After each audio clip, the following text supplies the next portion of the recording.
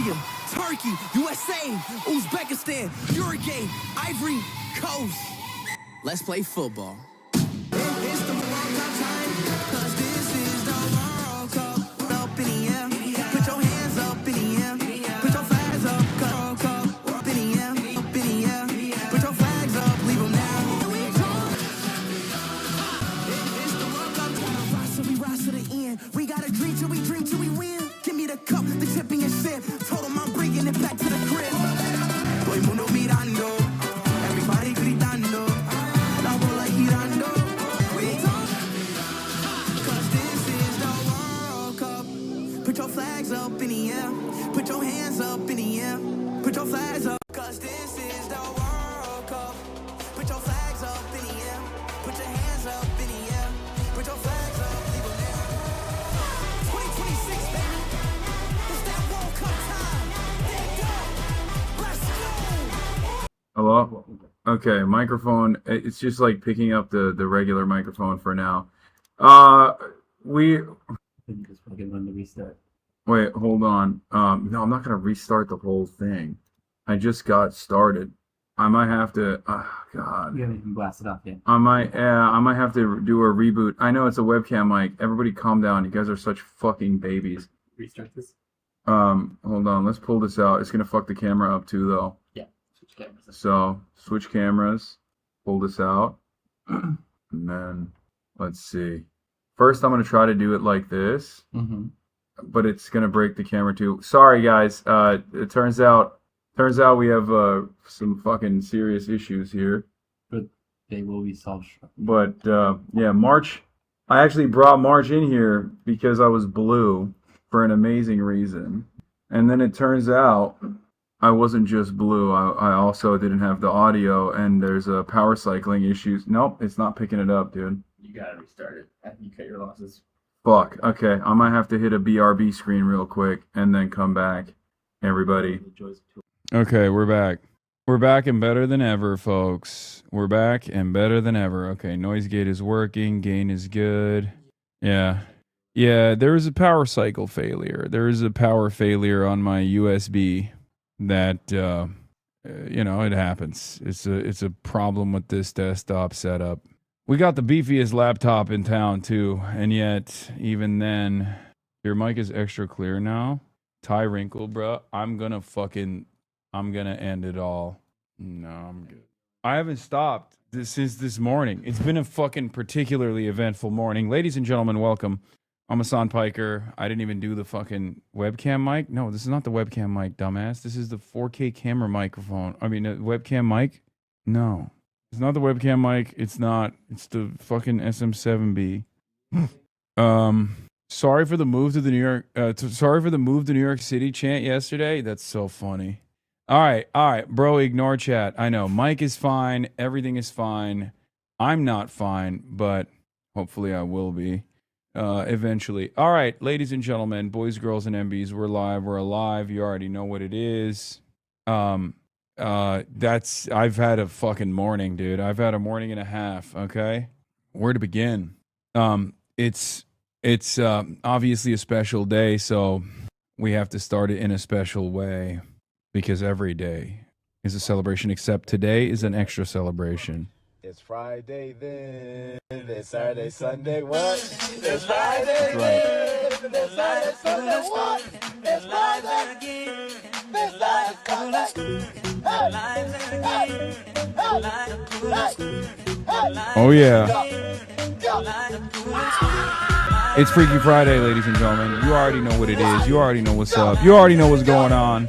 The Day of Autonomy, a celebration of our forefathers and the work that they put into the labor union movement, the trade unionists, the anarchists, the socialists, the communists, the radicals that fought long and hard so that we could enjoy the fruits of their labor and their hard work to make sure that we have a weekend, a sense of autonomy, a sense of purpose, a sense of humanity that we must regain. And that's why every Friday we celebrate with immaculate vibes, and I'm going to try to do my very best to maintain the immaculate vibes, folks. It's going to be tough. It's going to be tough because I hate troubleshooting right off the rip. You know what I mean? one of my least favorite events, least favorite activities is to troubleshoot right off the rip. And yet, had to start off with that. Had to start off with that freaking situation, you know? But this is the part of the broadcast where I tell you about my personal news, about what's going on in the world of HasanAbi Piker in between the time period where press the stop streaming button, press the start streaming button, so help me God. That's what I'ma do. Okay, so, picking it back up. Normally, I would tell you I'm a chud-ass loser, okay? But I'm not. I'm not a chud-ass loser. I've had a very eventful day. I've had a very eventful night. Obviously, I ended the broadcast after the New York City DSA Slate rally. You got louder cheers than Zoran did at that venue, by the way? Hell yeah. Zoran who Omega lol. But, folks, did the DSA Slate rally.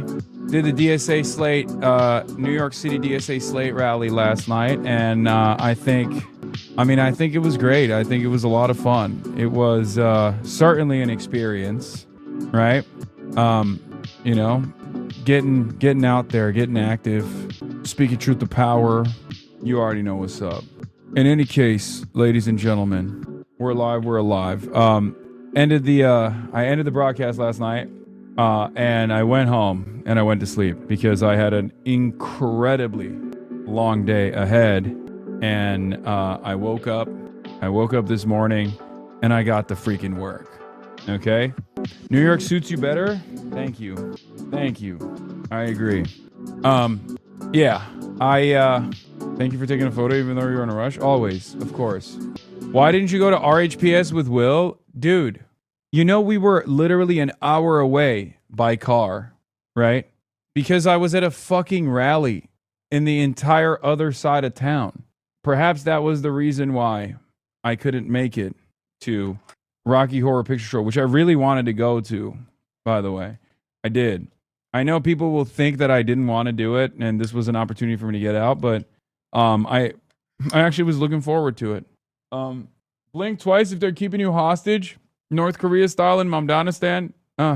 Yeah. Anyway, I came back home. Literally, I live in hotels now that I'm calling it home. It's crazy. Bernie and Zoran are copying you. Yeah, I know. It's so funny. It's all good, dude. It's all good, baby. They're following my lead, you know? In any case, we did the DSA Slay rally. Do you see these guys? They're trying to steal the shine, dude. It's all good. It's all of our movement, you know what I mean? But in any case, folks, as far as personal news goes, I woke up this morning and I did Breakfast Club. Okay? I did the Breakfast Club interview. It's going to be out. I don't know when, but I did Breakfast Club. And then after that, I had to do another interview with a reporter, journalist who was who came with me to another interview. I did a Throwing Fits podcast appearance. Shout out to the boys. And then I had to do another interview with another media outlet. And that's the reason why I'm fucking late. Okay? That's the reason why I'm late. Deadass, the Breakfast Club? Yes, deadass. You're actually still dreaming? Yes. I'm doing so many interviews that I'm doing interviews inside of interviews, bro. It's crazy. Was Charlemagne giving you a hard time? No, not at all. Not at all. What outfit did you wear to Throwing Fits? The suit? Yeah. And they gave me... Not at all. What outfit did you wear to Throwing Fits? The suit? Yeah. And they gave me mad props for the suit, for the record. The Breakfast Club interview was great. So yeah, it's official. I'm no longer a chud-ass loser. It's official, folks. No longer a chud-ass loser. For those of you who were wondering, this is the least chud-ass loser I have been. Yeah, a lot going on. You're not even late, dog. Take a few hours off. It's okay. Yeah, well, it's bedlam. It's bedlam. Anyway, so, folks. Neither here nor there. We got a lot. We got a lot going on in the world. We got a lot going on in this universe. The universe of HasanAbi is secondary to the real universe where things are happening, things are moving, events are in motion. And as always, I got a bunch of cool stuff last night. Look at this. Someone gave me PBS stickers, Piker Broadcasting Service stickers. We got a lot of DSA merch. I brought some of the DSA merch, some of the extras to Charlemagne and the team. over at Breakfast Club. And unfortunately, in the process, I lost my favorite New York Democratic Socialist hat, the maroon one, the purple one, because one of the cam ops, I left that one in the room. Okay, I have an awkward story. So I brought a bag full of DSA merchandise that I wanted to give them. They didn't bite. They didn't like it all that much. Okay? Even though Charlemagne in the interview called himself a democratic socialist. However, what's interesting is I wore my hat, my DSA hat, and I wore my DSA hat and I left it in the green room. And the cam op was like, oh, I took the DSA hat for myself. Is that all right? And I didn't have the heart to tell him, like, nah, that's my hat. Because I had brought a bag of DSA stuff for them. So I just let him have it. Yeah, he didn't swipe it. He thought it was like, you know, a part of the merch that I brought to everybody. You know? I guess you call that socialism. So now, New York City DSA, y'all got to get me another new maroon hat. Anyway, that's what happened. That was a fun little story from Breakfast Club where I gave the cam op the hat because I couldn't go through the social penalty of telling him, no, this is my hat. This wasn't the merch that I was gifting people. Just spoke to New York City DSA. They said that was their last one. You're cooked, bro. Megaphonics, you're San Francisco DSA. What the fuck do you know about New York City DSA? Anyway, what is this? So after watching that Harry Potter Israel video, I scrolled down and entered a whole new world.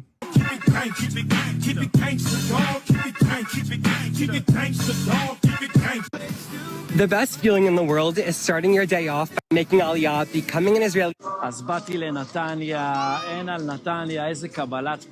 Do you believe Israel's killing children? The leadership of that country has said as much. They are. The Bible is. I love Israel. Don't leave money on the table. Zoran Mamdani would never drink. All right, I woke up today and I almost cried because of how much I'm missing Israel. First things first, Charlie Kirk was murdered by. What's the biggest misconception about Israel? That it's an apartheid state. Bro, that is a mythical For You page, brother. Let me just say, a lot of people who are weak in the heart, weak in the mind, and weak in the soul will look to this and say, oh, terrible. This is brain rot central. Only the experts know that this is the holy grail of For You pages. I would build this For You page brick by motherfucking brick. I would build this algorithm every damn day. I would say M Israel. I say M Israel Chai every damn day to try and reach a fraction of this kind of For You page to get a crumb of this. Okay? And I get none of it. This is incredible, man. This is the greatest fucking For You page of all time. Been in Israel for about a week now. I still haven't gotten spit on as a Christian, unfortunately. We're here with This guy says Crusader Pilgrim. It can go in either direction. Is he like anti-Israel, or is he sincerely hoping he gets spitted on? You know, it's like a passage. It's a rite of passage. You get spitted on by some settlers in Jerusalem, and then you're a good Christian now. You got blessed. You know, those who bless Israel get blessed. Those who curse Israel get cursed type beat. And it's like those who get spit on by the settlers of Jerusalem are blessed. Those who don't get spit on are cursed. In any case, ladies and gentlemen, boys, girls, and MBs. We're here with Jacob Berman. Jacob Berman's an IDF. All right, if you are a Jewish person watching. Damn, Unc went to New York City with all his friends and only works. I don't envy your life at all. Dog, I literally live a blessed life. Okay? I live such a blessed life, I might as well have blessed Israel. You know what I mean? Those who bless Israel get blessed type shit. Because I win the lottery every day. I don't have to fucking stream every day. I choose to. Some of you actually make me reconsider that decision. I'll be honest. Okay? I love this job. I love this fake ass job that I have. It's incredible. And I love my community, even though sometimes y'all make it hard. Y'all make it hard for me, but, you know. In any case, we got a lot going on, folks. We got to get right into it. Do we have a blast off or not? Do we have a blast off or not? I love that I said you make it hard for me. And some of you instantly went, you make it hard for me. And what you mean by that is you turned it horny for some reason. CoffeeZilla was on the Lego case, by the way. Bricks mode, bricked up. We'll obviously talk about that as well. Druku, thank you for the blast offs. Let's get ready to rumble. Oh my God, what the hell is this? Oh my God, that's incredible. That Charlie Kirk furry art is immaculate. It's exceptional. It's phenomenal. It's the greatest thing that I've ever graced my eyes. That I've ever gazed upon. Oh my God, what the fuck? Okay, thank you. We are Charlie Kirk. Holy shit. Trillionaire. One arrow. Well, friends later. Question mark, question mark. Get in now. We are Charlie Turk, man. We are Charlie Turk. I will be carrying the flame later. Don't worry. We always have an hour where we remind ourselves of Charlie Kirk, also known as Charlie Turk. But now is not the time. Okay, goat talk for later. Charlie made a new video on the lawsuit, and it's worse than the first one. What is the fucking... What happened? Is it because people were mad about his coverage? He attacks Mike for being a baby at Haas. I think I had a pretty even-keeled approach to Charlie's commentary on this, where I think I gave him grace, and I told him... I mean, I said in my commentary that I don't think he was equipped with all the knowledge, because I feel like if he was, he would have a different attitude on it. And I used it as a jump-off point to talk about, you know, some of the more severe things that Ethan has done that has gone unnoticed. He should have kept his normie nose out of streamer drama business. What do you mean? This is his bread and butter. Anyway, we're blasting off. We're blasting off, ladies and gentlemen. And yes, there is an incredible work of art here. This is the greatest thing I've ever seen in my whole life. I mean, I can't even... I'll be honest, this might be the best work of art that I've ever fucking gazed upon. Thank you. I want to say I'm truly blessed. Okay? I'm truly fucking blessed. And the reason why I'm truly fucking blessed is because I could have been born in any other timeline, in any other alternative universe. And yet, I was born on this one where I got to look at this. Whatever the fuck this thing is. Okay? Thank you, God. Praise Jesus. What do you know about that big guy? That bitch gas. It's great. Fantastic. Love it. Can't get enough of it. I don't really care about that. I skipped the whole arc. I skipped the whole that big gas arc because I just wasn't paying close attention. It's the fucking Kool-Aid flavored pineapples, right? They dump a bunch of pineapples in a jar and then they mix it with like Kool-Aid, right? And it's just basically diabetes in a can. Yeah, I skipped that arc completely. I think it's whatever, you know? It's fine. It's great. More power to the people, you know? Charlie loved these pineapples. That big gap. That big gap. That big gap. I mean, this is what AI was perfected for. Low-curquentually, this is the peak version of AI. Can I say something? There's something strange about generative AI that when you watch it, it doesn't make sense. With one exception, Charlie Kirk videos. I don't know what it is, but we have collectively all decided that Charlie Kirk AI, Charlie Kirk generative AI, always hits. I don't like generative AI.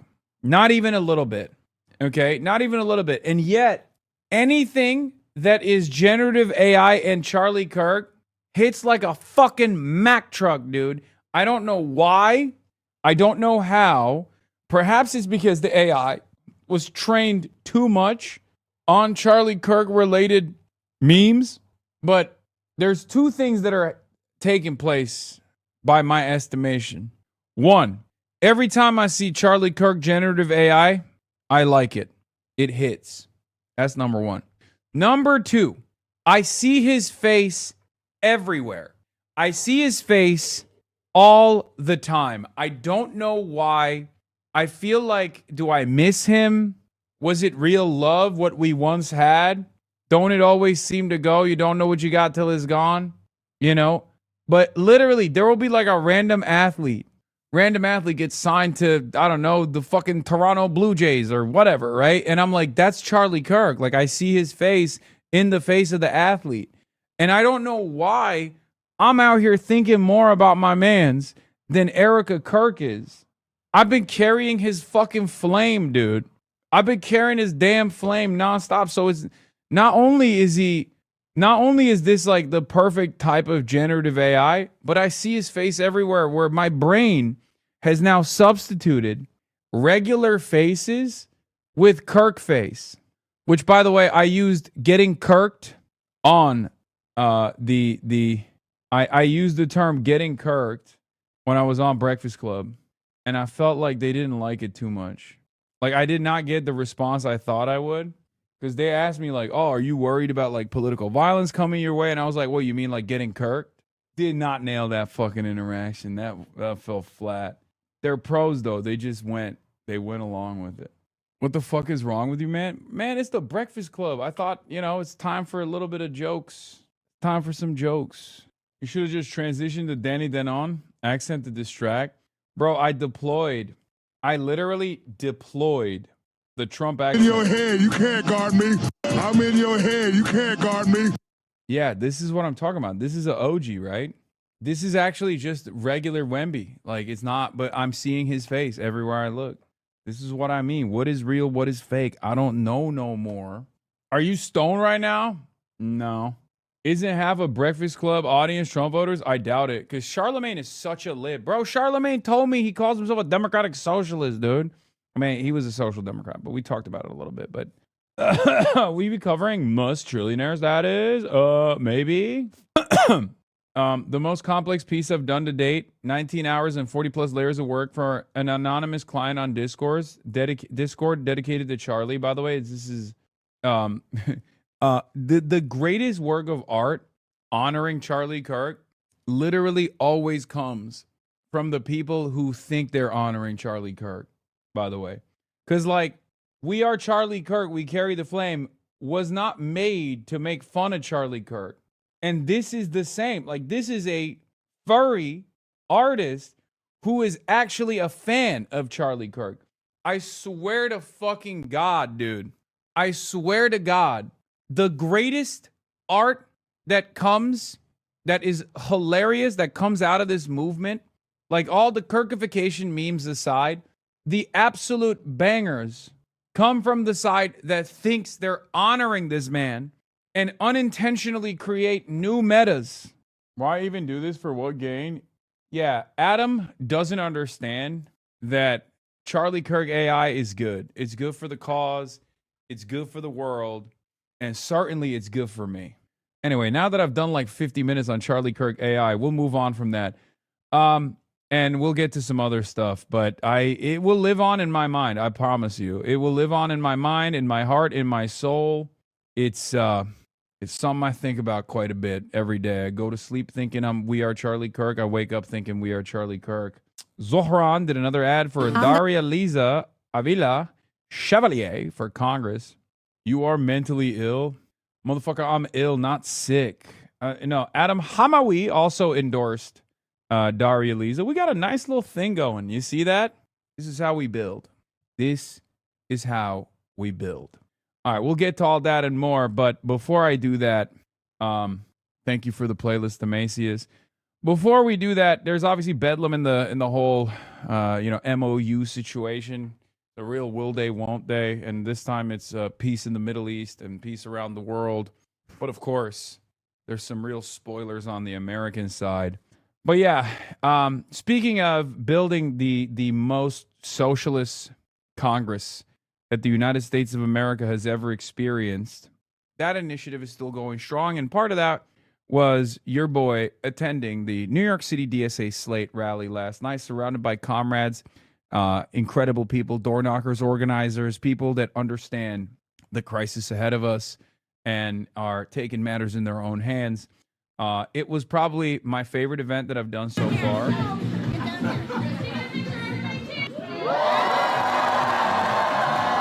New York City DSA uploaded my speech.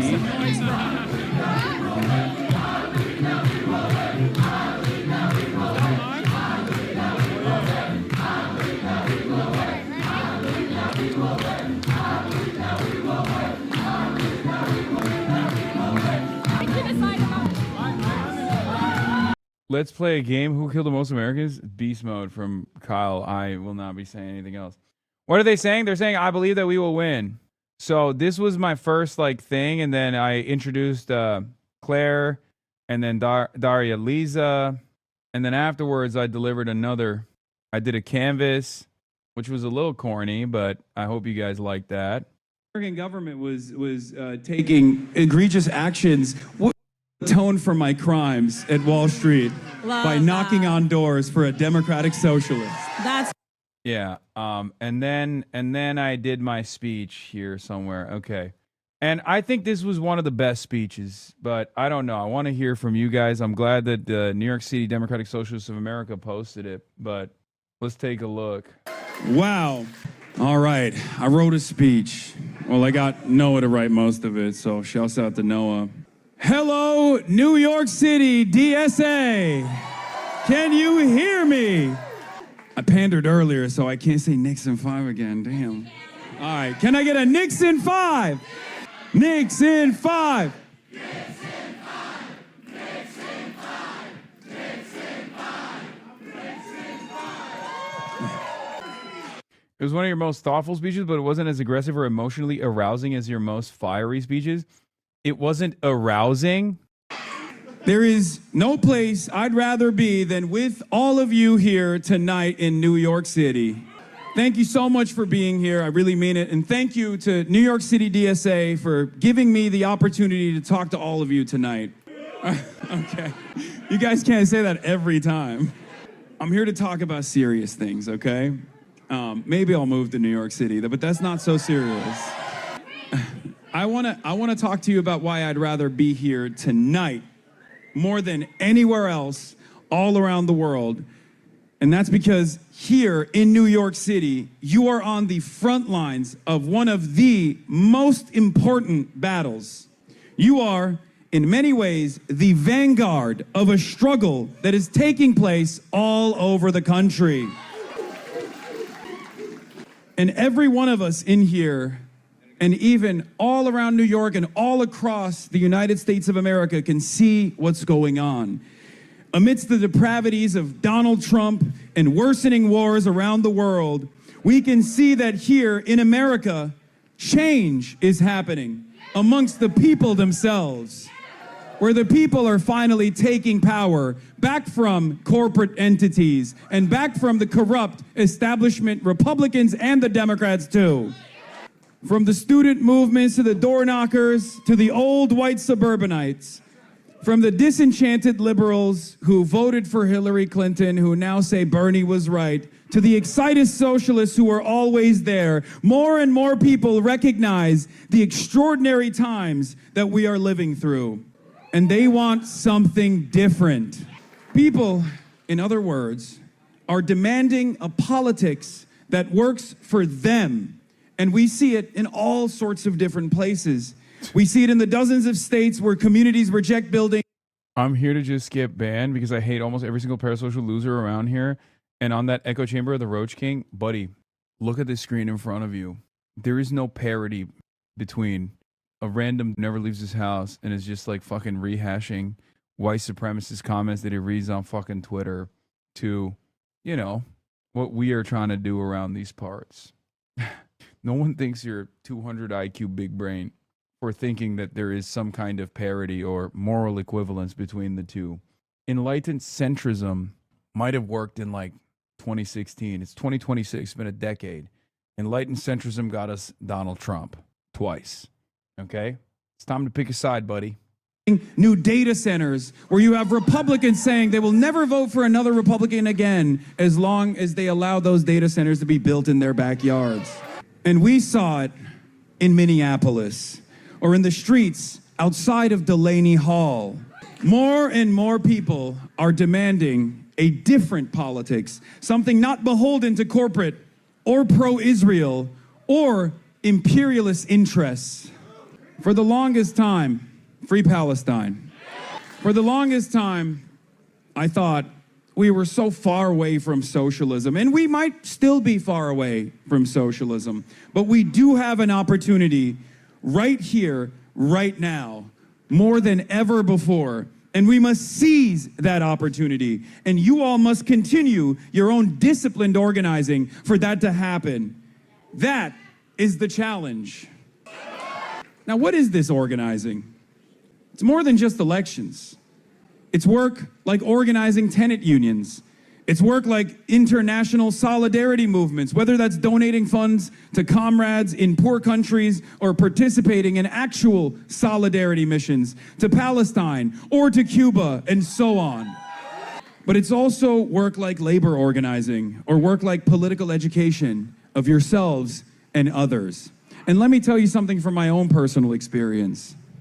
If this organizing and this work was not impactful, the federal government would not be coming after people like myself. Because for years and years, I've done this advocacy on Twitch, I've gone to the protests, but never before had I ever experienced this level of federal repression. And people ask me all the time, they say, how do you feel? Are you afraid? And I say, I'm unbowed. The reason why I'm not afraid is because I'm surrounded by comrades like all of you. Because if we did not have something real here, if we did not have something that threatens the halls of power, they would not be coming after people like myself. In the words of Donald Trump, they're not coming after me. They're coming after you. I'm just standing in the way. But remember, organizing is very important. And this organizing doesn't just mean aiding and abetting your comrades. It also means something else. It's the cultivation of something shared, something special among all of us in the cause. The idea that in a world where more and more people are outraged about injustice, that it's our side that can credibly offer a path forward. That it's our side that has the answers. That it's our side that understands exactly how serious this moment is and how dire the situation is. It's our side and not our rivals for power. And what most brings us here to do this work together is a belief in the urgency and the opportunity of this moment, from Gaza to Washington to Bushwick. And we need all of the right people to seize it. This is the other part. This is the critical piece of the disciplined organizing that brings us all here together today. I believe that DSA New York Slate is a group of people so talented, so dynamic, that this group will do even more than Zoran can. I hope that although Zoran was the first in New York City, by the end of these midterms, Zoran will seem unremarkable. Because by then, we will have elected so many brilliant fighters into legislative offices throughout the New York City and the state. Claire Valdez, Daria Liza Avila Chevalier, Aber Kawas, Christian Celeste Tate, Conrad Blackburn, Ian Huntley, Diana Marino, David Orkin, Iapa Sairi Tupac, and Samantha Katan. These are your comrades. These are your fighters. And you've been out in the front lines with them at protests. You've been out in the front lines with them canvassing for other candidates. So you don't have to take my word on it. You know them better than even I do. Universal child care, Medicare for all, cutting off funds for Israeli apartheid and genocide. That's the platform. The platform and our ambitions are very clear. Take it from the New York Knicks. What's next? It's all about execution through adversity. So I must remind you, stay hungry, stay desperate, and we can win the future. Thank you. Anyway, I think it was a pretty good speech. You ought to run, bro, as Giannis told you. Yeah, he should spend all his time focusing on his own election in a single district and advancing dozens of Democratic socialists across the country. This is definitely a good idea and totally a fed up. No, not everything is a fed up. I think that it's understandable that people keep telling me I gotta run, I gotta run. But like, you know, I've made this calculation, and this is part of it. You know, big ass suit. No, it's not a big ass suit. It fits perfectly. Anyway, Yeah, getting better every day. Also, I'm too young. Guys, I'm not running for office until I'm a young 85. If you get the platform, you got to run. In any case, so that was fun. Obviously, there's some new developments as well. Zoran going hard in the paint for Dari, which is cool. It's cool to see. Lisa, a tenant and a union member running for Congress. Nadia Lisa reunited families separated by ICE, and she's on the front lines of our fight for a city we can all afford. I'm proud to endorse her for Congress. I'm Daria Lisa Avila Chevalier, and I approve this message. I'm Daria Lisa. He's going hard in the paint. You got exposed for being a fake number. Who do you think loves America more, Ilhan Omar or Donald Trump? Ilhan Omar, of course. It's not even a question, without doubt. Oh my God. Are you serious right now? Racist? Or are you actually, Rob, is he serious? Of course I am. I'm totally serious. We conducted a poll as a tale that asked Americans, who do they think loves this country more, Ilhan Omar or Donald Trump? And guess what? 90% of the respondents said that it was Ilhan Omar. Rob, pull up that piece that I wrote to prove my own point. Oh my God. I can't believe this. I am so glad that you're saying this in public for everybody to hear. So hold on. What you're saying is that you think that Ilhan Omar loves the United States more than President Trump, right? I proudly believe that, and you could clip that up and show everybody. Ilhan Omar is a bigger patriot than Donald Trump. That is just a fact. Zateo even says it. Ilhan Omar is also a nice person. If you speak to anybody who's ever worked for Donald Trump, they say he's a disgusting and vile person. You're so funny. So why do you think that Donald Trump won in such a landslide? He didn't. I know you live in a far-right algorithm, but Kamala actually won a lot more of the popular vote than people think she did. Kamala won a... Dude, it's... His Mehdi Hasan is actually the one that I think is interesting because like I've never heard someone do a Mehdi Hasan before. His Mehdi is pretty good too. All right. Anyway. All right. Let's get into it, folks. He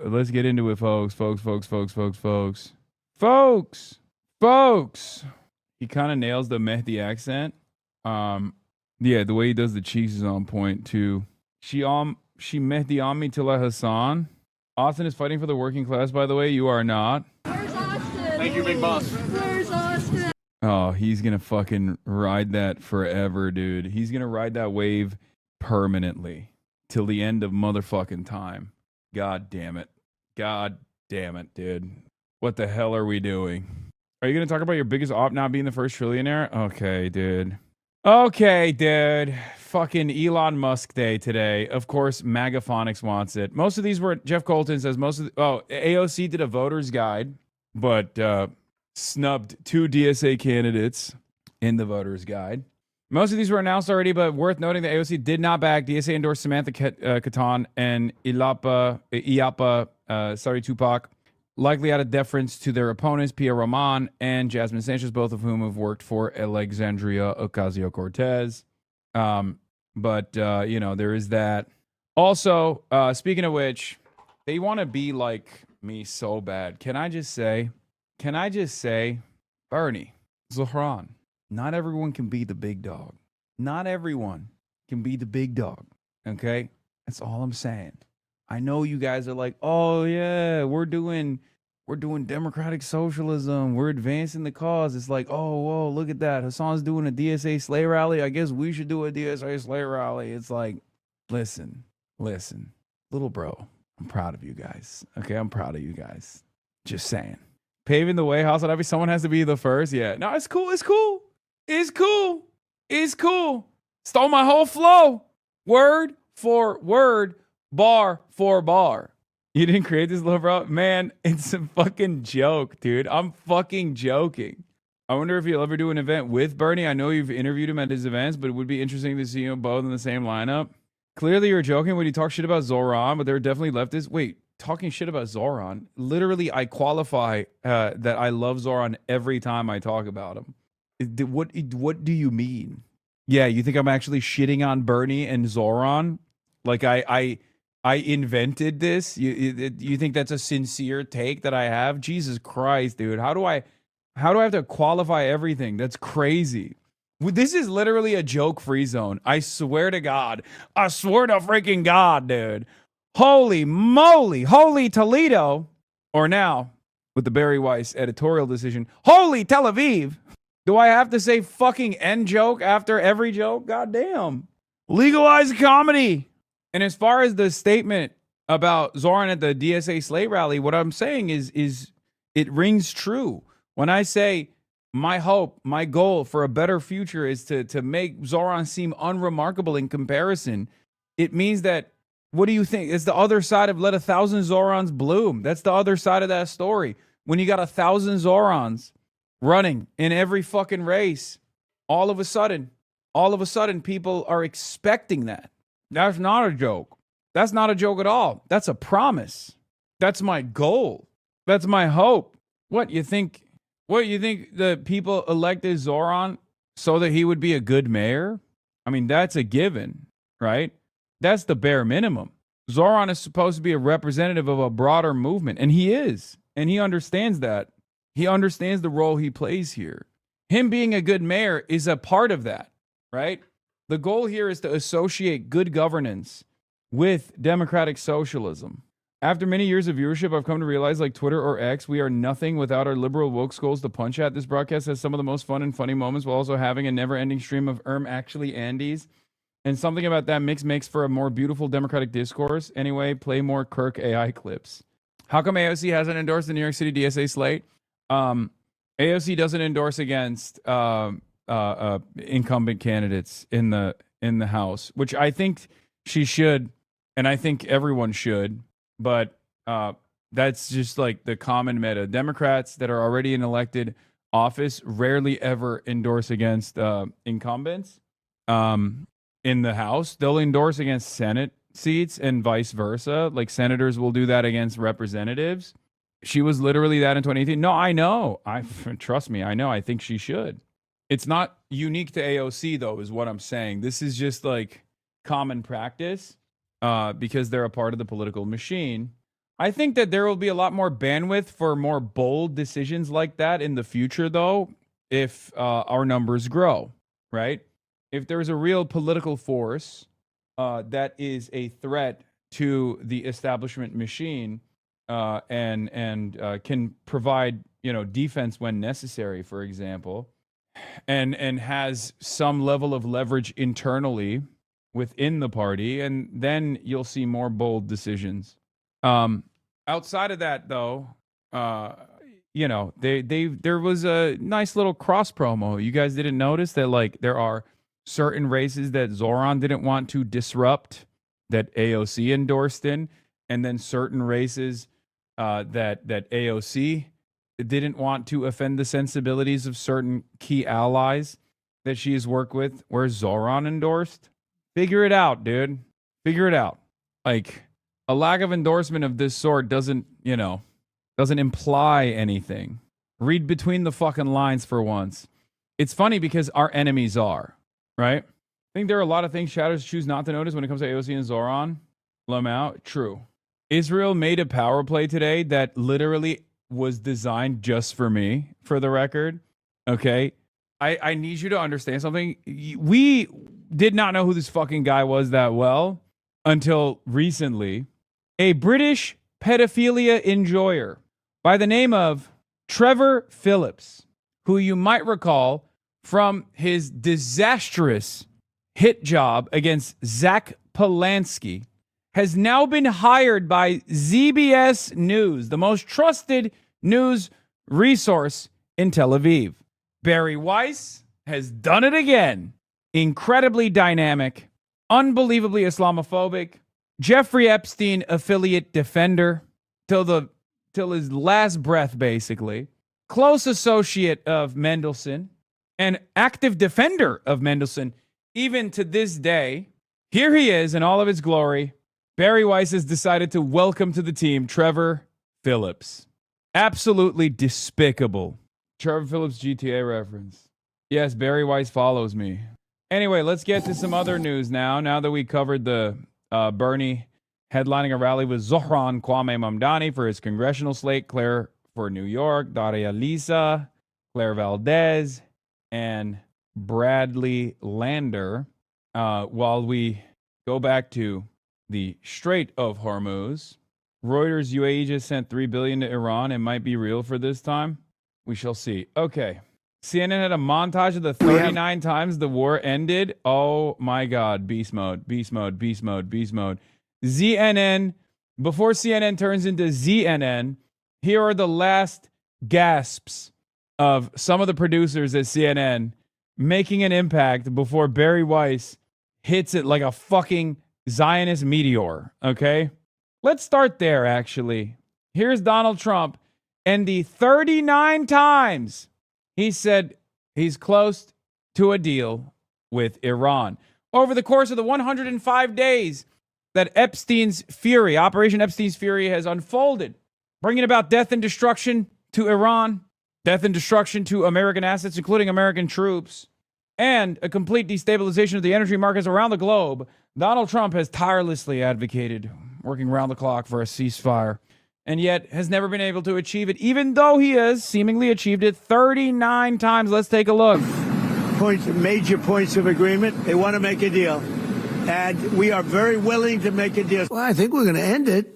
I can't tell you for sure when they want to make a deal so badly. You have no idea how badly they want to make a deal. They want to make a deal so badly. I do see a deal. They do it. We were very close to a deal. I think it's close to over, yeah. I mean, I view it as very close to over. It's looking very good that we're going to make a deal with Iran, and it's going to be a good deal. This process should go very quickly. We're going to end that war very quickly. They want to make a deal so badly. We think we're close to a deal, and that's okay. We're in the final throes of what will be a very, very good deal. Today makes 39 times that he has said something like that. We have major points of agreement. They want to make a deal, and we are very willing to make a deal. Well, I think we're going to end it. Excuse me. That's called the art of the deal, you silly goose. You simply don't have the mental fortitude to understand when a real deal maker comes around and decides to wheel and fucking deal. The real deal is the lack of a deal all along. The real deal making is when there is no deal that's imminent and you just keep saying it over and over again. That, my friends, is the art of the deal. Yeah. You simply lack the mental fortitude to comprehend the 15-dimensional chess that's at play here. Oh, Trump has fallen asleep again during an Oval Office event with fishermen. Guess what? Also a part of the deal-making process. Okay? Yeah, you don't get it. You don't understand. You don't get it. Also, another part, a pivotal part of deal-making is when you show people that you are the alpha dog. Okay? Alpha dogs sleep wherever they must. Alpha dogs sleep in the middle of the Oval Office.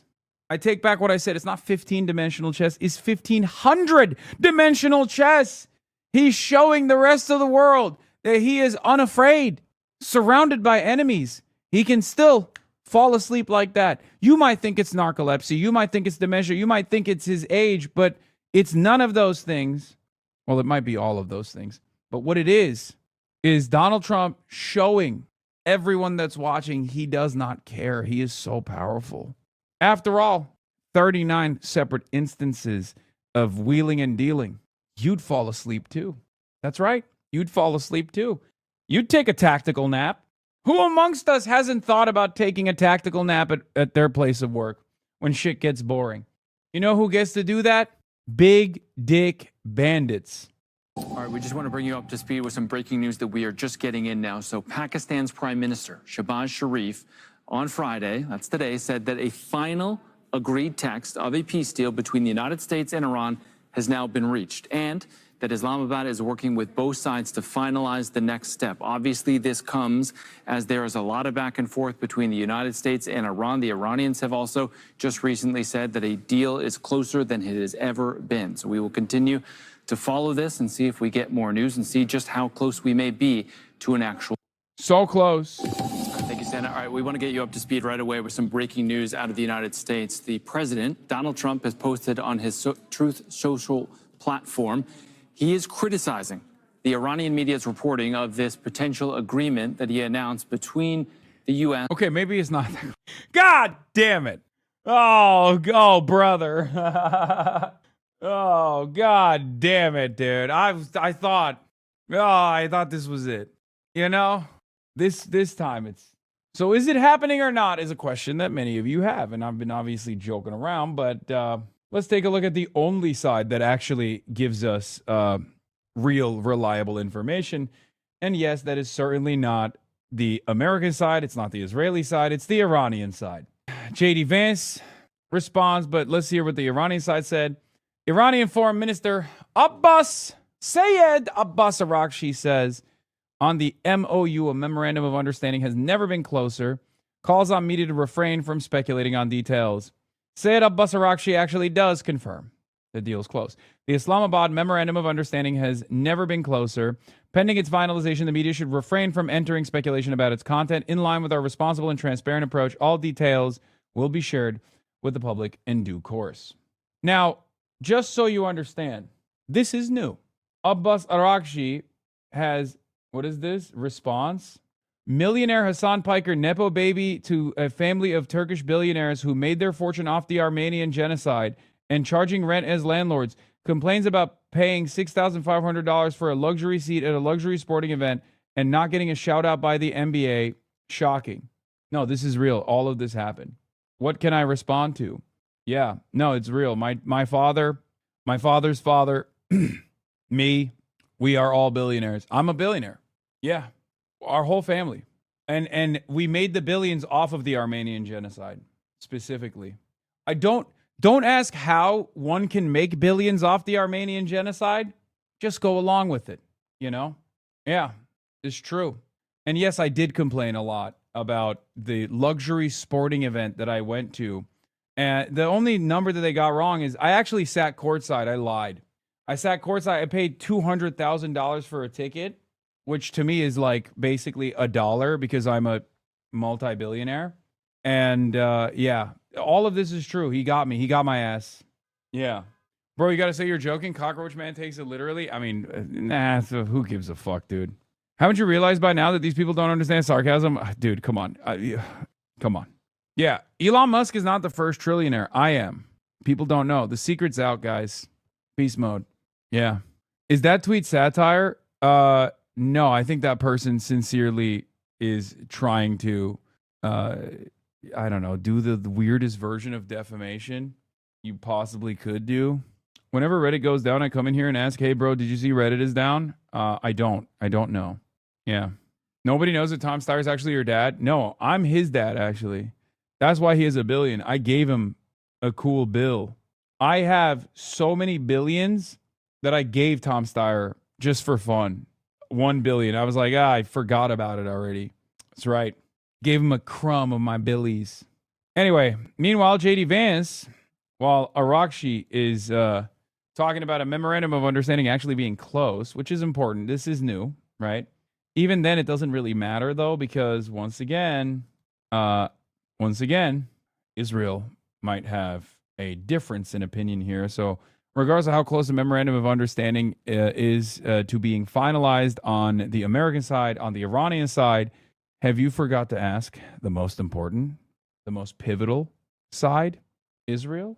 Seems like you forgot to ask them for consent, which means deal's not finalized, like I said, until the ink is dried and the American troops, the American naval assets are moving in the opposite direction that they're moving in. I'll believe it when I see it.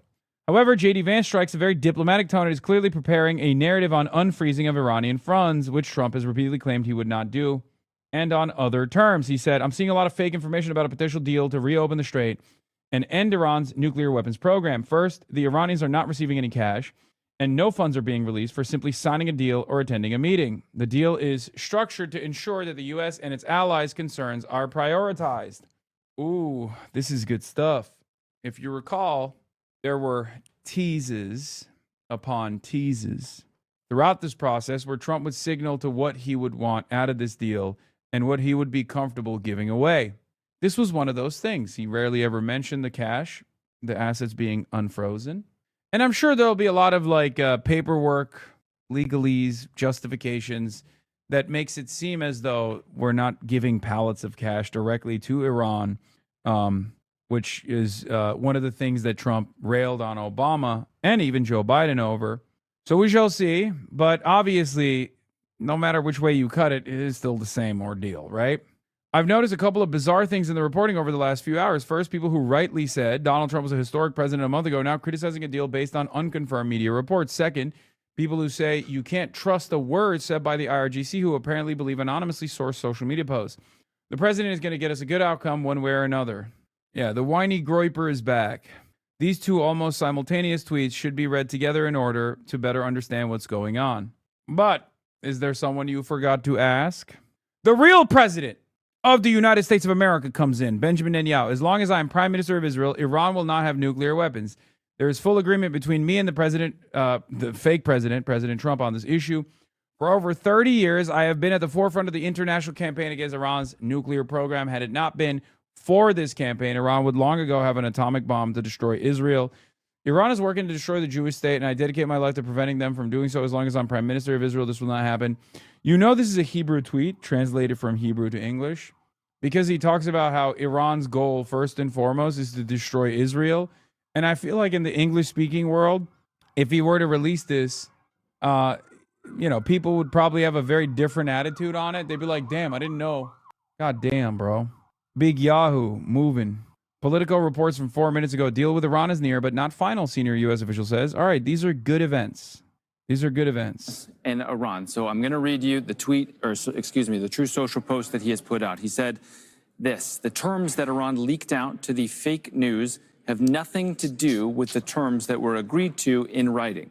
What they said, including their weak and pathetic statement on having a deal, bears no relation to the truth.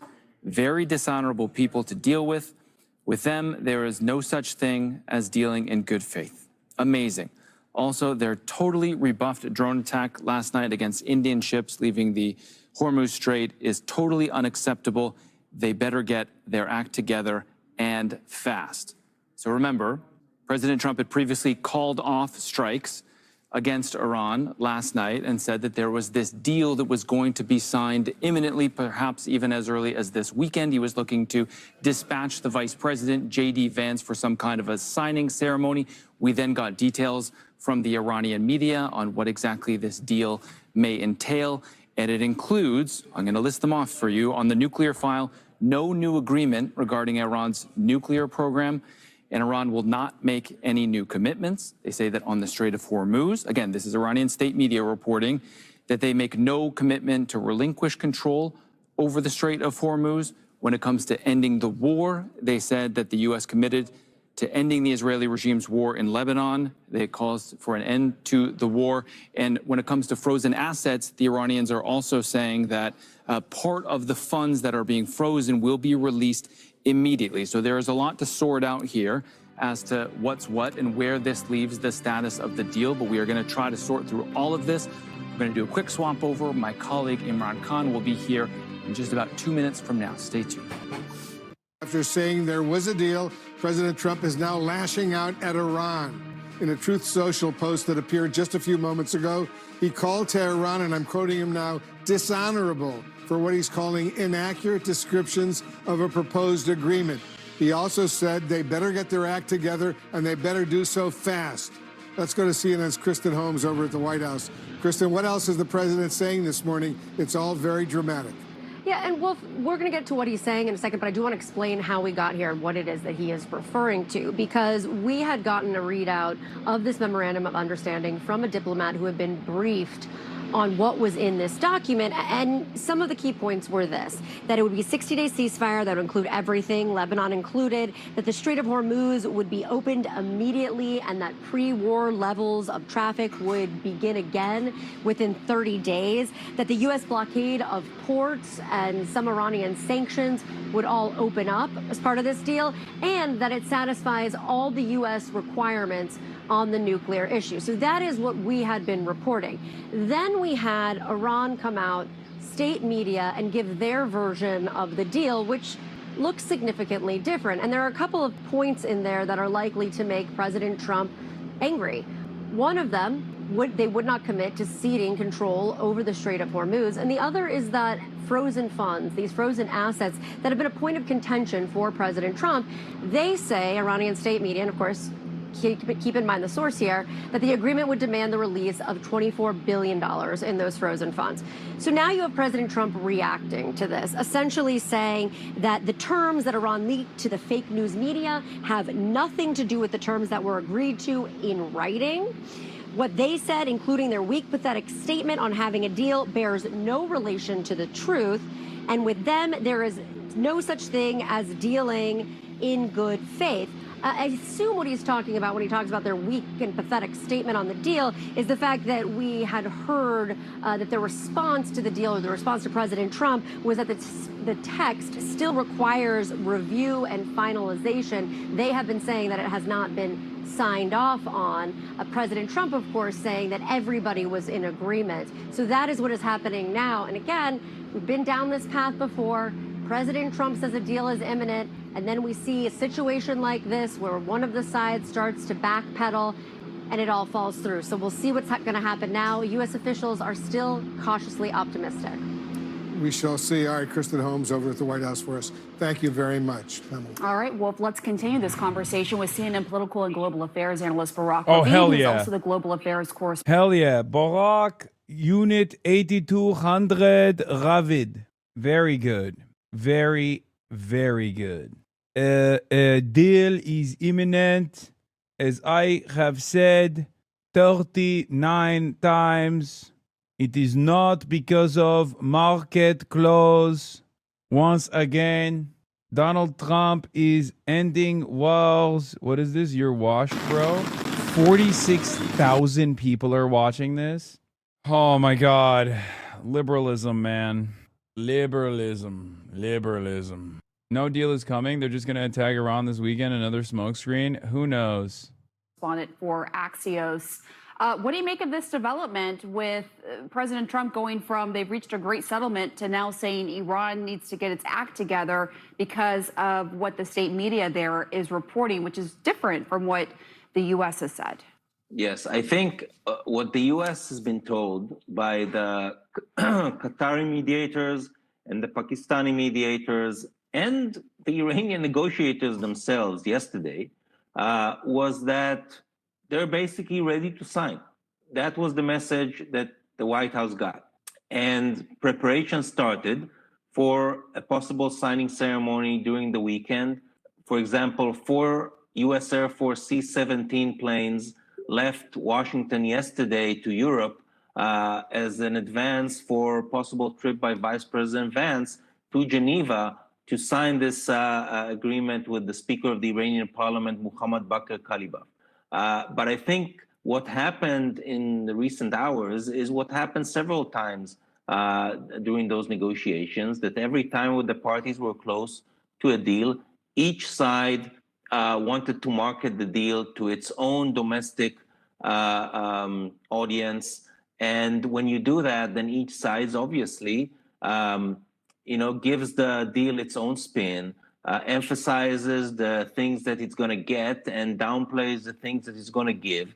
And I think that's, again, what happened today when the Iranian presented their narrative or their spin on what has been agreed, and President Trump pushed back and presented him and White House officials presented their narrative about what has been agreed. And I think it's not totally different, but I think each side just emphasizes what it is getting from a deal and not really talking about what it is giving in this deal. Because Barack, when I woke up this... Trump lies that before he came around, you had to go to Japan to get Maine lobster. But you have never had. And again, in Maine, I opened it up. You know who was fishing there? Canada. Japan was fishing there. Maine lobster. You couldn't get a Maine lobster. You had to go to Japan to get a Maine lobster. You believe it? True fact stated, man. Yeah. Famously, not a lot of lobsters in Maine. Not a lot of Maine lobsters in Maine. Primarily in Japan. That's where the Maine lobsters are. All right, let's get back to this. And saw everything that was happening overnight. It looked like there was going to be a deal that included a 60-day ceasefire, including other stops, including a ceasefire involving Israeli strikes on Hezbollah targets in Lebanon as well. But now, I mean, dude, I've literally told you frame one how this was going to go. I'm almost certain. I have no idea what the final deal is going to look like. I haven't seen anything new, but it is going to closely resemble the initial 10-point agreement that Iran sent to the American side on week 2. Okay? Because the back and forth and the minutia, the back and forth on the minutia of the memorandum of understanding are secondary to who's actually fucking winning the war. The side that is capable of dealing damage, serious economic damage, and dealing a lot of damage to the American military confidence and might has been Iran. And of course, that is precisely the reason why, regardless of whichever way they cut this, however they claim they've secured a victory here, unless Israel intervenes somehow again, and then there is no deal. If there is a deal at all, it will look a lot like the Iranian points that we've known about since the second week of Operation Epic Fury, Operation Epstein's Fury. Now it looks like this whole thing potentially could collapse. Do you think potentially, God forbid, that this motherfucker's Turkish and still says Iran wrong? We say Iran. In Turkey, we say Iran. Iran. Iran is closer to how you say it. The region now, the U.S., Israel, and Iran are on the verge of an all-out war? I'm not sure because I think even though President Trump ordered new strikes in recent days, all of them were still below the threshold of an all-out war. I'm not saying it can't happen. Israeli Prime Minister Benjamin Netanyahu definitely wants this war to resume because he doesn't believe the Iranians and he thinks that the regime needs to be weakened even more. But I think that at least at the moment, even though Trump just, posted this very angry response to the Iranians, my sense from talking to people that are involved in the negotiations on the U.S. side is that they still want to see if they can get to sign this agreement over the weekend. I still hear the same thing from the different mediators. So it might all collapse. We might seeing that at the moment how this thing is collapsing, but it might be, one of those hiccups that you have before you get to a deal. Yeah, yesterday, President Trump was threatening to launch U.S. troops to take over Iran's critically important Karg Island. That sounds like that would be a major escalation in this war right there. And a source is telling CNN, by the way, Barak, that the Israeli Prime Minister Benjamin Netanyahu wasn't aware of an agreement with Iran, and that. Dar, how many times have we heard this? How many times are we going to play this song and dance, dude? Benjamin Netanyahu was not aware that a deal was taking place. Oh, oops, we just hit the button where we bomb Beirut and kill a bunch of civilians right after this, right after the deal comes out that is supposedly imminent. I mean, we have a number. It's 39, about to be 40. So who knows? Maybe this is the time. Maybe now is the time. Maybe now this deal will be finalized.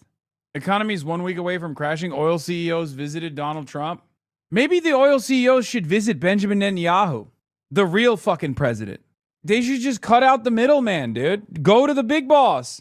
Clearly, he's running the fucking show. Go to him. Tell him, Mr. President, please, Mr. Big Yahoo, please. Enough is enough. Like, sure, we've benefited from this crisis, but we are literally running out of supply. Also, it's really funny to compare, what CNN will potentially look like after Barry Weiss takes over the editorial team to what it looks like right now, pre-Barry Weiss's takeover. You have a literal IDF Unit 8200 guy, Barak Ravid, talking to the former spokesperson for AIPAC, Wolf Blitzer. And this is probably the most favorable coverage that you will get from CNN. Like, this is literally the most, honest. Doesn't mean it's actually honest, but it's actually the closest to honest coverage. Remarkably, he learned of it only from social media. What does that say to you about the Trump-Netanyahu alliance, at least right now? So first about Karg Island, I have to say, I find it at least at the moment, things change all the time and very quickly. I do not sense that there's either an appetite or a real operational plan, imminent operational plan to do anything on Karg Island. I have no information that shows that this is where Trump really wanted to go.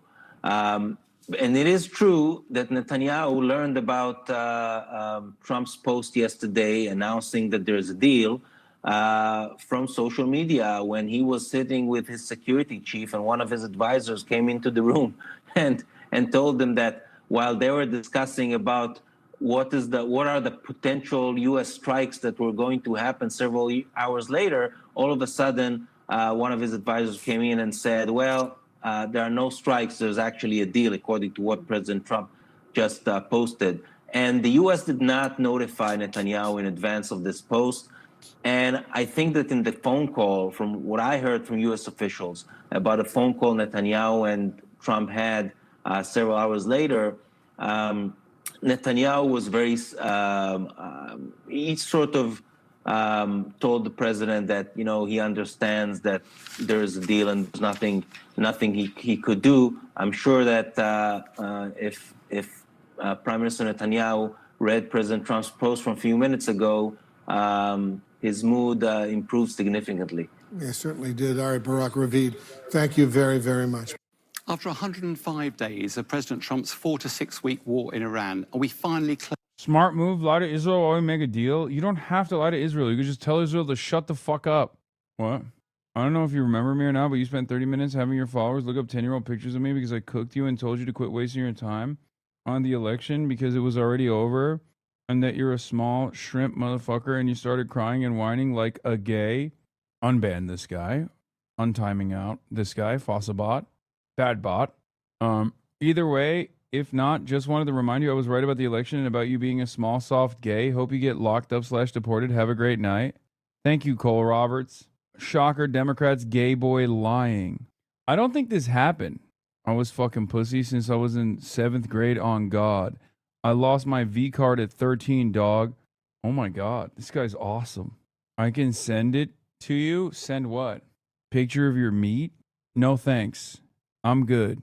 I remember this loser. I have forgotten. He was so unremarkable. I forgot about this loser.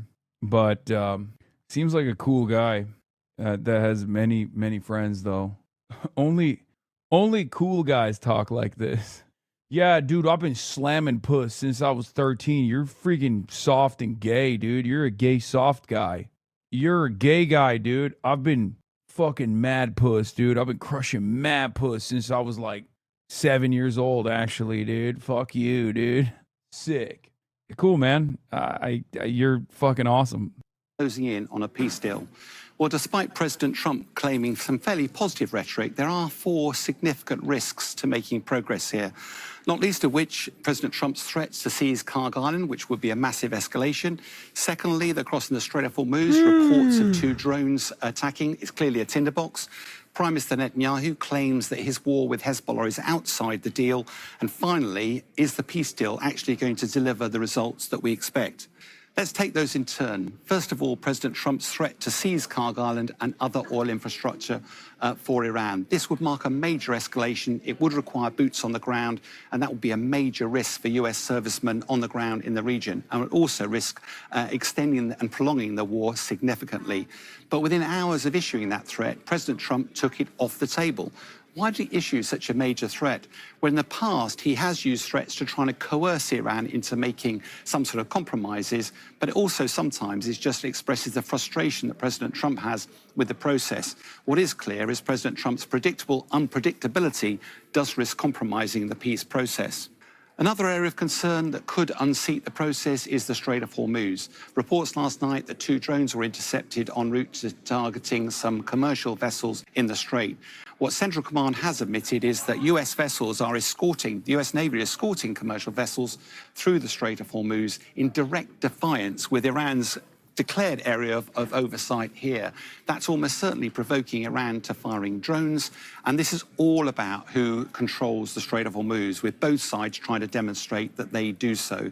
But the reality is that even though Central Command claims that hundreds of commercial vessels have been moved through the straits over the last few weeks, the reality is that's significantly below the routine level of movements that are required to be sustainable. So that's not a sustainable model.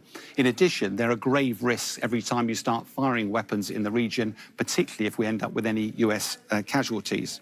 Another issue, the third issue that could risk compromising this, is Prime Minister Netanyahu's claim that actually the war against Hezbollah is not included in the core deal. What is interesting, Prime Minister Netanyahu piled praise on President Trump for achieving his war objectives of actually curtailing Tehran's nuclear program, for reducing their stockpiles of ballistic missiles, and also stopping Iran threatening its neighbors. But also, very quickly after that, Netanyahu said that the deal did not include his war against Hezbollah. What is clear is Prime Minister Netanyahu has got his own agenda in this war and sees this as a once-in-a-generational opportunity to deal with Hamas, but also Hezbollah. In the past, the way they've dealt with that is they've created a buffer zone by moving, invading southern Lebanon and actually pushing Hezbollah north. But it does appear likely, as of this occasion, they could be looking to move even further north. But it is worth remembering that Iran has made very clear that any deal with America had to include Hezbollah. And you'll recall that it wasn't that long ago that Iran pulled out of talks with America when the IDF started attacking Hezbollah very close to Beirut. And finally, there's the deal itself. Are we actually inching towards some sort of final deal on the Straits? It is worth remembering that any deal is actually nothing more at this stage than Memorandum of Understanding, a one-pager that provides a framework within future talks can be run. What is clear is that fairly early on, they do want to get the Strait of Hormuz open. I mean, both parties want that, and that will create a massive relief in the international community because it should mark the end of the global energy crisis. The challenge, of course, is what price is America prepared to pay for that? There is a talk about easing of sanctions, potentially unfreezing some Iranian assets as well. But regardless, there is going to be a price to pay. It is remembering as well that the Strait of Hormuz wasn't an issue before the war. It was only closed as a result of the American action. Therefore, any deal on the Strait simply returns it to its pre-war status quo. The challenge, of course, is that this doesn't seem to make much progress on the nuclear question. In fact, the two core issues that are causing concern, one of which is Israel's war with Hezbollah.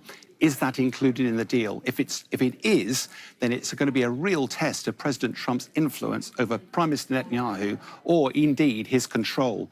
But the second one is, how's that nuclear question going to be resolved? Well, the challenge is that this one-pager will not actually stop Tehran developing nuclear weapons, and yet that was one of the sole aims of the American military action. What is... Do these guys never get tired of doing the same analysis? No, and we never get tired of hearing it. Elon. All right, it's close. Seems it's close. Democracy Now! Covered your rally. Nice. Hassan Piker joins New York DSA rally ahead of New York primaries.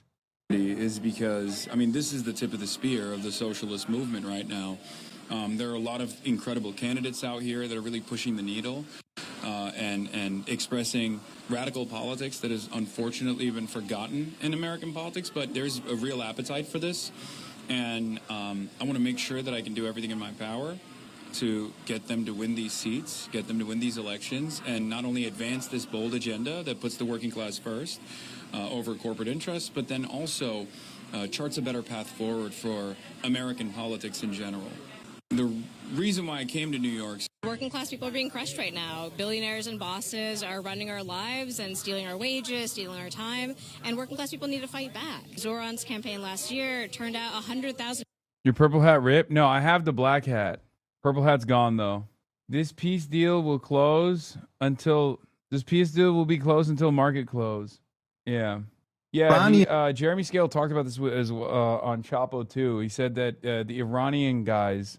The Iranian negotiation team added senior psychologists to review draft communications to Trump because they legitimately believe Trump is suffering from mental illness. And they're not the only country. They're not the only country that's like worried about Trump's cognitive capabilities. These are the reported full details of the deal as reported by Iranian media. New details of a 14-point draft plan from Iran-U.S. memorandum. This is what Trump said was leaked, and he was very mad about it, which I suspect is probably the closest you're going to get to the truth, maybe. I don't know. New deals of the 14-point draft plan, immediate and permanent ceasefire on all fronts, including Lebanon, U.S. commitment not to interfere in Iran's internal affairs and to respect Iran's sovereignty, full lifting of the naval blockade within 30 days, U.S. commitment to withdraw its force from areas surrounding Iran. Reopening the Strait of Hormuz within 30 days under Iranian arrangements. Suspension of sanctions on Iranian oil, petrochemicals, and related exports with full access to the resulting revenues. U.S. and its allies to provide reconstruction plans for Iran worth at least $300 billion. 60-day negotiation period to reach a final agreement on nuclear issues and the complete removal of U.S. primary and secondary sanctions, as well as related UN Security Council and International Atomic Energy Agency measures. Iran reaffirms its NPT commitment to not develop nuclear weapons. During the negotiations, the U.S. will not deploy additional forces to the region or impose new sanctions. Release of $24 billion in frozen Iranian assets during the 60-day negotiation period, with half made available before talks begin. Establishment of monitoring mechanism to oversee implementation of the agreement. I mean, this is literally everything that they wanted. This is what they've been publicly demanding. So, with the very little changes to the initial demands being made. Why are you talking about this like it's going to happen? I mean, it's going to happen one day. It's just a matter of how much damage does the rest of the world have to endure before it happens. Only if we can get Israel to stop committing genocide in Gaza, for fuck's sake. I don't know what the full scope will look like, but if America is forced to restrain Israel in Lebanon, then that yields additional benefits. I can't trust you after Ukraine. Okay, man, you get it wrong one time. I'm far more restrained nowadays with predictions, especially that pertain to insane aging despots. Okay, they get active. Okay, and they move in unpredictable ways. Iraq, she says, control of the Strait of Hormuz rests with Iran and Oman. There's no international waterway there. He said Iran and Oman have provided security and operational services to vessels for years free of charge, but management of the strait will not return to how it was before the war.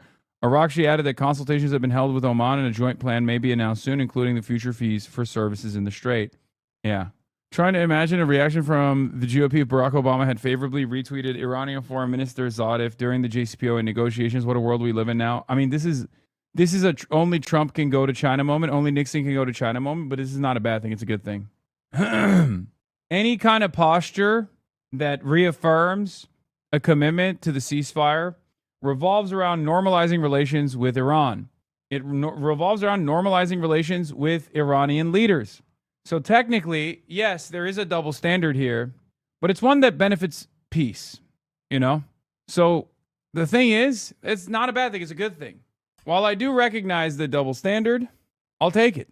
Final agreement will be endorsed by a UN Security Council resolution. Reuters is moving ahead and reporting that the UAE is either unlocking or paying billions of dollars to Iran, including transfers up to $20 billion in an attempt to reset relations after the recent war. $3 billion has reportedly already been paid. Oh my God. That is...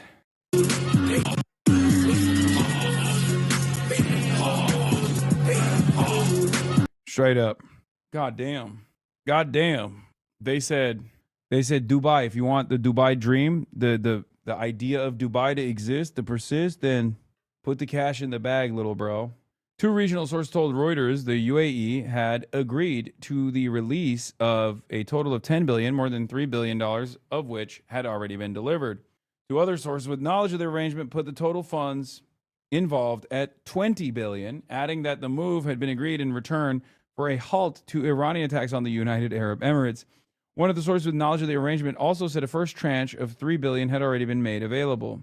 Reuters could not establish whether the funds earmarked for the transfers belonged to the UAE or originated in long-blocked Iranian accounts in the UAE banking system or elsewhere.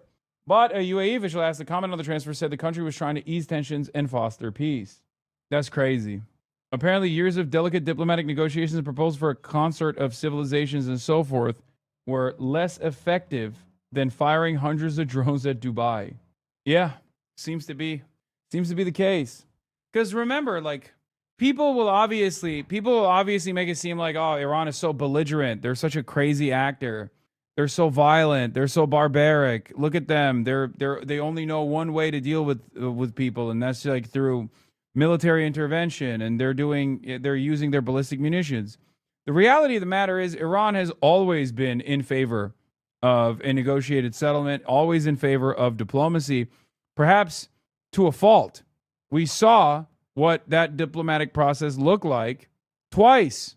We saw what Iran's previous practice of strategic restraint looked like with numerous acts of perfidy and death and destruction.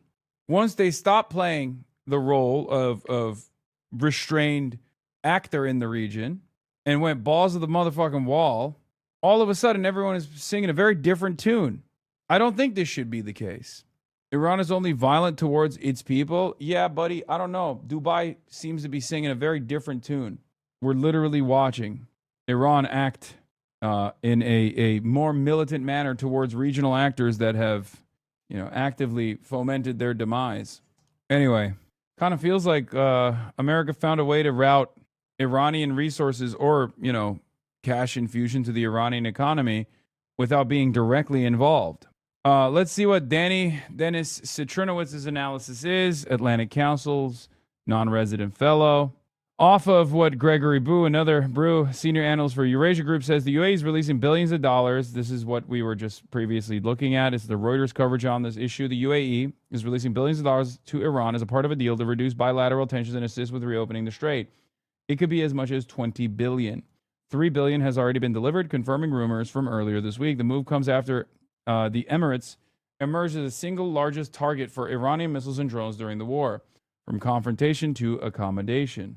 Dennis Citrinowitz says the growing rapprochement between the UAE and Iran undermines a key assumption that has shaped much of the Israeli debate over the past year, namely the Gulf states would move closer to Israel, expand the Abraham Accords, or even support a more confrontational regional posture towards Tehran in the wake of the war.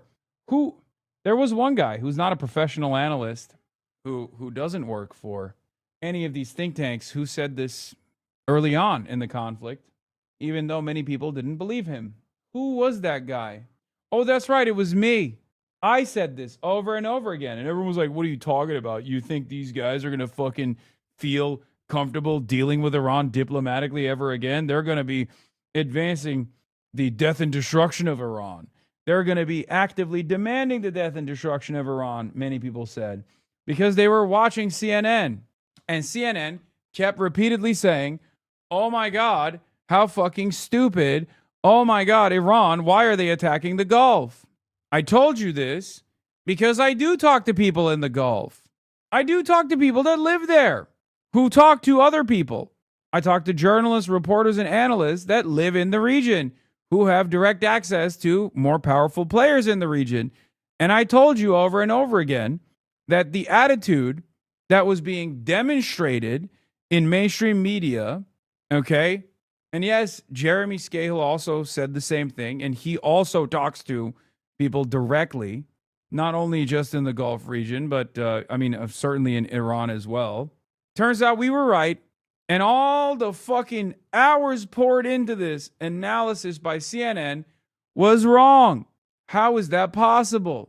It turns out that the Gulf monarchs looked at the situation and realized it's not so great to have American military bases when that doesn't actually come with real security assurances.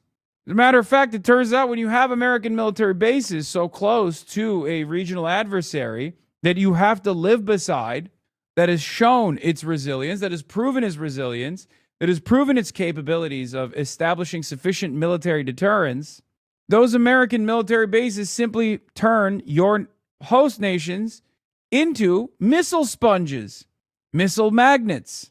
America is primarily invested in defending only one country, and even then they've done a piss poor job at that too. For the regional monarchs, if American defense doesn't actually have real American defense, and it's just simply they're simply playing a role in expending Iranian munitions that could be directed at Israel, but instead is now directed at the Gulf. Yeah, why the fuck would they take that deal? Why would they take that deal at all? That's a terrible deal for them. This comes after they've spent billions of dollars pumping up American companies in the interest of diversifying their portfolios. But we all know that it's not just about diversifying their portfolios, trying to figure out the next phase as the world moves away from fossil fuels.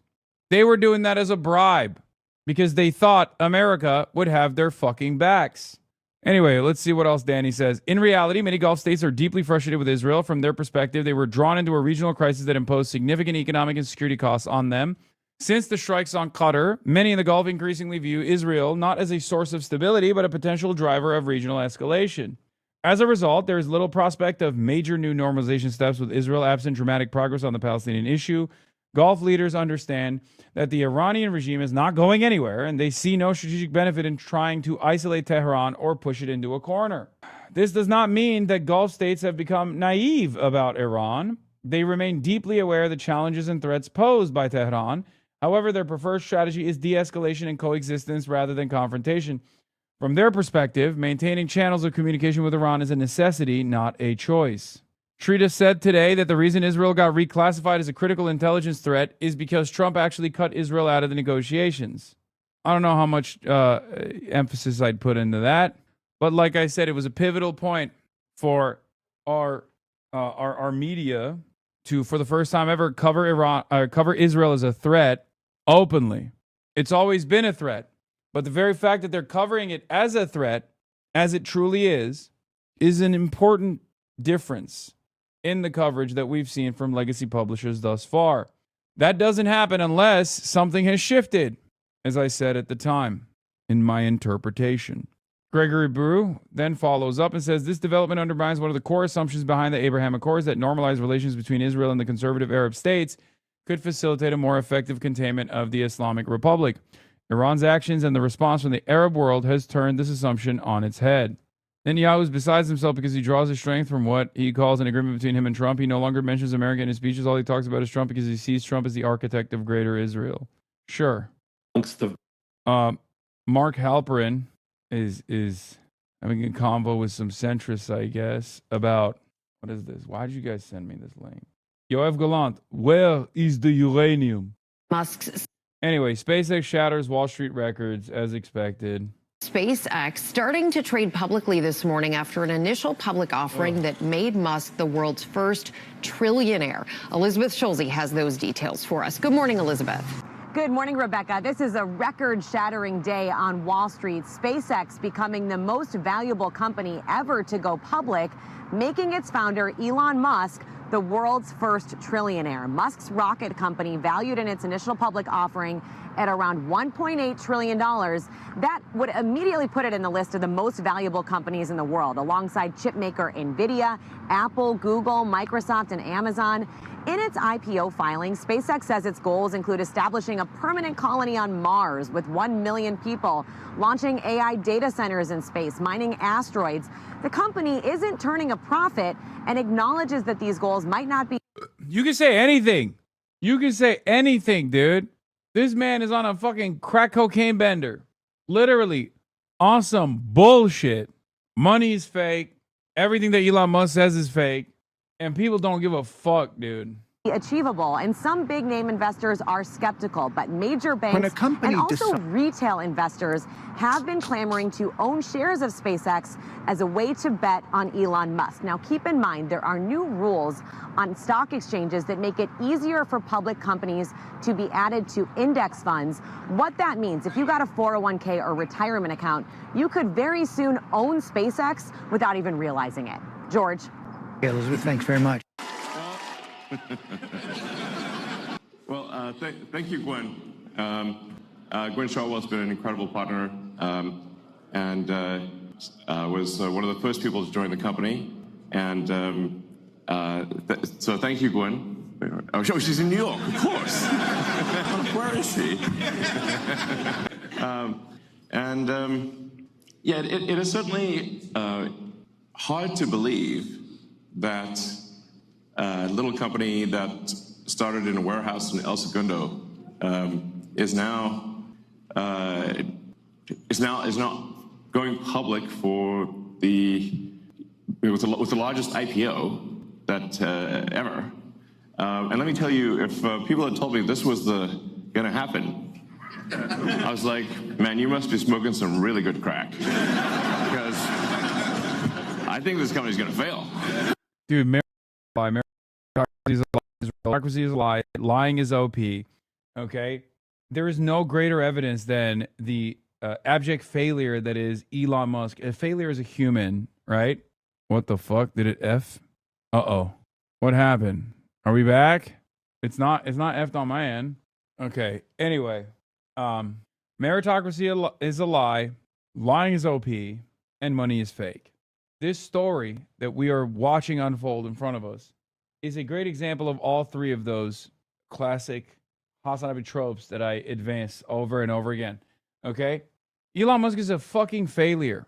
And yet, in spite of his failures, because he lucked into a initial, because he happened to be at the right place at the right time, he has failed upwards with his endless wealth. He's a horrible person. He's an unbelievably insecure person. And yet, he's the richest person on the planet, right? And we know he doesn't fucking work hard because he tweets all the goddamn time. Now, as far as SpaceX goes, hate to admit this, but it is probably the most impressive company that Elon owns. Not that he had anything to do with it personally. Not that he had anything to do with its success personally. If anything, he was probably an impediment. SpaceX, of course, is a government subsidized operation. It should be kept in the hands of the public. But this is the nature of American capitalism. This is the nature of capitalism. And the American version of it is probably the most evolved or devolved version. John Tufel says, SpaceX IPO is so perfect for right now. Company without profit, sold in a market detached from reality, based on fake promises about things it will never do, layers upon layers of bullshit. Aaron Regenberg says, what's most infuriating about the Musk trillionaire shit is that his enterprise is built almost exclusively on government contracts. It's not just that he's expropriating our wealth in an abstract way. His fortune is built on the tax dollars we pay that he then obtains through graft. This is your take. A Nazi becoming the first trillionaire off of taxpayer subsidies, mergers, and apartheid mine inheritance isn't an anomaly. It's showing you what the system rewards. Capitalism is a death cult. The thing is, I thought after the Twitter purchase that Elon Musk would no longer be seen in such a positive light. Because I thought that even the dumbest of Americans would recognize that this guy wasn't really fucking doing anything at all, and he's simply dicking around being racist on Twitter. But I was wrong, because many Americans actually love that shit, it turns out. Many people all around the world love that shit. I mean, I gave SpaceX less than a 10% chance of succeeding at all, to be clear. In fact, I told people this. I said, look, we're probably going to fail, but, we should give it a try, because if we don't, if there's not a new company that enters space, we will never be a truly spacefaring civilization. I'm watching the Elon Musk IPO. While the other aerospace companies, they build good rockets and everything, they were simply not pursuing the technology that's necessary to make life multiplanetary, to make Star Trek, to make the exciting science fiction future. Let's see if the fucking other mic is on real quick. Suit looks good. Thank you. Let's see. Does this work? It's not very good. I can just scooch up. We can scooch. No, it's not the scooching. It's the scooch closer, children. It's the Do you want a guest? Are you open to having a guest? Sure. You just look low energy. I thought I'd bring you a coffee. Thank you. No, I needed the coffee for sure. I gotta crank up the volume a little bit though. You gotta crank your shit. Yeah, I gotta crank my shit real quick. Hold on. What's up, chat? I woke up. I was supposed to go on Jen's pod today, but we communicated really poorly, and she was like, "It's at 9 a.m." and I was like, "Okay, I think I can do that." And then I didn't communicate, so I stayed up through the night to see if she needed me in the morning. She didn't. So then I went and worked out, and I did 1,000+ calories because I'm sweating butter right now. Oh my god, it is fucking hot out. It's hot. It's hot. You know what else is hot though? The motherfucking New York Knicks, baby. Wow, you really come full circle. Yeah, dude, dead ass, dead ass. Dead ass, B. I'm dead ass now. I mean, is the audio good now, or is it way too dank, chat? It should be. I don't see any Dankensteins. There were some people throwing up danks. Can we get some Fentberts in chat real quick? Can we get some Gigaberts, please? Did you pay Chud the Builder's bail to get him released early? That's crazy. They're calling your ass. That's crazy. He did kind of cook. He did kind of cook white guys with the mustache and dude, the I feel hair. like Charlie Chaplin. Oh my god. I feel like Charlie Chaplin. Yeah, you were there first. Bro, I've been rocking the D'Artagnan, the Doc Holliday for forever. Yeah, to much success. And then one guy He came goes in and does racism. Yeah, the professional races. Yeah. Elon Musk is going to be the first trillionaire. Now my number one op is getting wealthier and wealthier. We take you down the timeline of choice moments from Elon Musk versus Hasan saga, where Grums said, I don't know if I want to be on camera. yeah, where Grums said you can tell a lot about Ubisoft with how much money they're throwing at terrorist platform streamers. Elon Musk said Hasan is a fraud. Then he said sellout would be more accurate. Objectively, he's promoting a terrible company just for the money. Assassin's Creed famously delivered one of the most devastating blows on his own platform, where they say, is that the guy playing your Path of Exile 2 account? I know, but you know what I always think is like, I feel like you guys can mend the rift because you have some stuff you can bond over. Like you're both fake gamers. You just both pretend to play video games. That's true. Which is unique. Well, I've done something even more impressive than that. I've just stopped gaming altogether. Right. Which is like, I guess there's a little bit more honesty in that as opposed to... Dude, that's what you should do is hire a Korean kid to play video games while you just sit there. Yeah, I don't think after it's... your stream. Yeah. To appease your gaming frogs, dude. Yeah. Well, they gaming frogs like complaining about not having gaming on the broadcast. You're really gonna shit on them when they're starving. Yeah. Like this. They have nothing, Hasan. They like complaining about not having sufficient gaming on the broadcast, and then when gaming happens, they leave anyway. They're starving. So I'm giving them exactly what they want, which is an opportunity to complain about not having gaming on the broadcast. I said, this bitch literally pays someone the power levels character in Path of Exile 2, Lamau. What do you mean I'm a fraud? Elon, I challenge you a duel in Elden Ring. I will cook your fat rolling ass. I cooked his ass too with a fat ratio there. I would have watched that. That would have been next to UFC on the White House lawn. That would have been the fighting event of the decade. Yeah. Oh my God. He would never do it. Then he called me a chicken shit R word and said that I blocked him. That's crazy. And then he posted the block. And then, what is this? Oh, a quiet ban would not be enough for me, this person said. Twitch needs to issue statements acknowledging they do not enforce rules evenly and clean up their moderation team.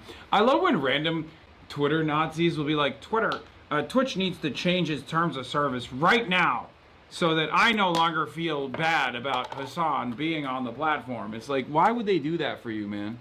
Anyway, to which he replied with, what's up here at Jeff Bezos? Trying to get Jeff Bezos to fucking ban me off Twitch. Which was really funny. Awesome.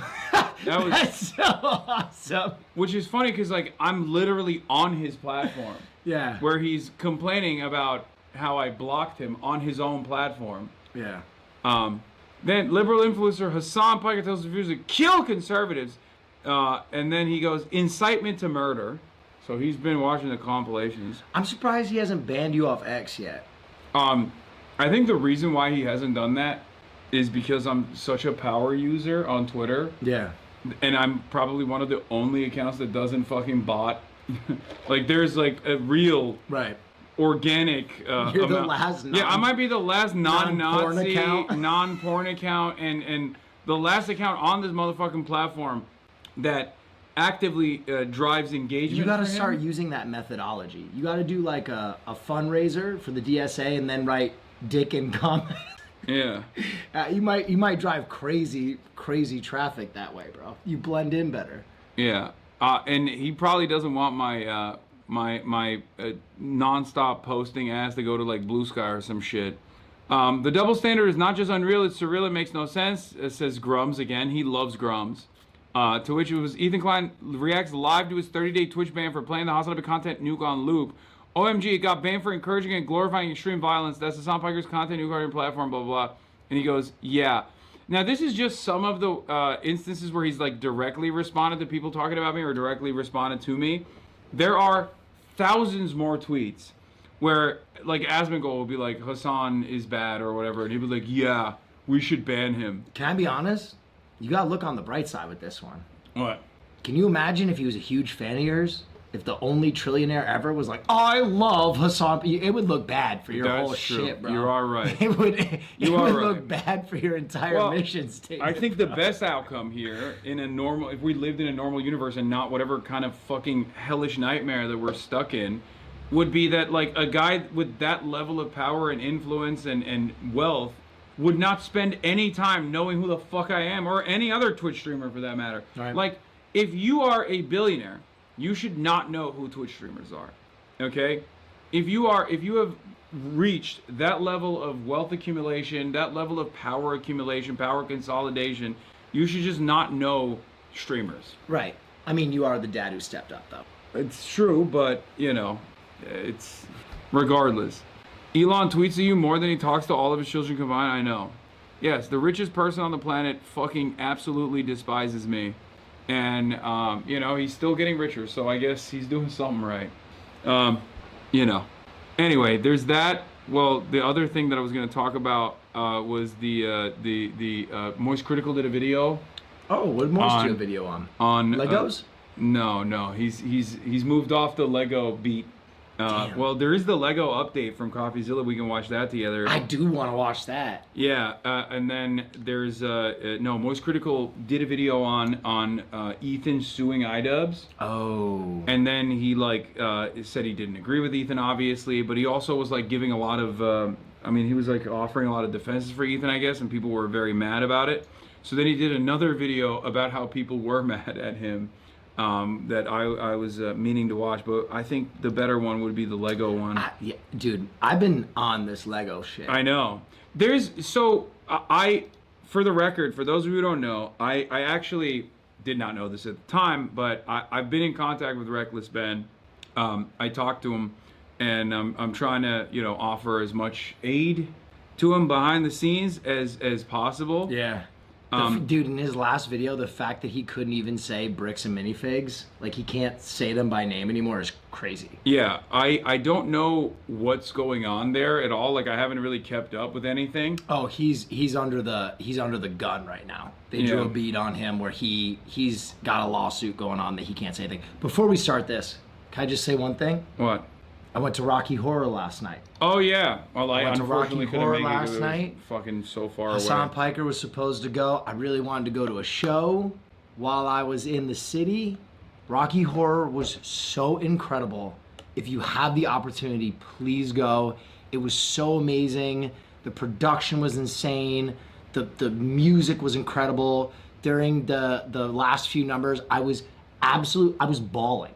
I was crying my eyes out. God damn it. Sobbing. And Matt and Austin had to there's one straight man in the entire audience. It's so funny. Had to get consoled. By the way, this is every event that we've done with you. You have bawled your eyes out. Yes. Whether it be the Knicks in Madison Square Garden, or It's Rocky been an Horror. emotional trip for me. It's been an emotional trip for you. A real coming of home experience. Is that the right term? I don't know. Yeah. A return to form for you. Truly. Hopefully you won't bawl your eyes out at the Reckless Ben saga update here. I just like, what are they doing? Look how they massacred my boy. Also, Elon Oh, sorry. Go ahead. What is this? Elon could buy Los Angeles. I don't get how he can't or won't fuck with you. I mean, he does fuck with me. He just fucks with me with the limited time frame that he has allotted to fucking with me. Damn, buying a state would be a tough move. I mean, I don't think he could buy the state of California, but You could probably buy Rhode Island. Yeah, this is Will's birthright trip, Chad. That's what he's doing. Dude. Yeah, he said, "M New York high." Gotta love the people celebrating Elon the trillionaire status.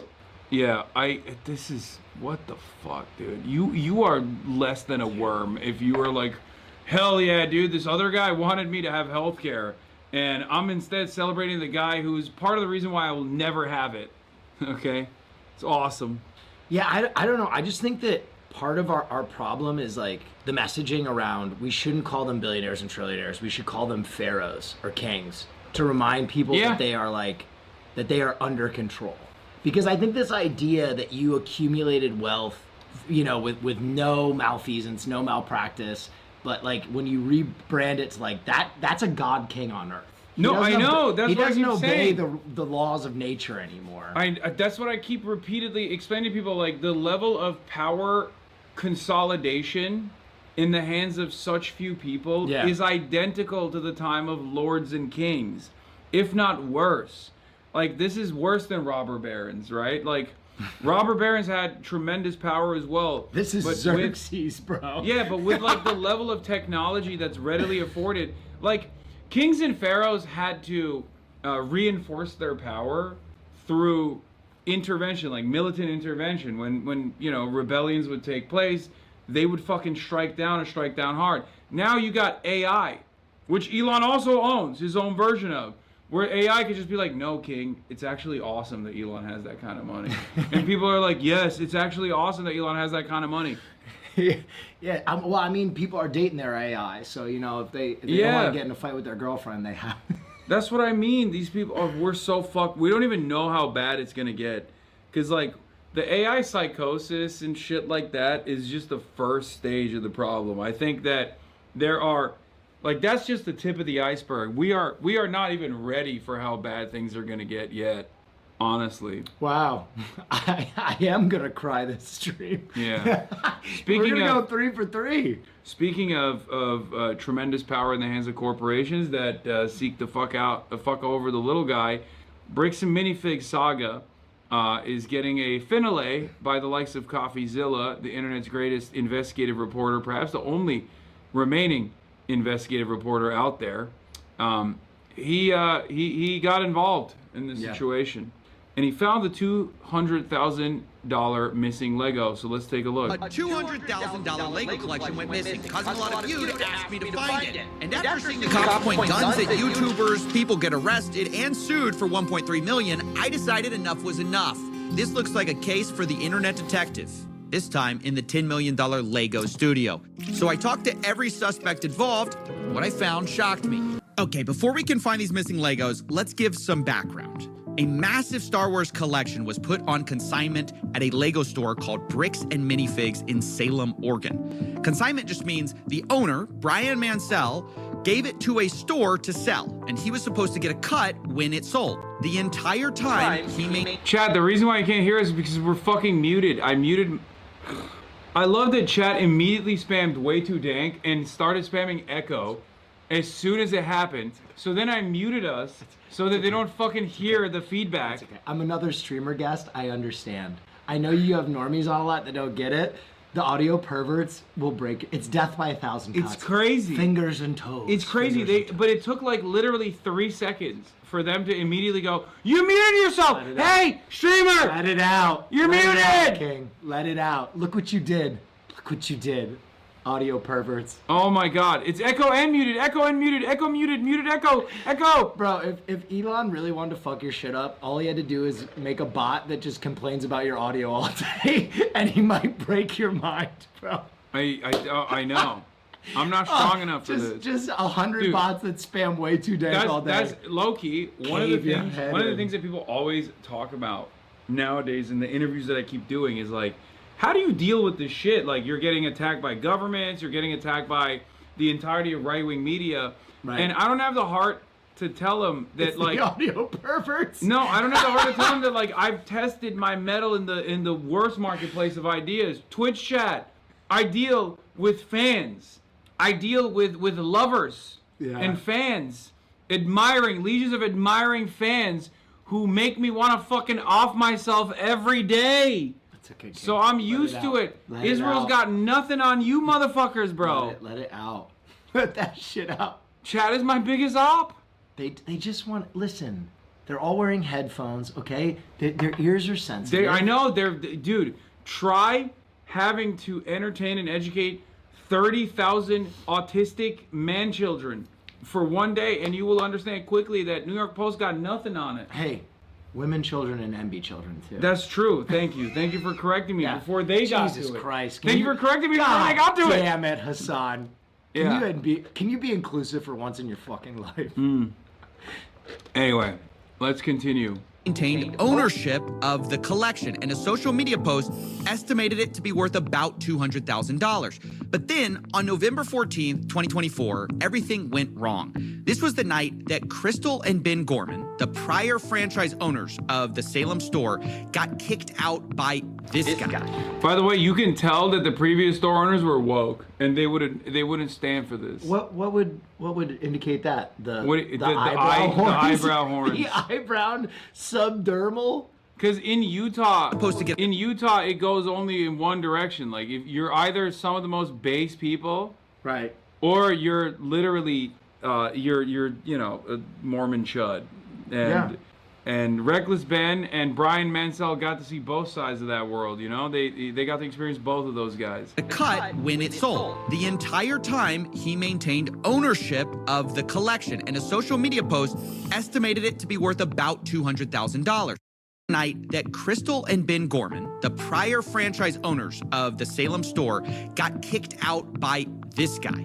That is Brandon Best. He and his partner, Josh Johnson, ran a sister store in Eugene, Oregon. And Brandon drove up that night to kick the Gormans out. Brandon and Josh would be taking over the franchise in Salem. And this is very different vibes with the new ownership, if you notice. Yeah. Yeah, that dynamic definitely persists here, you know? And people were saying that the previous bookstore, the previous owners of Bricks and Minifigs were like publishing anarcho-communist books and stuff. So what? That tracks.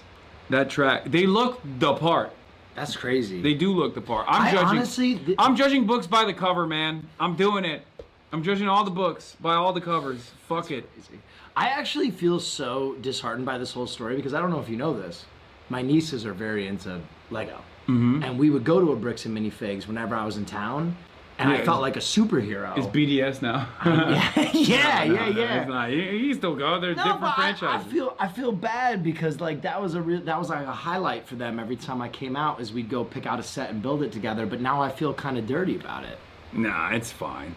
It's still Lego at the end of the day. They literally said they left America because they thought Trump presidency would make them targets due to their publishing company. Oh my God. Oh, they are that based. Okay, that's fucking fire. This is the exact moment the Legos go missing. As that store is getting handed over, the question is Brian's collection in it? Here's what the official Bricks and Minifigs press release reads. Oh, he's dope. Yeah. Was Charlemagne nice to you? Yeah, he was super nice. That's crazy. He said he's a democratic socialist. Oh my God. Yeah. I don't know when they are going to release it, though. It wasn't live. It wasn't like one of the live tapings that they did. It was. You have an echo? You have an echo. I'm going to kill Can myself. you fix your sound? I'm going to turn on a video game for the first time ever so I can kill myself in a video game, chat. You're so funny. You're so funny. Is it way too dank? Is it way too dank? I'll show you something that's way too fucking dank. What's up, please? Chat, please. Oh my God, baited. Lol, omega lol, we baited you. Taking over the store, we discovered a small number of sets valued between $2,000 to $5,000 that could be possibly related to Mr. Mansell's collection. But there's a problem here. There should be over 10 times that amount in this store, given their internal records and what we know the estimated value of this collection was. So if corporate's saying there was only $2,000 to $5,000 in the store, something happened to these Legos. But what? In order to solve this case, let's think about the suspects. First, who was there that night of the handover? It's only 3 people: Crystal and Ben Gorman, the former franchise owners, and Brandon Best, one of the new owners. These are our 3 biggest suspects, but they aren't the only ones. I want to address a few other suspects. Yeah, bro, this is the multi-billion-dollar compound where he's doing crazy. The production on this one went crazy. Yeah, he's got even Lego pieces. It's all coming together. Will's acting way too chill after crashing out on us every single one of his own streams for the last full year. Yeah, you deserve it. That guy's never been in one of my streams. Fuck that guy. No, I'm just kidding. Fuck it. I'm so patient with my chat. What the hell? Yeah, well, this is a different demon here. At the very start here. First of all, maybe this is just all the result of, plain old thieves breaking in. What about that possibility? Hi, I am Chris. I was the previous franchise owner who signed the collection agreement with Brian Mansell. And I'm Benjamin Gorman. I am the silent partner who's really bad at being silent. We did have a couple of break-ins at the store. None of Brian's collections were in the police report or stolen during those. Okay, so the Gormans say emphatically it wasn't thieves, but if that's the case, what about the guy who was arrested? I mentioned at the beginning of this video, Reckless Ben. This is the YouTuber who started it all. With a documentary, I tracked down the thief who stole $200,000 of Lego. Maybe it's the perfect crime. Make a video tracking yourself. Now, for our theory, it's worth noting Ben is currently facing a RICO lawsuit by Bricks and Minifigs. He was even targeted with a search warrant for stolen Legos. Included in the warrant are Legos. The owner reported overhearing conversations about possible stolen Legos. And on top of that, Reckless Ben was even accused of stealing the Legos by the current franchise owner. I stole the Legos? What do you think of the theory that it was Reckless Ben? He stole the Legos. It's absurd. We didn't even know Reckless Ben. He had no interaction, no relation to us, no relation to the store. That doesn't hold any water. Okay, I'm gonna be honest. Apologies to the genius cops in Utah who play different. We play differently here. But I don't believe that Reckless Ben stole the Lego, mostly because he couldn't. He just wasn't there that night, and I don't even think he knew about these Legos. But who does Ben suspect is holding the Legos since he did this whole documentary series? The guy who runs the entire company, McNeff, he personally came out to talk to us. So what's going on? So you guys are holding some of our Legos? Add this. Hold on. There's no mic right now. There's no mic now? I'm just. Hold on. 1 second. One more second. No, we're not. You're not? No.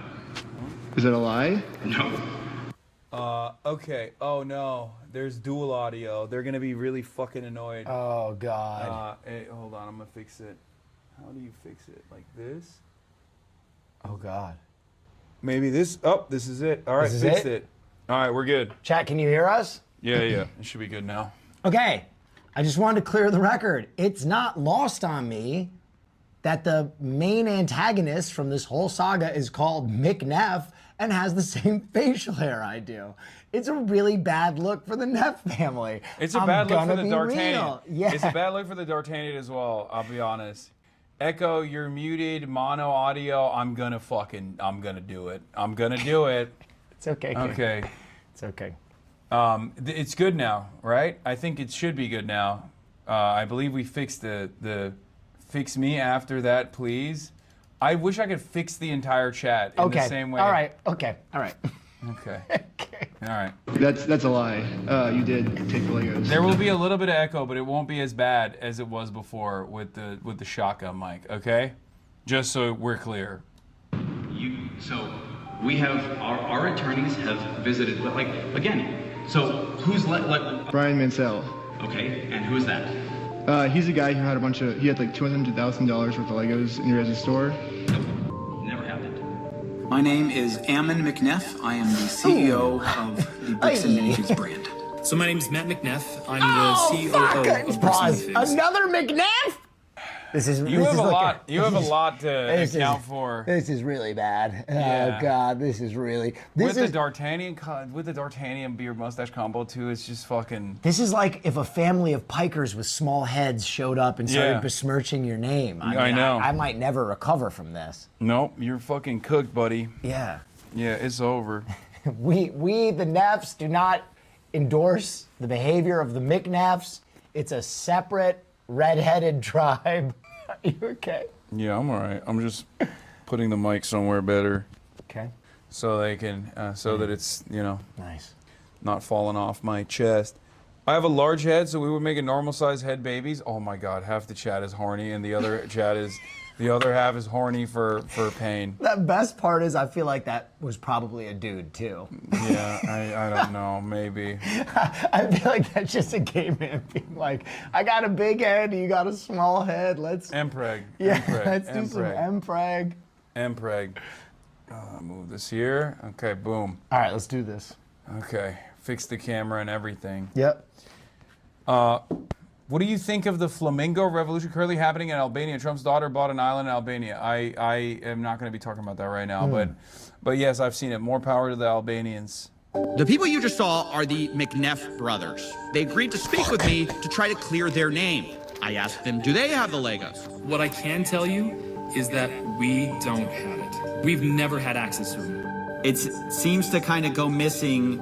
Parts of it seem to go missing on November 14th. Well, and I guess no, not at all. I'm going to say, that is not accurate at all. Because so you think that the collection was in the store at the time or elsewhere? Elsewhere.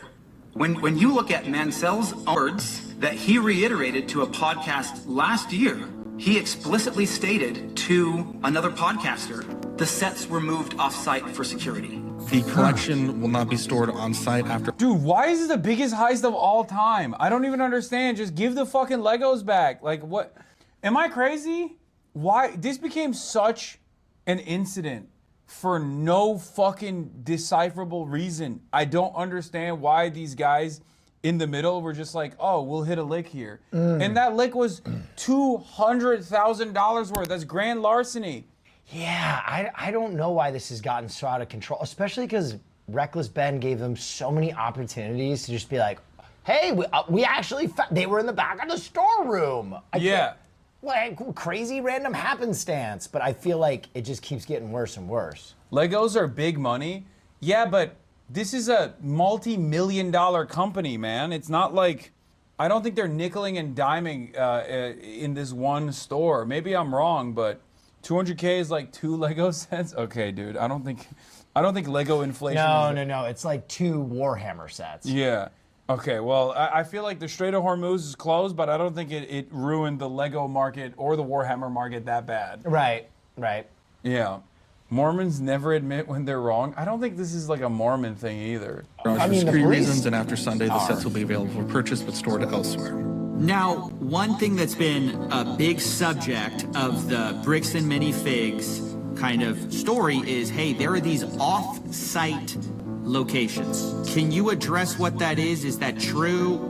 So the off-site location in the letter that that corporate is referring to is the original press release that we released when we were launching the collection. In that press release, because we had previous break-ins, I specifically included the location that after this weekend, those Legos would be stored off-site to deter any future thefts. This is actually kind of crazy, and I don't know if you've been tracking this at all, but collectibles, like high-scale, like heists of expensive collectibles has been absolutely exploding, particularly in Los Angeles, where like almost every Pokemon hobby store in the greater Los Angeles area has been robbed within like the last 2 years.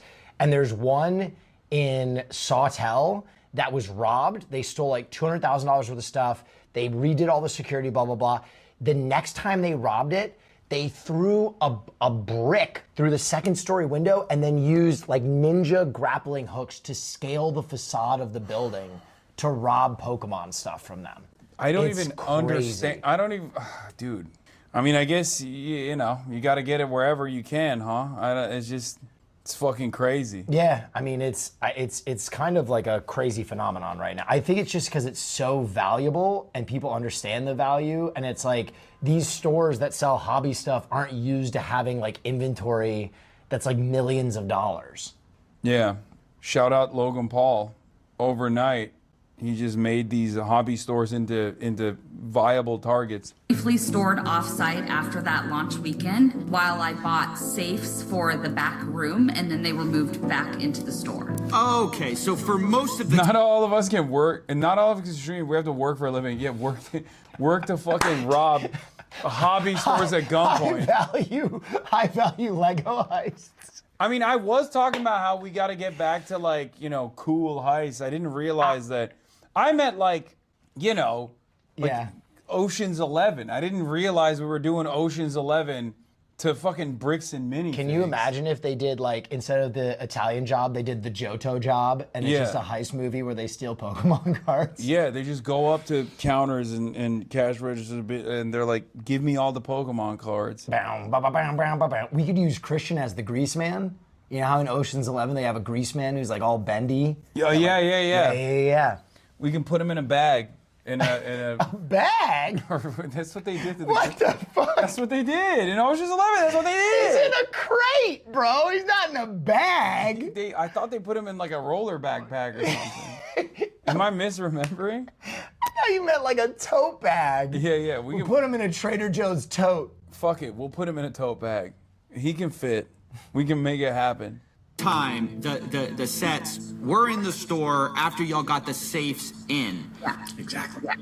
Okay, so Ammon McNeff suspects that a lot of the Legos weren't there that night. And then on the other hand, we just heard from Crystal and Ben Gorman explaining the off-site story, saying that later they no longer used those off-site locations. But what do we really know about the Gormans? They are the former franchise owners after all. I mean, shouldn't we be suspicious of everyone? They're one of our key suspects. They were there the night we lost Brian's collection. They were the creators of the consignment deal after all. And one group in particular is pointing their finger at them very hard. It's the McNeffs who say they were behind on payments. We started getting calls from the landlord letting us know that Crystal was behind on... What if the McNeffs are the main villains of the story, by the way? Yeah, dude, it's not looking good for the McNeffs. Yeah, because they're playing this sweet role right now. Like, oh, look at me, I got the D'Artagnan. My last name is McNeff. I'm not a scary guy. I'm here to reveal everything to you. And then you find out that they were actually doing a rounding error or some shit at the end. Fuck, they're just they were the main villains all along. I mean, he has a mischievous mustache. They're turning on the old McNeff charm. This is the mustache of a man who's capable of tremendous mischief. Okay, I'm just saying. Let's not come after. It's not the mustache's fault. I don't know. It could be the mustache. And it's not the family name. It feels like the mustache is controlling him. Let's He's become not more let a mustache few than bad man. apples. Chud the Builder too. Okay, come on. I mean, how many examples do you need to see and prominently display in media? Okay. This is the lease payments at the location. We had also gotten a couple of notices from some of our vendor partners that bills had not been paid by the store. And so we felt pretty strongly that there was going to be a risk of her just, you know, like attempting to file bankruptcy, doing some of these other types of things, which we've had franchisees do in the past, and that's problematic. So that's why we sent him up there to take some video footage. So we needed to just be prepared if we needed to do a hostile takeover, which, you know, like can happen in franchising, where a franchise owner just, you know, kind of tries to steal inventory and do some different things that way.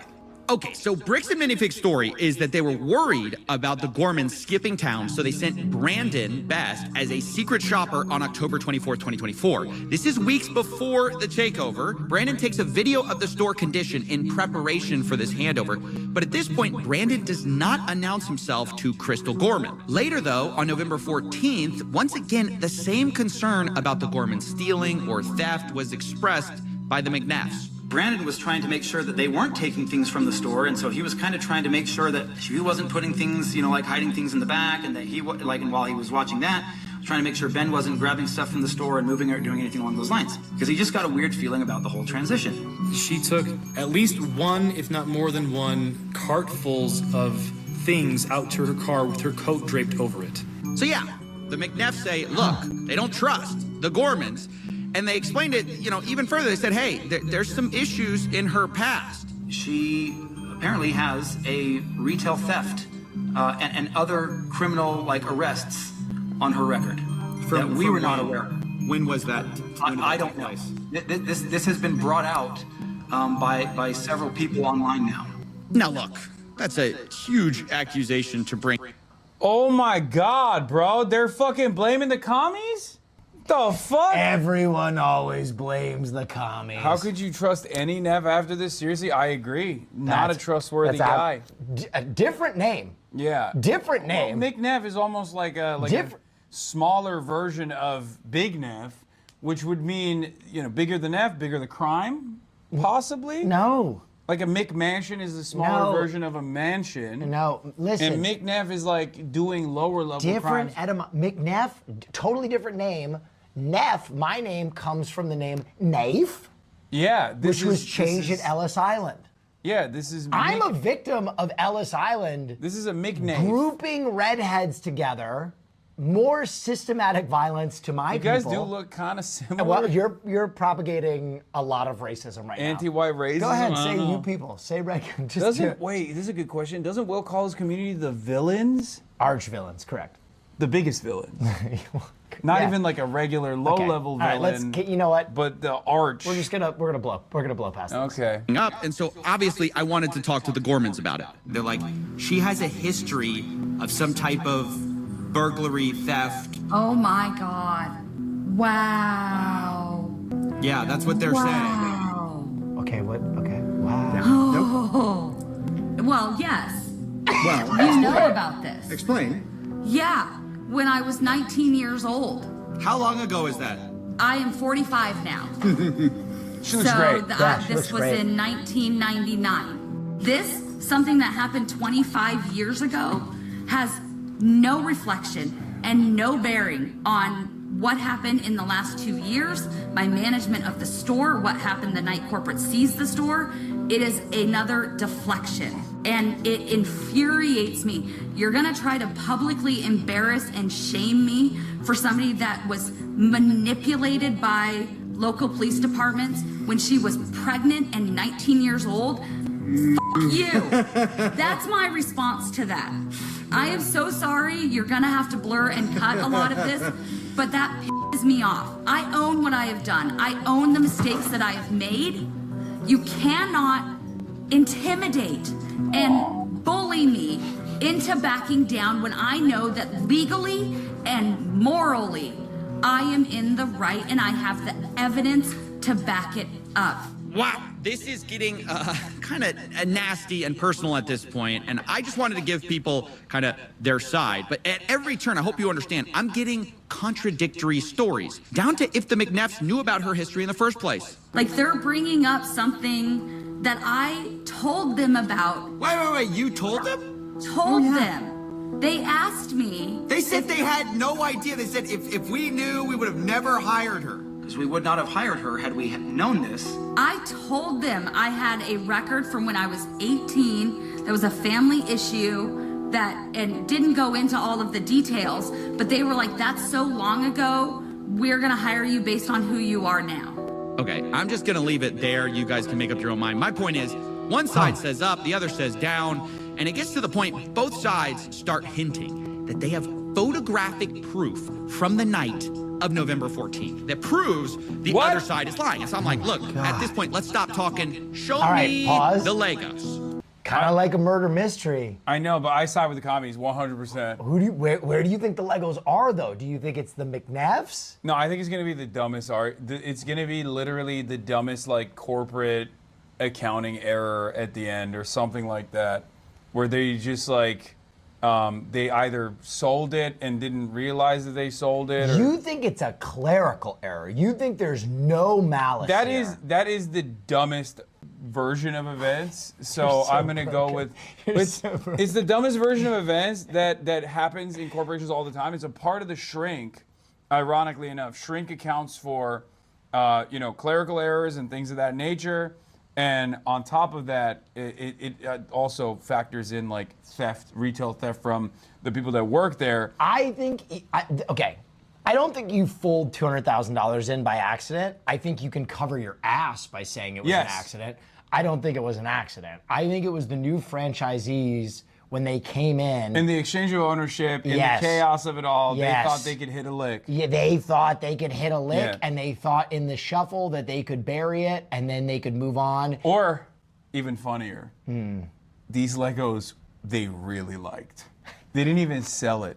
He's moving. He's just building the Slave 2 in his basement. Like, they'll never take you away, Boba Fett. Yeah. You and I will bounty hunt the galaxy forever. Yeah, and like when the camera pans back to him, he's like holding the Lego pieces. Like, this is a different set.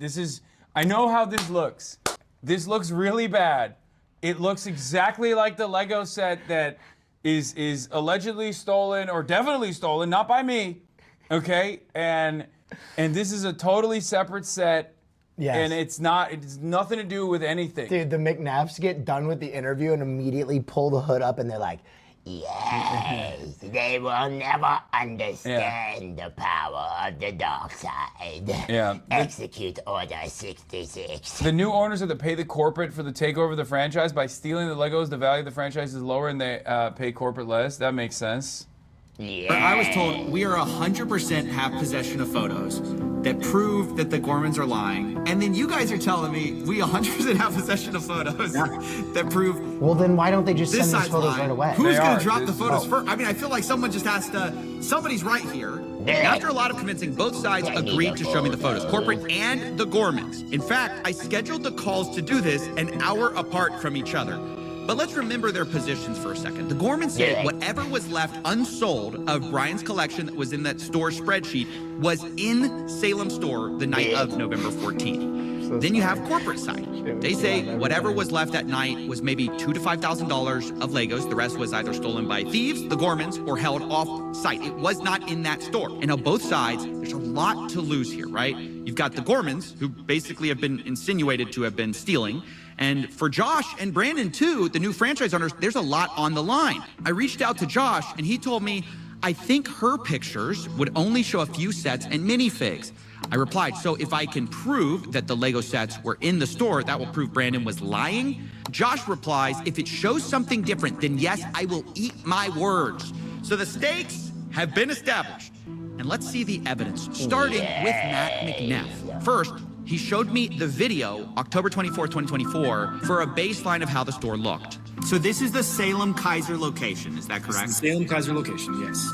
So is it fair to say I'm seeing quite a few Legos here? I mean, I'm seeing a store of Legos. You'd agree? There's a good amount of Lego on hand.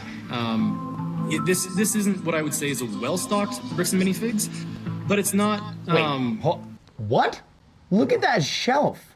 What is he? What are the McNeffs insinuating? He knows better, dude. There is not an inch of shelf space there that is not Lego. This guy. This is. You know what this reminds me of? It's like when they do like those like variety YouTube videos where they're like a former heist boss.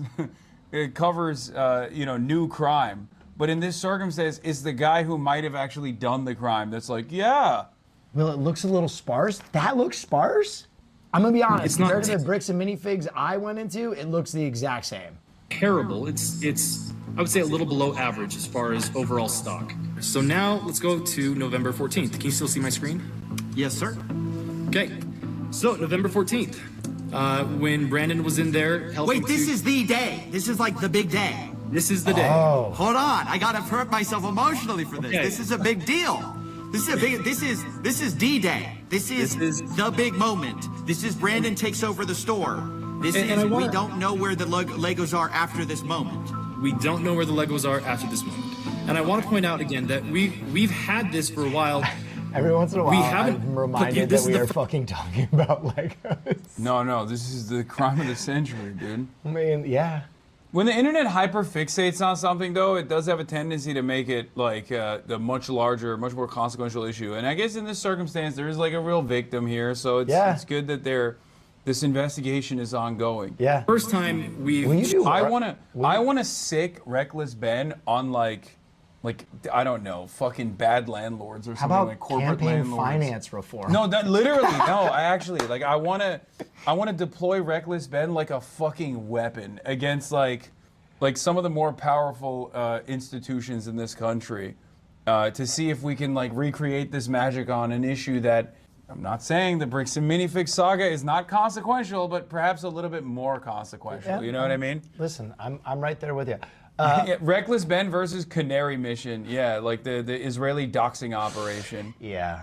Also, would you ever build Warhammer with me? I kind of caught the bug. Dude, there's no way. I can't hold on to tiny pieces like that. You need the tool. You need the right tools. I feel like I get really annoyed when I have to I can't hyper focus on. I've tried building stuff before. Right. Like model cars and shit, and it just like makes me so angry, and then I just smash it. What? I don't actually smash it, but I want to. Do it. No, literally. Execute orders. Have you ever?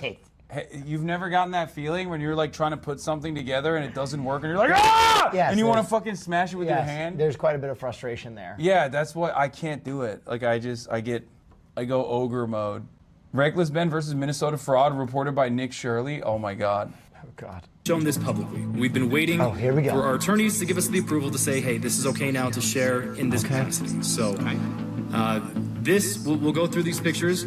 This is what Josh saw, or not Josh, sorry, Brandon saw.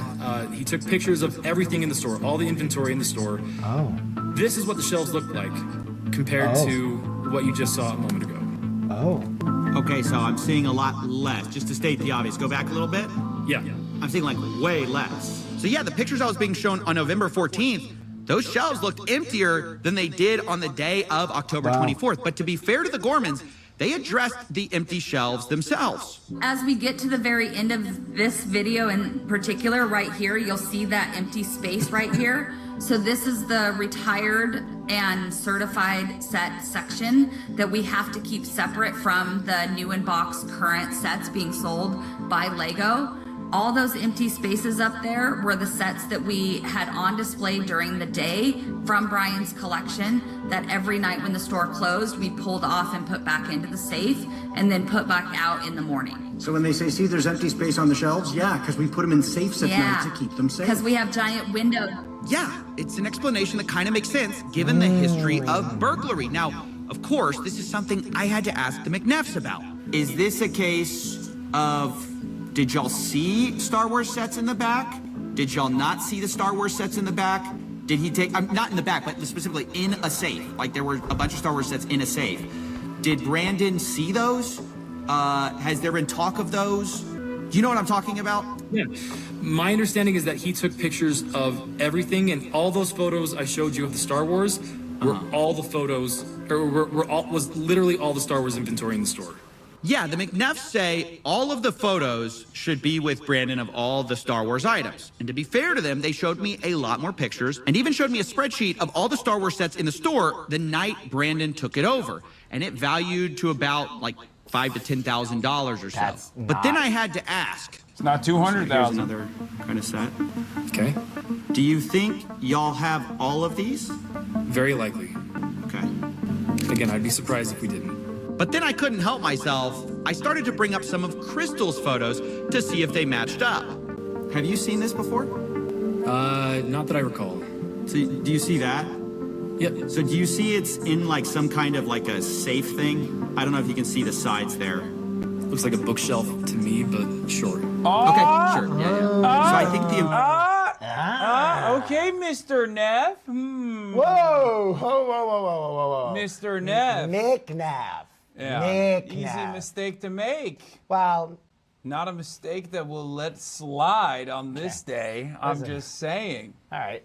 Let's be a little bit more careful about the McNaff name. What the fuck is a Duplo? I didn't even know that there's like different kind of... Is that a different version of a Lego? I think that's like baby Legos that you can't choke on. Okay. Are you the throat goat? Are you saying that's what you'd like to challenge That's Duplo what you think, to dude. choke on the... Fucking down that shit. Wow, holy... I'd fucking down that shit, dude. God. I'd choke on that shit real quick. Jesus Christ. The important thing is making sure that all of these are in the inventory for Mansell. Sure. Sure. That's cool. 75041? Yep. The Vulture Droid. 75169. Oh my God. 169 I'm not seeing, so there may be... Okay, so there's one that is not on our list. Let's try this. 10240? Okay, nope, not seeing that one either. What about 9493? I don't see that one either. So maybe those were locked at the time, and Brandon did not get those pictures. All right, that's kind of a problem because the Gormans had over 200 photos of this store. I definitely knew looking at these photos, there's a lot more Legos in the Gormans photos, by quite a lot that Brandon's photos just didn't show. But corporate didn't really see it that way. But still, in the grand scheme of things, we're not talking, again, 10 times the amount of sets here. I don't know. I haven't shown all the photos yet. I don't know exactly how much. If there's a calculable figure that we can look at and say, great, this is what was there, I promise you it's not $100,000 worth of Lego. And so where's the rest of it? He got me. I don't know. Maybe I'm a little too in my head about this U-Haul story. You don't think it could have been some U-Haul thing? There's no way. Oh, yeah. Have we talked about the U-Haul yet? We gotta talk about the U-Haul for a second. This is another one of those things that was like really disputed between the two parties. Was this U-Haul that supposedly was driven up to the store the night of the takeover. What? So when Brandon came to the store that night, wait a minute. What do you? Yeah, and the guys were wearing, the guys that look like the McNeffs were seemingly wearing balaclavas, and they were like, "We're here to deliver special delivery." I love how we're on video 18, and he's like, "The only discrepancy in the story was the 18 masked men that rode up in a giant wooden horse." Yeah, what the fuck? Wait, how? This is information that I feel like is fairly important to figure out who the fuck was doing this. He was driving a U-Haul truck. Now, It was in typical literally. fashion, this was immediately disputed. Brandon showed up to the Salem store in a rental car when he came to get the keys from Crystal. Well, the U-Haul is a type of rental car. Yeah. Was there in a rental car, not in a U-Haul. It wasn't until after he told me he was taking the keys and locking me out that I really kind of paid attention to the fact that he had a large, not the small, the large U-Haul truck.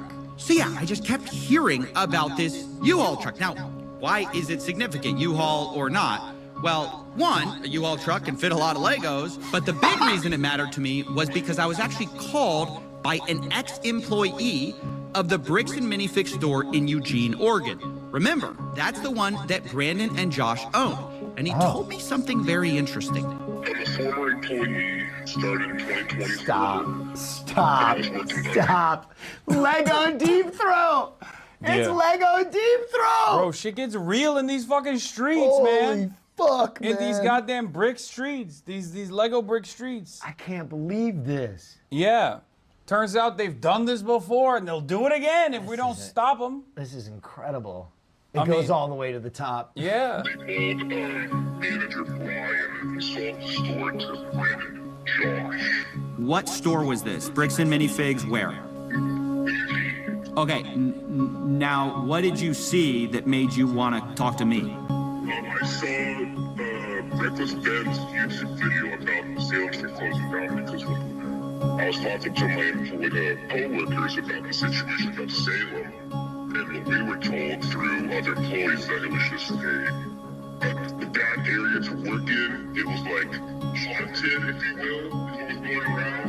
Haunted? After seeing the video of Reckless Ben, we exposed them, and it makes a lot more sense with what we dealt with Brandon and Josh. Like, oh, Crystal stole Lego sets and bolted out of the country. Who says that? Brandon Best told us. Ghost? When he was jumping off all the Lego sets to us that night. And used Legos, a bunch of used Lego sets. That's that were like saran wrap. They had Star Wars CD. They used a lot of stuff. It was like a medium-sized U-Haul truck. Wait, they brought a U-Haul truck. Yeah, from Salem to Eugene. And to Eugene, and it had a bunch of Star Wars sets on it?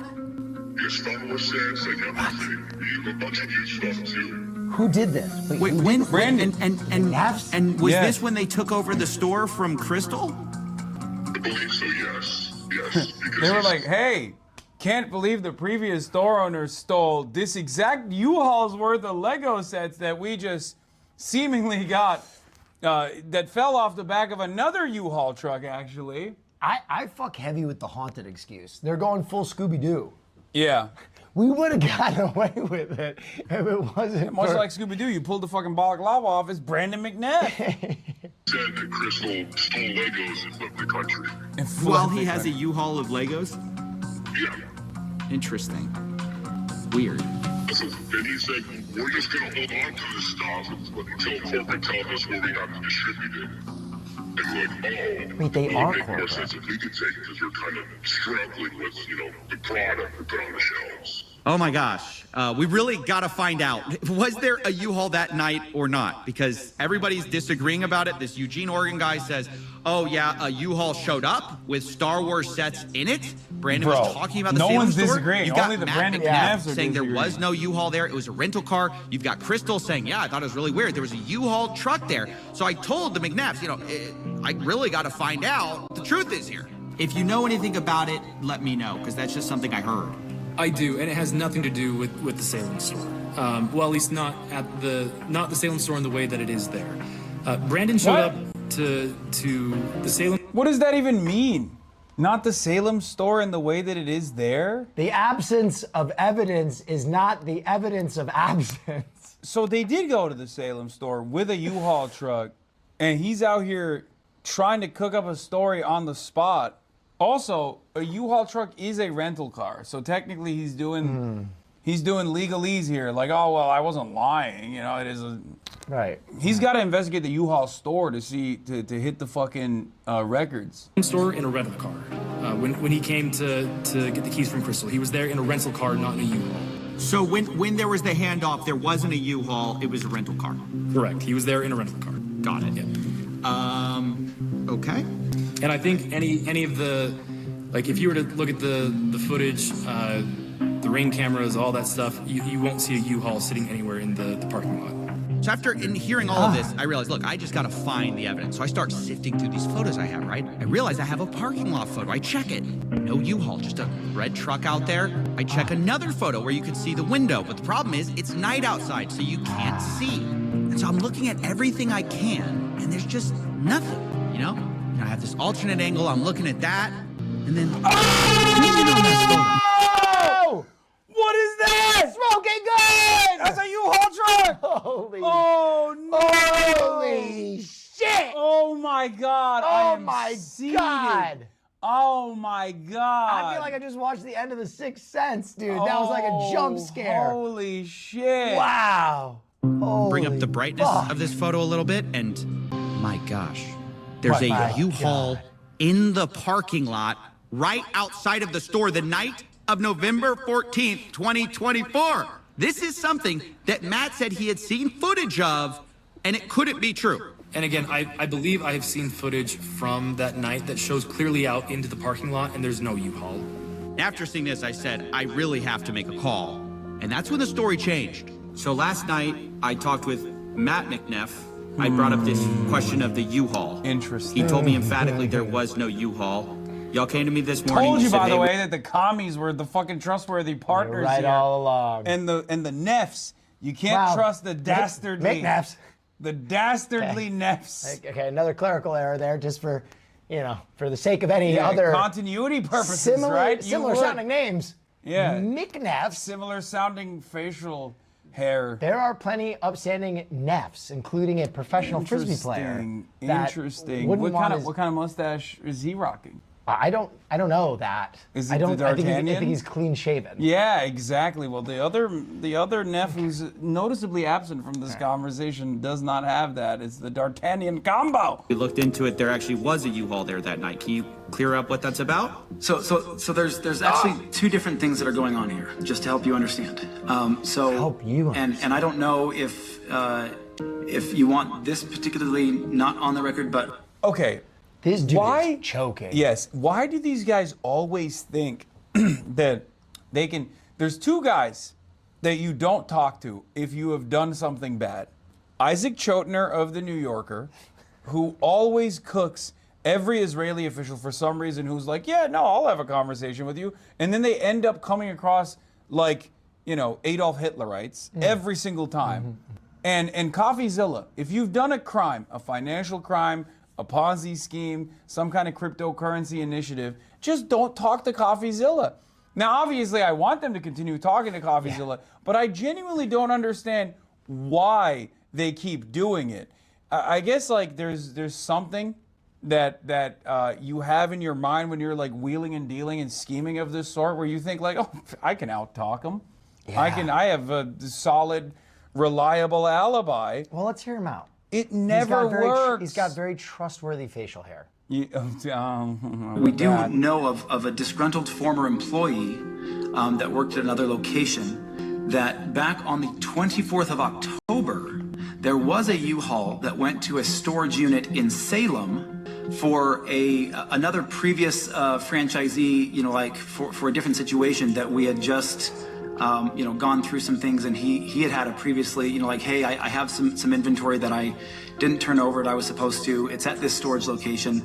You guys can come pick it up. And so Brandon was sent on that day to pick up with a U-Haul inventory that then he moved down, but that was October 24th. So when we're talking about this. So why is there a U-Haul on the night of the exchange of ownership? It's not adding up. Oh, that's just a photo from October 24th, actually. Why wouldn't Brandon McNeff mention that U-Haul too? Yeah, interesting. He could have cleared it. Interesting revelation here. Ex-employee, you're saying they are conflating the October 24th event of the U-Haul coming up to Eugene with Legos with some time after November 14th, after the store takeover.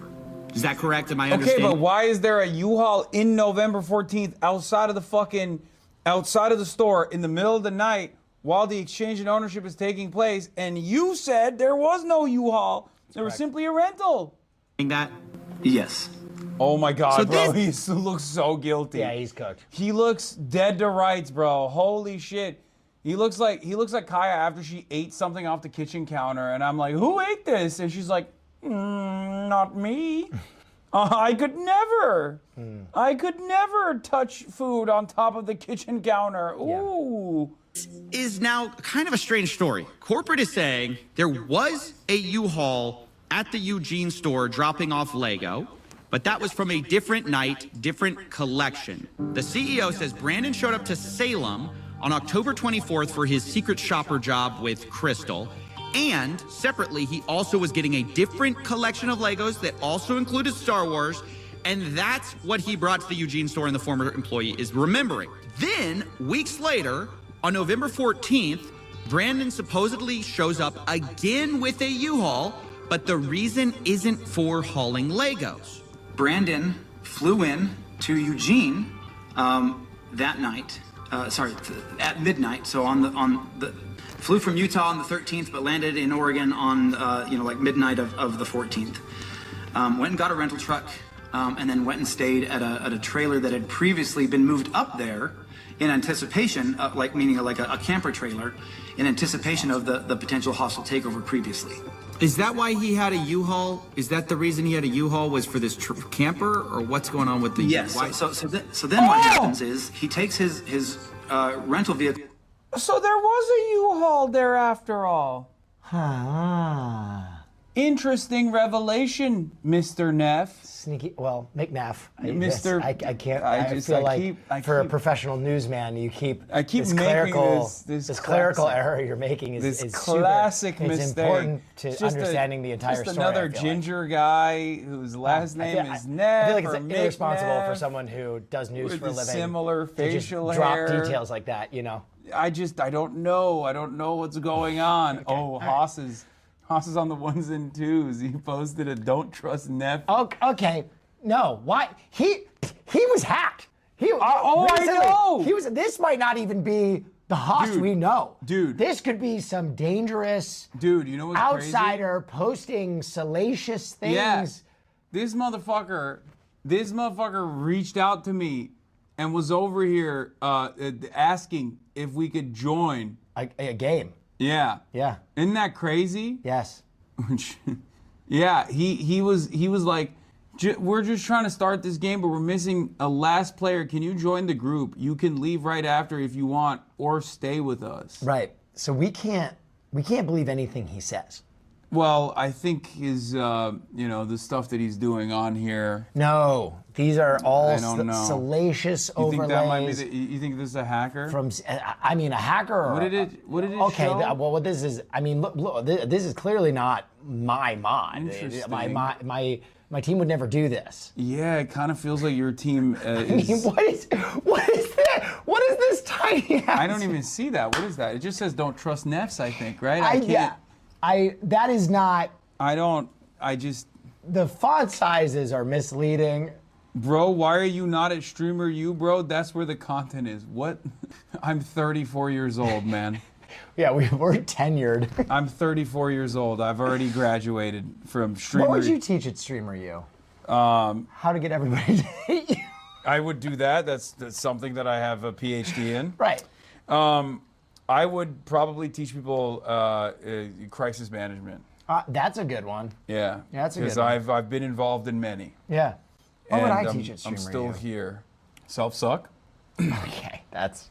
Stealing $200,000 worth of Lego Okay, inventory in a hostile corporate you know what? We're just takeover gonna go back in exchange of ownership over a franchise, a beloved Kai, if franchise. you're seeing this does not represent. I don't know. How I about feel like film? How about film? We're just teach film. you could Just play teach the some film. role of the Teach how to use guys. some cameras.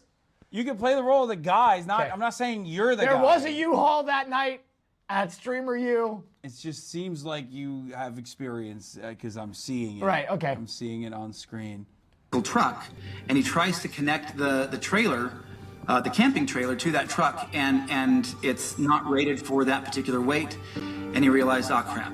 He called around and found that U-Haul had a rating for one of their box trucks, and so he grabbed that, went and got it at 10 a.m. on the 14th, and so he then went and hooked that trailer up to the camping trailer to a U-Haul, drove that trailer down to another location where he could set up the camping trailer in Salem, dropped off the camper trailer, and then he arrived in a U-Haul to the Salem store, and then went in, said hi to Crystal, and then as she was leaving, the door shuts, and so he locks it, calls the locksmith, takes him a while to finish up the changing of the locks.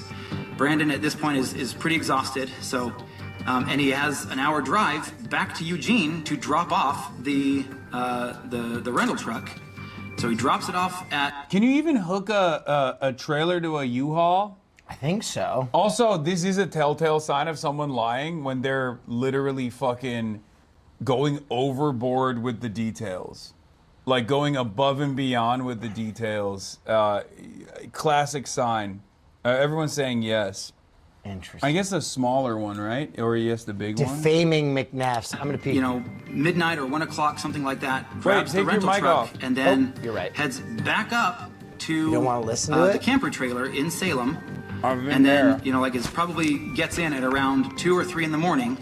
Spends a couple of, that's a little bit of sleep before he has to head back to the store at 9 a.m. before the other employees get there. The timeline that is trying to be portrayed just makes absolutely zero sense. Okay, so I asked, obviously, for documentation of all of this from Brandon. And here's what I got. First, the U-Haul contract on November 14th. This checks out what we already know. Then I got sent a photo, the last one Brandon took in the Salem store, dated 9:44 p.m., where you can see what looks like the inside of a bird cage that the Gormans had. And lastly, I was sent a photo Brandon took of the mileage in the U-Haul as he dropped it back off at the rental place on November 15th, 12:41 a.m. Now, the time gap there is about 3 hours between the last photo in Salem to dropping the U-Haul off, which is a bit of a problem for our timeline. Yeah, it took like 4 hours. What up? I mean, I worked till like 11 o'clock. Yeah. Like, I got up early for. He's in the bathroom pissing. You moved 4 hours of Legos out of this truck.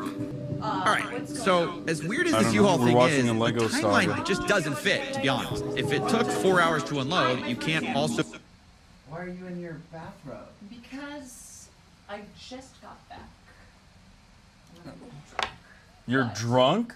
Where did you get a Oh, Here. the judgment coming from you. I mean, sorry, I'm. Sorry, I was out with our friends. You're fucking up the white balance with your robe. You're fucking up the balance. Why do you look so tan? Why are you asking questions? Where did you get tan? Did you get a spray tan? I just look like this. Did you get? Some of us go out in the sunshine. Did she get a spray tan? No. I'm just glowing naturally. Okay. Glowing. All right. Cute. Uh-huh. Anyway, my phone is dead, so I just came to ask what the plan is before. I think we'll finish this video and then we'll start to. Well, we got times. Oh, never mind. We got a little bit more time. Are you guys doing Lego stuff? Yeah, we're doing Lego stuff. Well, when do you want to? When do you want to do your stream? Right after we finish this video. Yeah. Okay. What time are you leaving? I don't know. We can probably go to that area and then start to figure stuff out. Okay. Are you wearing the suit tonight? We're Yeah. going to a club What? I thought we were going to a dining experience. afterwards. Wait, why are we going to a club? Are we? I wasn't informed Yes, about we're getting this. very gay tonight. I don't know how much I will partake in that because I have, Go. once again, as is every other day, I have we go. a shit ton of interviews that I have to do tomorrow morning. Do you know it's Pride Month? Mhm. What have you done for Pride Month? stopped doing hate crimes. Like I've restricted the number of anti-gay slurs I say. Oh, I didn't even know there was more than one. I keep it to 1,000. Wow. For the month, yeah. How homophobic I'm he at is. 994. I'm at 994. I got 6 more in the bank. I feel like just even your attitude, me walking in here, was a slur towards me. You're a straight woman. I am also a Chinese woman. That's not gay. Well, You're just, what the fuck does that have to do with Pride Month? How are you tying this back to Pride Month? Chinese eraser? Nice. I'm just saying in general, the energy that you give off. You're white Chinese. So it's only half anti-Chinese erasure. It's more so, I was being anti-Irish, actually. Yeah, actually. Yeah, that's what, Which, you know. you are way too frequently. That's true. Way too frequently. All the time. And the Irish? Why are you so tan? You were not this tan yesterday. I have been outside all day. I literally saw you, I feel like I saw you. I was listening to jazz in the park. I saw you yesterday and you were not this tan. We have to finish this video. Yes. Okay, fine. Oh my, you know what? Please. Someone wants to be the main story here. Give me a hug. Oh, I'm so sorry. Yeah. Somebody wants to be the main story. Okay, so I should be ready by, because you want to go early. Yes. How much time do we have left in the video? I'm so sorry. Yeah, you know what? Perfect. I will leave you all. 30 more minutes. Perfect. I will leave you all to these hetero 30 minutes. Okay. Okay. Yeah. All right. Men You being cannot be doing that in New York City. men expressing friendship and that's the highest order of homosexuality. The friendship is that you have to come here to sit on his stream. Wait, what? That's one version of it. We're doing his stream afterwards. We're going to be experiencing fine dining. Oh wow, look at straight men hanging out on stream. How fun. I feel like, is that I don't know what's jealousy? happening. I don't know what's peanut happening. butter and jealousy. I don't know what's happening. It's peanut butter and jealousy. Why she? Let us have man love on Pride Month, Caroline. This is love? Yes. It's pathetic. It's one expression of many. Pathetic man love. I've seen better man you love. You get your hetero. Get out of here! Yes. Get your Get out of here! hetero ass out of here. Ruining the gay vibes on Pride Take Month. your bathrobe. Why is she in a bathrobe? I don't know what's going on. Why did she get a spray tan? I don't know. It looks good. Okay, I think she's gone. All right, this was I let her in. I don't know. I thought she said she didn't have a phone. She said her phone was dead. Did she take the room key? Yes. Yes, she did. Okay, no, she had her own room key, I guess. To drive to another city, load and unload and drop off the U-Haul in that time. But still, even if this is true, it's pretty weird. And it's one of the most bizarre stories I've ever heard, to have a U-Haul thing back to back. One of the times you're picking up Legos, the other time you're not, you're taking a camper. She's the only one bringing gay vibes? She's not. We're literally gayer than her. It's okay. Nevertheless, without more proof, we kind of have to move on to another theory of how to find these missing Lego. This time, let's take the photographs that we have and reconstruct what was in the night on November 14th. Remember, that's the moment we lost the Lego. Yeah. And this time, we're going to combine it with 2 more things.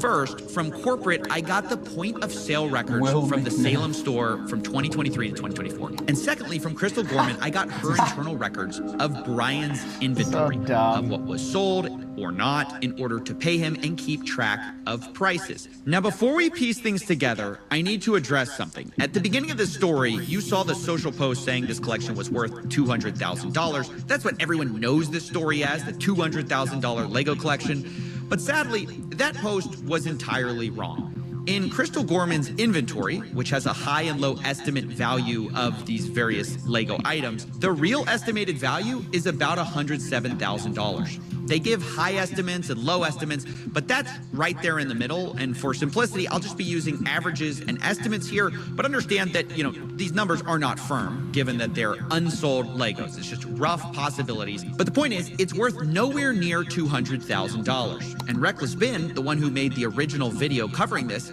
said that surprised him.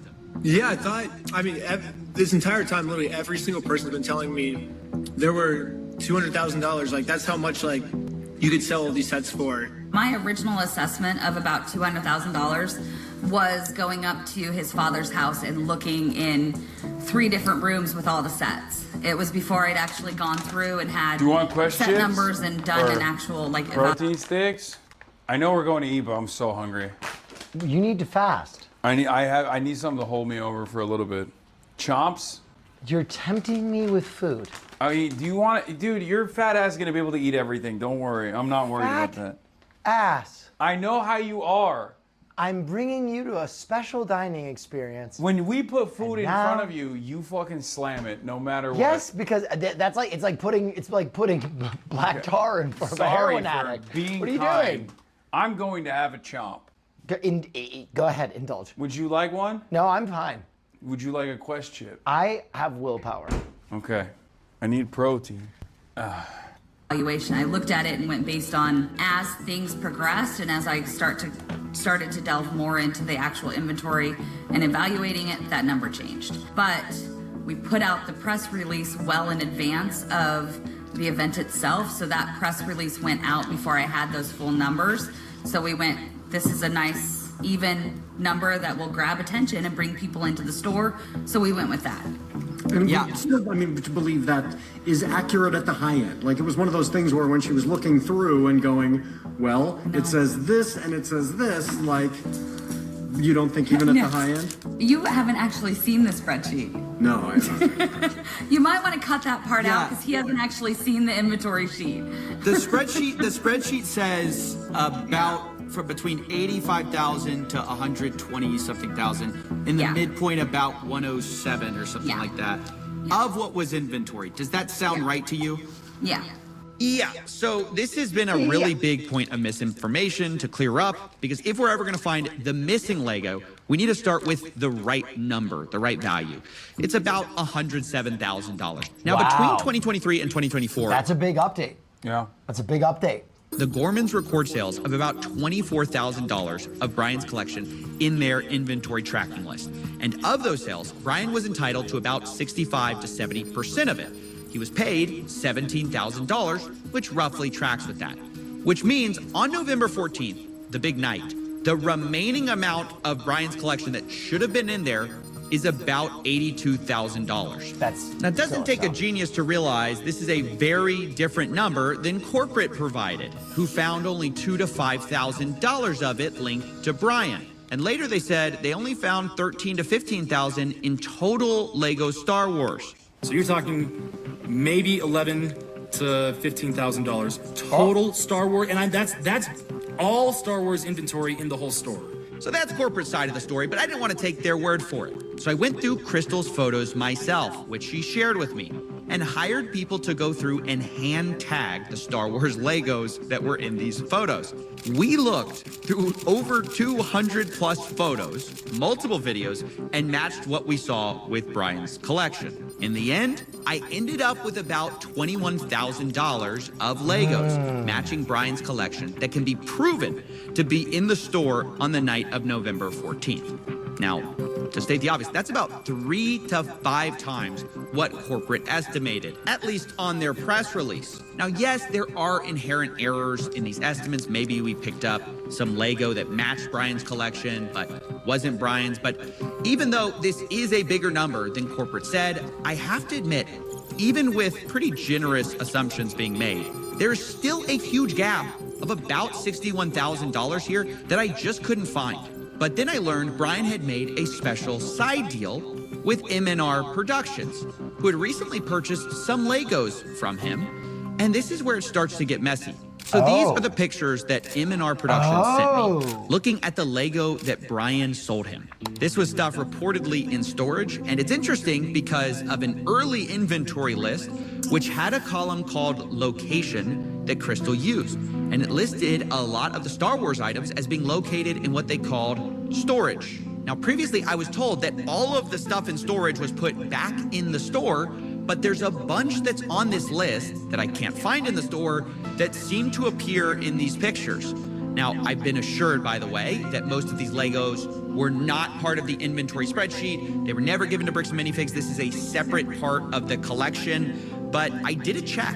and 100% of the items that match the Brian collection inventory just so happen to be listed with a location of storage. So this starts to make things incredibly fuzzy, and I'm inclined to believe that a lot of these are part of that same inventory list. Now, if we take that value of the side deal, that's about $10,000 to $20,000 that's not actually missing. Now, it was at this point I started looking more at the point of sales records. I realized maybe we could find some of this missing Lego there too.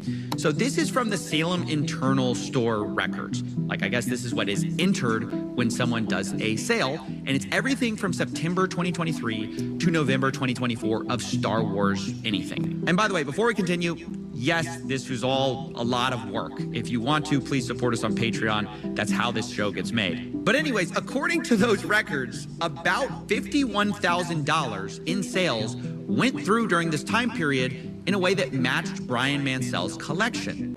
Now, that really worried me because Crystal's inventory list showed only $24,000 in sales for Brian, and Brian was only paid for that amount. But suddenly, I remembered back to a time when I spoke to Crystal, and I asked how much was sold prior to the takeover. Which is something similar from what you told me, Crystal. Yeah. You told me, hey, it was about 50-something thousand. Yeah. But Brian was only paid $17,000. Okay. And it should have been about double that. And I'm just trying to make sense of that, given that everyone's... Well, I'm sorry, but could you address this picture? Breaking NEF evidence for the Lego case resurfaces. Wait, that's a picture from Memento. I know where that's. Well, I don't know if it's from Memento. It kind of feels like it's the victim who is suffering a traumatic brain injury. And is trying to remind himself who is trustworthy in his life and who's not. All right. Okay. And kind of feels like you. And this is. Wait a minute, this is the shirt you're wearing right now. Yeah, this is a picture from this very stream, actually. Wait a minute. Yeah. Okay. Oh my God. I see. How far does the rabbit hole go? Accusing each other of theft right now, you understand? I mean, without seeing any of those records, without seeing those individual tickets, I can't answer that any better. Okay. This is kind of a problem. The math ain't math in here. 65 to 70% of 50,000 is almost double what we believe Brian was paid. And digging into the details, it turns out a lot of these sales come from what Crystal's spreadsheet actually categorizes as layaways, meaning they were marked as having been sold, but layaways are when someone puts a down payment on an item and later pays it off. But the problem was there were a lot of these, worth about $20,000 in layaway. And that felt a little strange to me. And because of that, I asked Josh Johnson, the incoming owner, and he responded, quote, "There were 2 to 3 items on layaway when they took over." So on the list of that, on the inventory list, do you know about how many layaways? I haven't gone through and done a count, but I know it was vastly more than 2 to 3. It was about 98. That makes sense. What? So there were about $15,000 to $25,000 worth of sets on layaway. Okay. That's just the part that's surprising. That's the part that I can't get my head around. I go, how could, let me just be really honest. I don't believe that much layaway. I don't know. I don't know how that's possible. How could there be that much layaway? I don't know. It's like I don't believe, because I would. He doesn't believe the commies either now. The flip, the script has been another flipped. Neff family besmirched by communists. Interesting. I'm just saying. Interesting. Seems to be a trend. I still trust the commies. Seems to be a trend. At most, they are bad at business. Redheads footing the bill for progress. First, you took us out of all the Disney movies. Now you're blaming us for robbing Lego sets. That's a grievance? Yeah, well, I'm just saying. I feel like that's not something that we'll see. We'll see where this goes. Okay. Yeah, cops are coming for Will. I already called him earlier. Also, someone in the chat asked, "Have we played Charlie Kirk yet?" We have not today because we haven't had a hype train yet. You already know how it goes. If you like the Piker Broadcasting Service, the People's Broadcasting Service, and you want to support independent media, all you need to do is subscribe. You can do that for $6 or free with Twitch Prime, or gift subs for others who can't. Or you can just save all of that for the stream later yeah. on my stream. I'm going to be needing to pay attorneys for the horrible besmirchment my name is taken. Besmirchment. You're gonna launch a defamation suit. Yes. Set to it, bro. Thank you for the 20 bones, by the way. Okay, like I said, you already know if you get to hype level, if we unlock a hype train and get to level 10, we play a different version of a Charlie Or we could just hold on to the money for later. Or you could just use it. Not use it right okay. now. It's okay. And support independent media. Thank you, War Damn Eagle brother. Coming to your conference real soon. Another Muslim socialist mayor if the Knicks win in 5. So get excited for that. That's right. That's definitely Caroline, right? Oh, God. I was talking to some people about bricks and minifigs. They go, yeah, there's some layaway. There's not that much layaway. I talked to people who were neutral, kind of on corporate side, but also people who were just normal bricks and minifigs people. They say there's not that much layaway. Help me understand why there's $20,000 worth of layaway here. Oh yeah, that's absolutely. If you talk to other bricks and minifigs locations, layaway is extremely rare. I think outside of the you eat your own damn Brian's cookies collection, in your own damn room. I see how it is. I thought you were fasting. No, I am. I just wanted to hold one. Oh, okay. You want to feel it? You want to feel the texture? We can't see. Calm down, chat. Here. Okay, good. I'm not crazy here. So then why was there so much layaway there? No. Absolutely not. Outside of Brian's collection, I think at the time we maybe had 2 used sets on layaway outside of his collection. Okay. It was not a common thing traditionally. I don't know that we'd ever done layaway before the collection came in. Is there a hype train? Why is it not doing a hype train? It's not. It's not even triggering a hype train. We at the Will Neff broadcast do have hype trains. Yeah, I don't know why it's not. Rewind. You missed some. You ignored every hype train yelling at chat. I didn't realize we did hype trains before. That's so funny. Wait, there's a. The hype train is broken. It's not getting off the station. Happens too often. Well, not if I didn't see it. You know? Why hasn't it triggered a hype train? Well, I think the old McNeff stole the train. Yeah. Bandit. This is what happens when you bring in real bandits. McNeff family train thieves. With Brian's collection, it was a little bit different because so much of this collection were new in box. What is this? Did the smear campaign work? What smear campaign? What is this even? What am I even looking at? I'm a numbers guy. It says, oh, these are my numbers. I'm a numbers guy, and January 2026, peak viewers 67,000, and February average viewers 35,000. What is this? I don't even understand what this is. Are you saying that like the average viewership went down since January, so the smear campaign worked? Is that what you're trying to say? Yeah, those peaks are from bots. Those aren't real. Yeah, interest in the Iran war has diminished since then. But what about the Legos? But I don't know what the... Yeah, but this shows you need to go the fuck outside. I'm confused what the chatter was trying to say. I don't know. They literally... Hasan, you haven't made 9 videos on Legos? Get on it? Okay, I don't know why we're... I don't know what we're supposed to be gathering from this. Legos. Okay. All in one place. Reasonably priced. Now we're rewinding. Yeah, I mean, we're being layaway. Why He said there's he doesn't believe $20,000 worth of layaway here. Oh yeah, that's absolutely. If you talk to other bricks and minifigs locations, layaway is extremely rare. I think outside of the Brian's collection, I don't. Okay, good. I'm not crazy here. So then why was there so much layaway there? No, absolutely not. Outside of Brian's collection, I think at the time we maybe had 2 used sets on layaway outside of his collection. Okay. It was not a common thing traditionally. I don't know that we'd ever done layaway before the collection came in. With Brian, they are looking real guilty now. They're looking real guilty now. You just want to cast doubt on... Where did the smiles go? The infallible commies. Okay, I see it. Oh, take the blame away from the Neff family dynasty. All right. A dynasty built on theft and lies. Collection, it was a little bit different because so much of this collection were new in box, all in one place. reasonably priced. Right. And a lot of the harder to find items. And so customers would come in and put, I'm gonna guess probably half of those layaway items were not gonna be sold to the person who took them on layaway.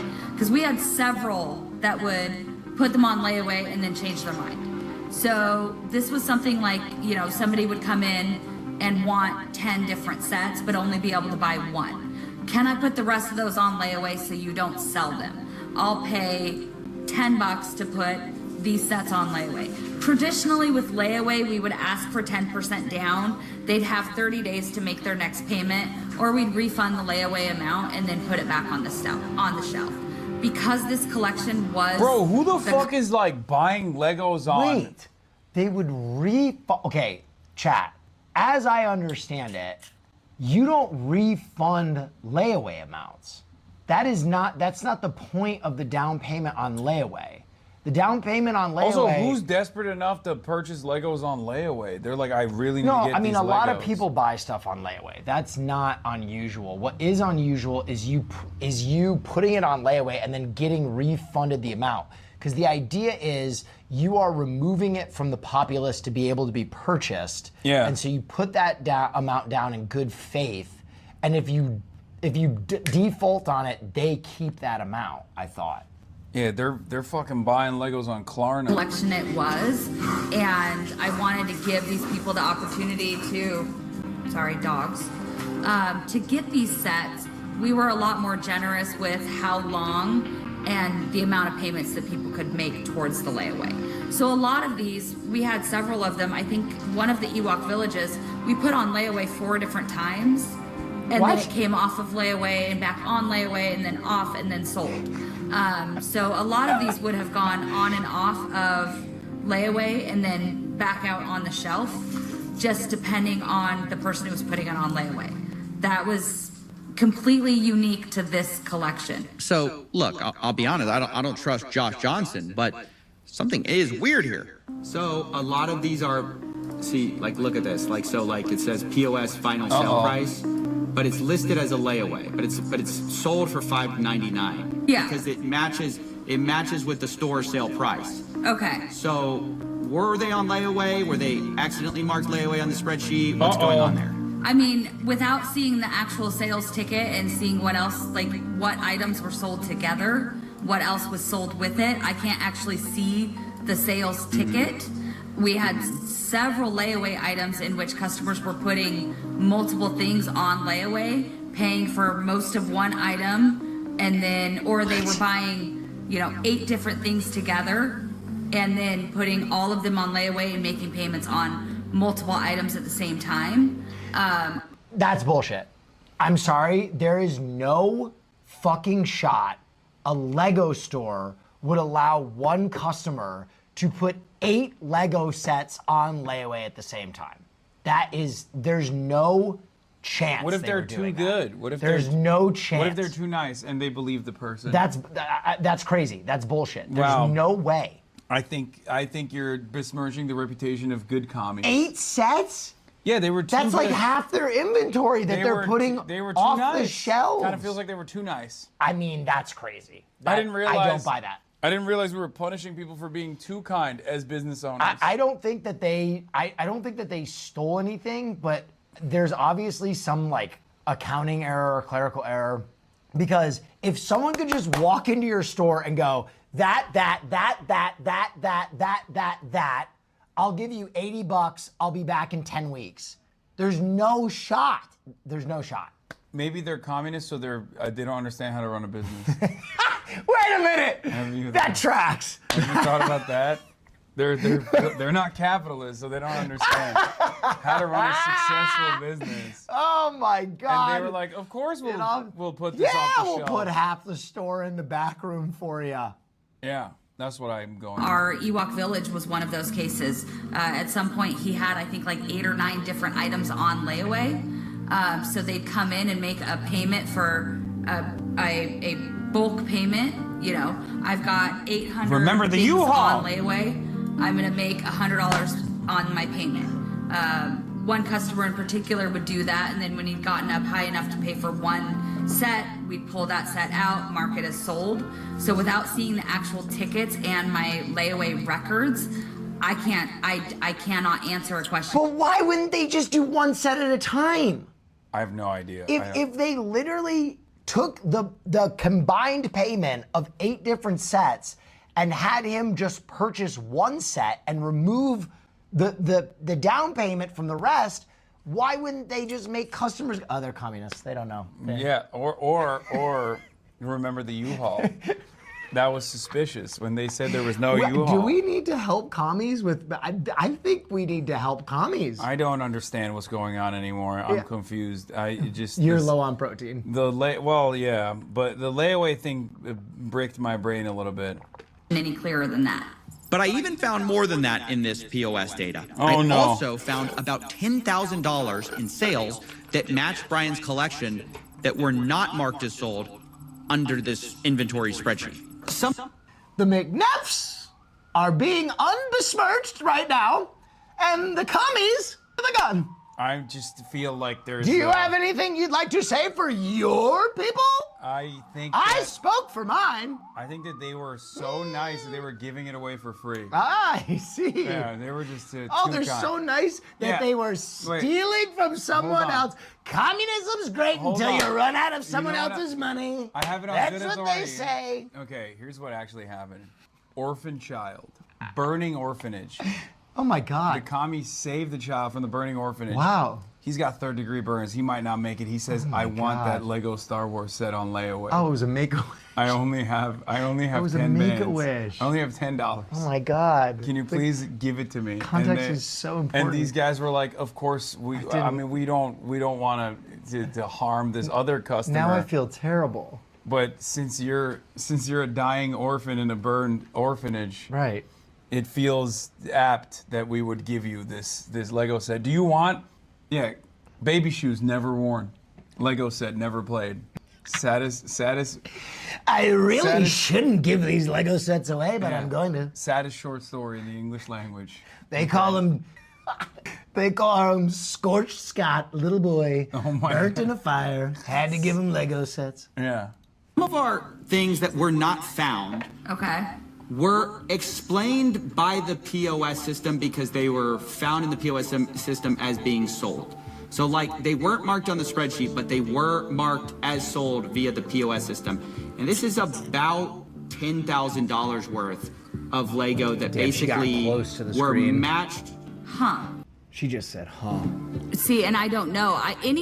Take anything happening from, let's see, sorry, I'm trying to do She's math getting flush. here. I don't know without being able to see all of the records.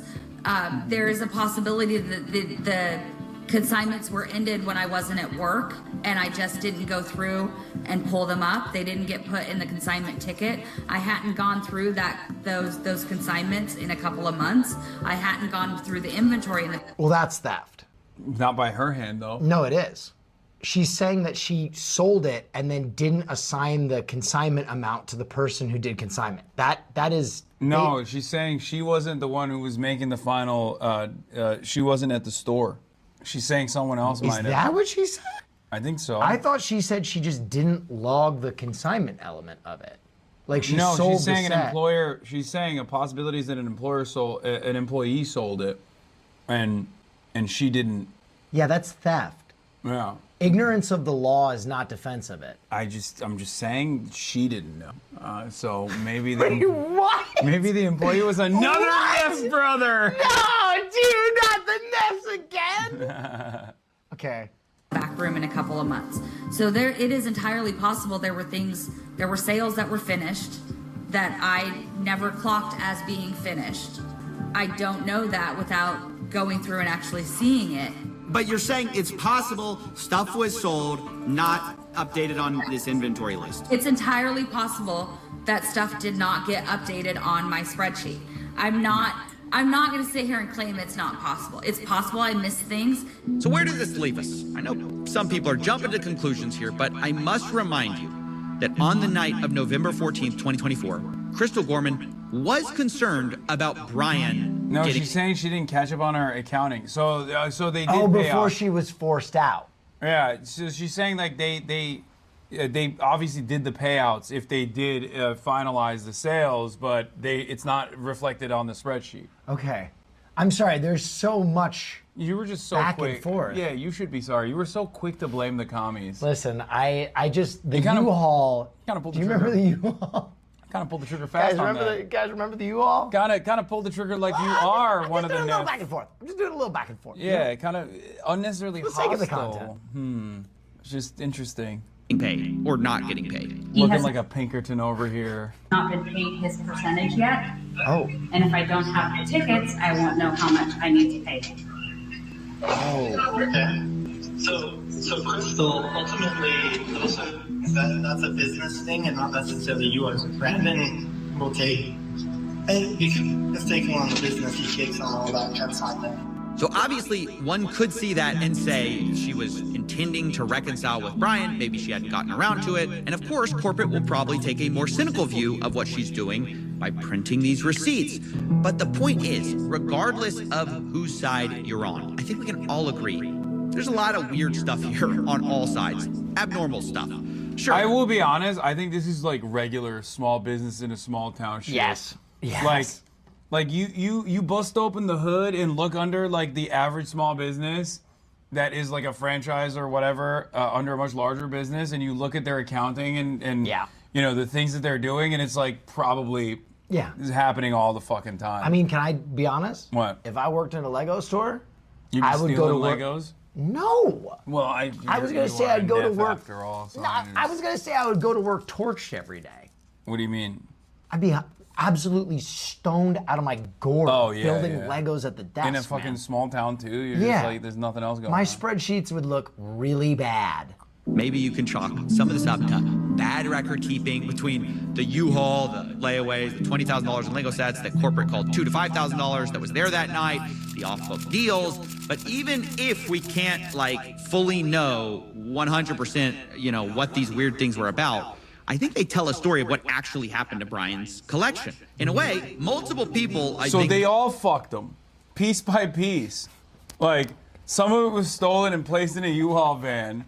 Some of it was just like sold and never paid off. It's like the end of Knives Out. It turns out everyone is guilty. Everyone is involved, including the commies. Wow.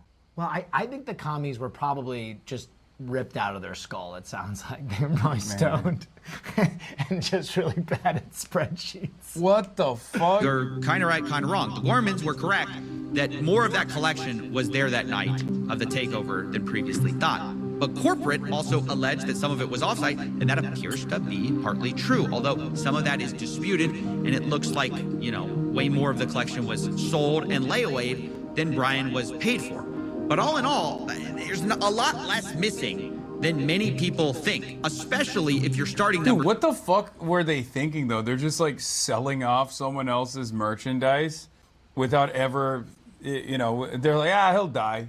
He'll die. No one will come to collect. This guy looks sickly. Well, we'll just sell off his Legos? Like, the fuck? I don't know, man. I think Coffee's going to tell us. All right, let's see. Is $200,000. I estimated, and I must emphasize, estimated with bad records, that there's only about $10,000 to $20,000 in Lego that isn't explained by one of these sources. This isn't to say Brian's been fully compensated. Much of this Brian wasn't paid for that I know of. So I estimate he's still out about $50,000 to $83,000 for Lego he wasn't compensated for. And I think, honestly, that's something that Bricks and Minifigs obviously should handle and make right. Regardless of what a franchisee does, the new one, the old one, the company behind it must stand behind their product, their service, and I can't imagine a better example of a company doing the opposite.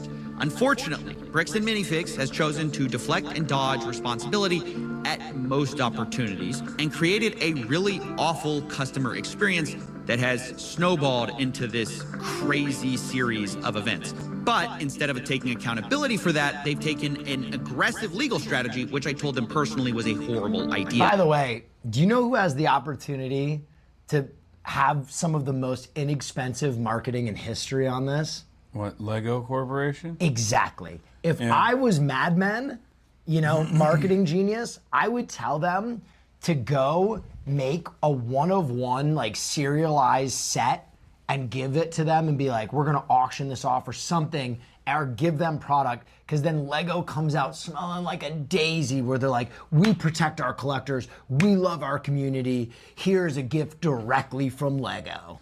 Yeah, I mean, I wonder what the relationship is between Lego and bricks and minifigs in general. And then they should bring back Bionicle. Okay, that seems like a thing that you... Whoa, I mean, personally, you disagree? You just kind of added that on. It's a double win. Yeah. As of writing this, Brian Mansell is being sued for $1.3 million as part of a legal campaign against him and Reckless Ben and any of the associates. Remember, Brian is the same guy who lost all these Legos at Bricks and Minifig store. And I told the CEO and COO that's ridiculous and they should drop this. Look, mistakes have been made by plenty of people here, but there's a lot more people who have inflicted self-owns, the likes of which we've rarely seen, by just choosing the worst possible path at every fork in the road, no pun intended. But the best path to making things right, in my view, is by just making Brian whole and moving on. Drop the aggressive legal strategy. You are a Lego store at the end of the day. You are supposed to be about fun, not about a rerun of Suits. But anyways, that's my investigation. Those are my closing thoughts. And I knew I wanted to approach everyone involved in this whole story with my results and see what they thought to close things out. Does all that make sense? Someone said, just like Breaking Bad, this story wouldn't exist if he had Medicare for all. True, he would have never had to sell his Lego set. It's real. That's crazy. It's real. So I guess it's good that we don't have Medicare for all, is what you're saying, right, Chatter? So that, you know, all these cool and wonderful heist stories and criminal enterprise, these are the types of things that take place in America, on American soil. Wow. Yeah. It makes us grind harder. Sense to you, because I'm showing everyone in this story and saying, hey, the thing are that any of these numbers blowing your mind, or is any of this crazy to you? No, it's not crazy. But what's crazy, again, like, all the photo evidence that both sides have points to there being, sure, $20,000 worth of Lego of Star Wars Lego in the store that night, right? I don't know, man. I'm just like, can people understand maybe why there was some confusion and why there was some hesitation when somebody comes in and says, hey, you owe me $60,000 worth of product in Lego, and we go, we don't even know who you are. Like, yeah, Kristen mentioned something about consignment on her way out the door.